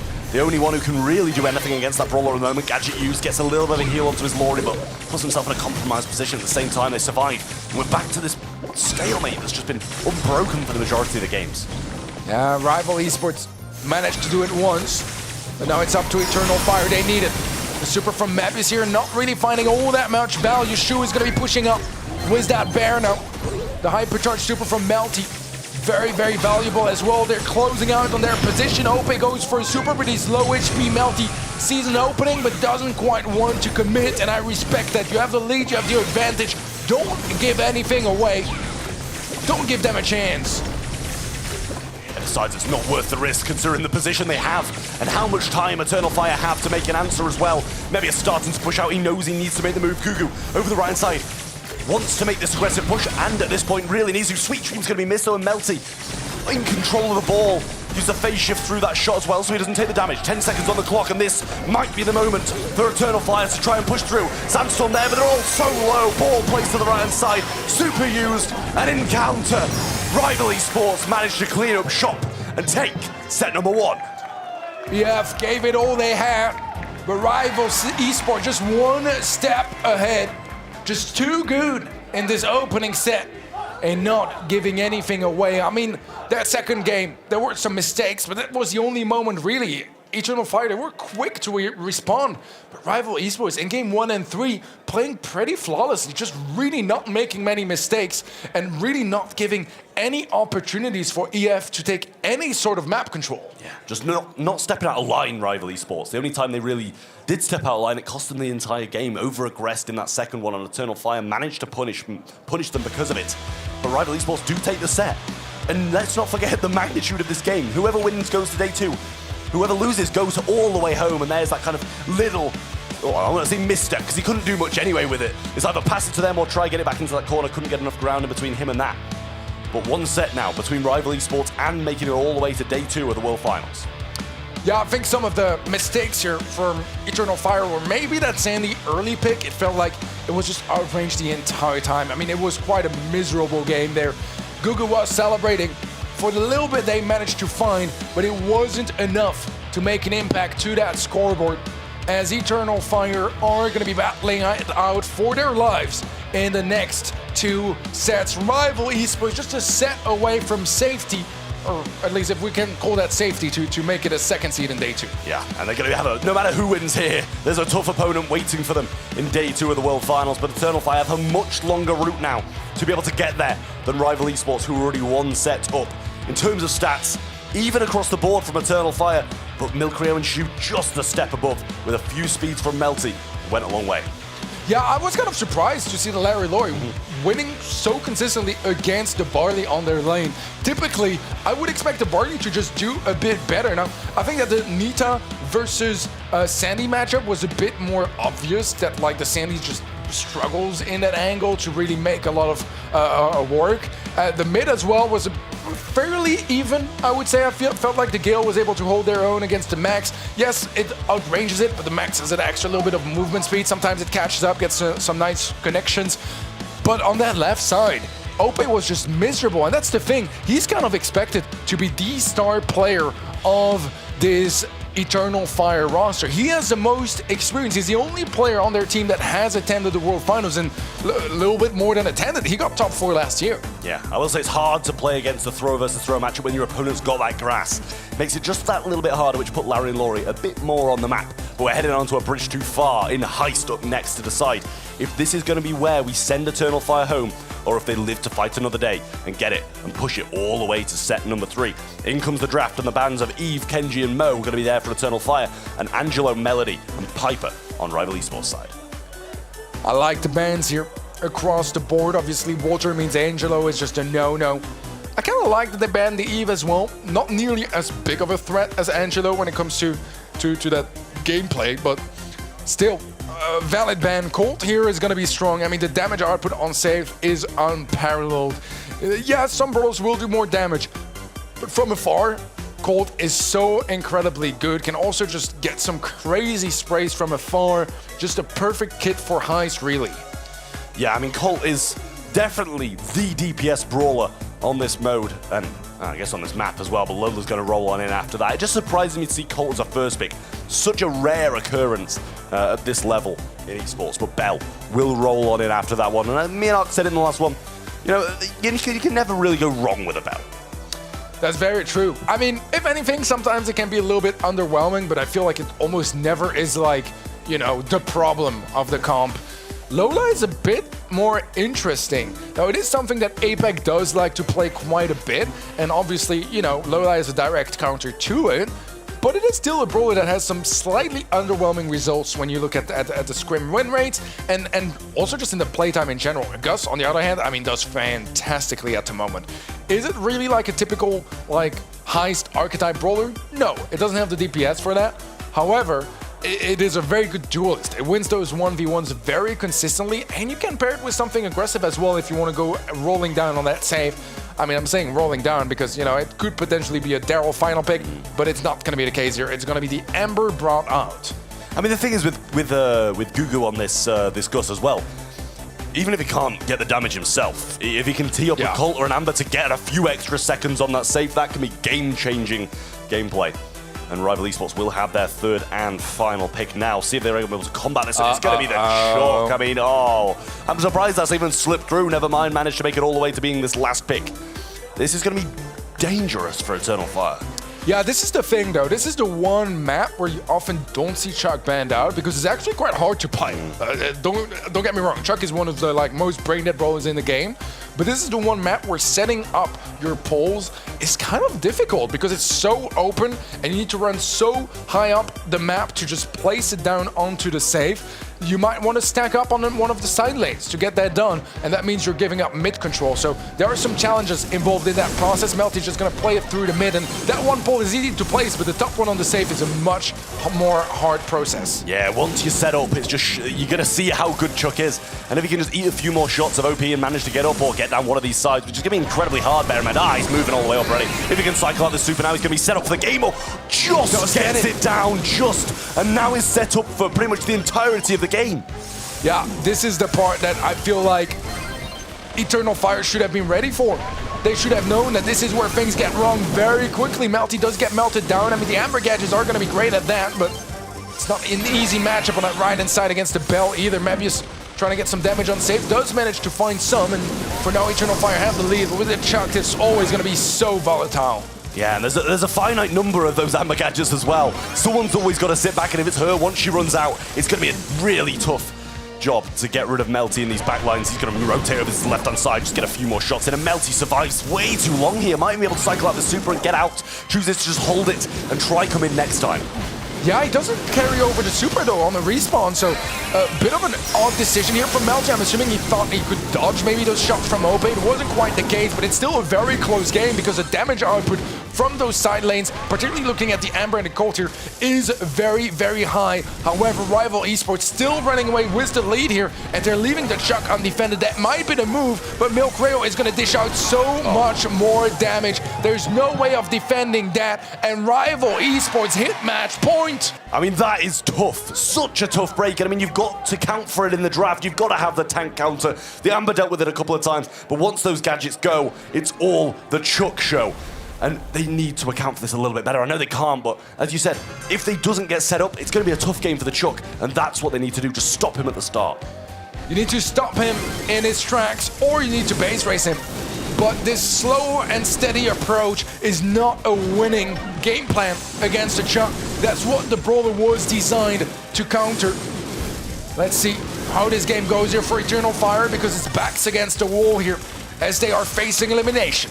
Yeah, Gugu needs to watch out here as he kind of stays off these tracks, and Melty trying to make the move, gets the gadget and gets the placement on that as well, set up once more. And now Eternal Fire have a big mountain to climb if they want to see day two.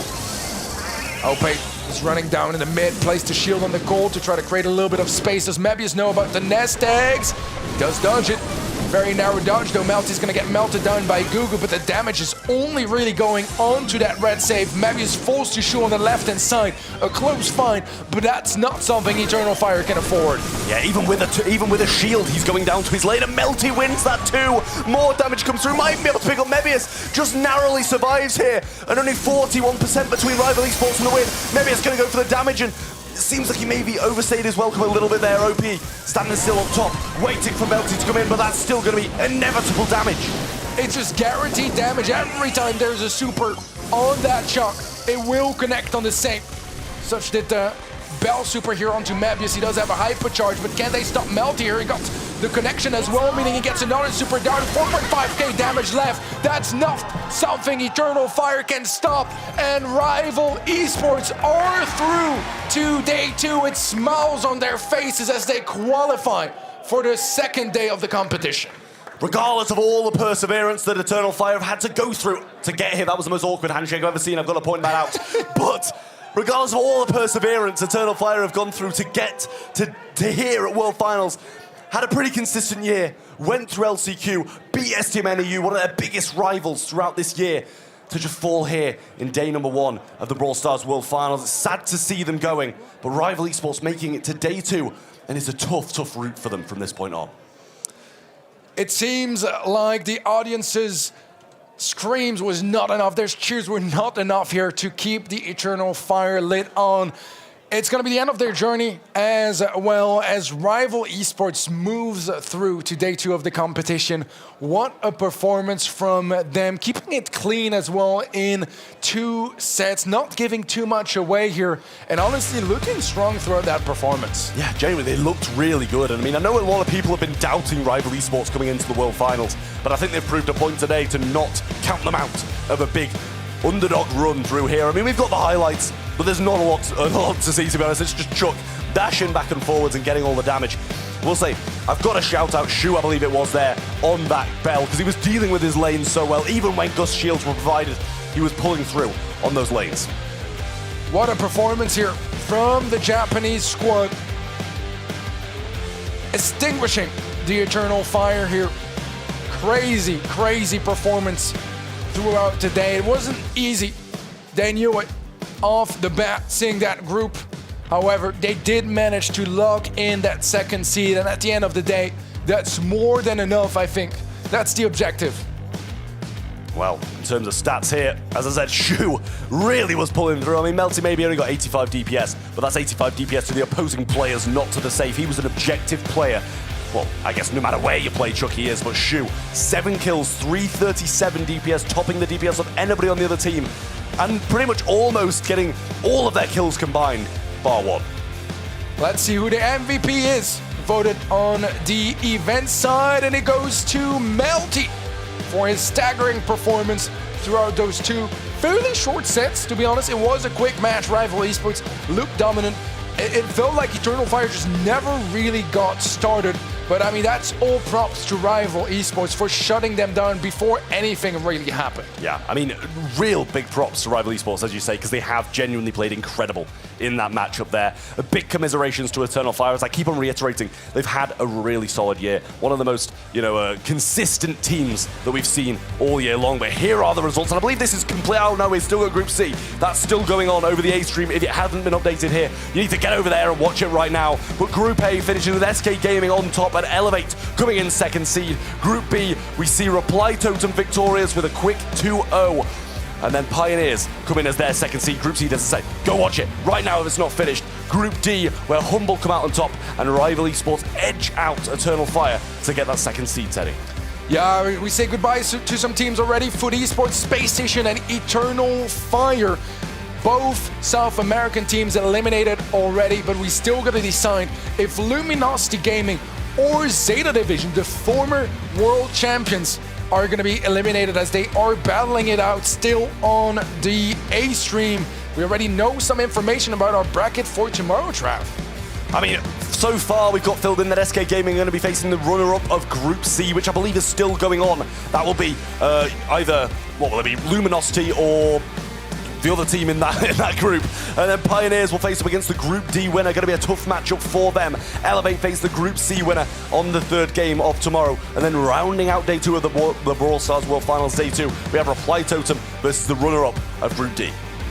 Yeah, if I can fill the gaps here a little bit, they're actually filling it right for us. Humble is going to be the ones facing Pioneers, and at the end, it is Rival Esports that will be matching up against Reply Totem on our 4th quarterfinal of the 2024 World Finals. What an opening day. What a fantastic B-Stream as well, Trav. We've had some crazy results across the board, some surprises here and there, but for the most part, I mean, I have to say, this B stream was holding up to its expectations. It has been absolutely amazing on the B stream and the A stream alike at the Brawl Stars World Finals as well. Over here on the B stream today, we've had some absolutely phenomenal games, and more is to come as well over the next couple of days. Make sure to go over to the A stream right now if they're still playing. I'm unaware at the moment, but that could be a banger of a game and a big decisive match over at event.brawlstars.com. Make sure to select that A stream, and the same goes for tomorrow as well, because we'll be back for day 2 of the Brawl Stars World Finals over on the A stream tomorrow at 10. Yes, very much so. It's going to be my last cast here as well for the World Finals. So thrilled to be a part of the B Stream squad here. It was super, super fun. We had some crazy matches here and there, and throughout the whole thing, I mean, it was just an absolute pleasure to cast with all these legends, such as you. Yeah, well, it's been a massive, it's been an incredible day here at the Brawl Stars World Finals, and yeah, Teddy joined us here back again in the Brawl Stars Esports casting booth. I couldn't be more pleased to have you back for the Brawl Stars World Finals. Yeah, get over to the A stream. That's the main thing. Today and tomorrow, we'll be back with some Brawl Stars Esports at event.brawlstars.com. So be sure to stick around for the entire weekend.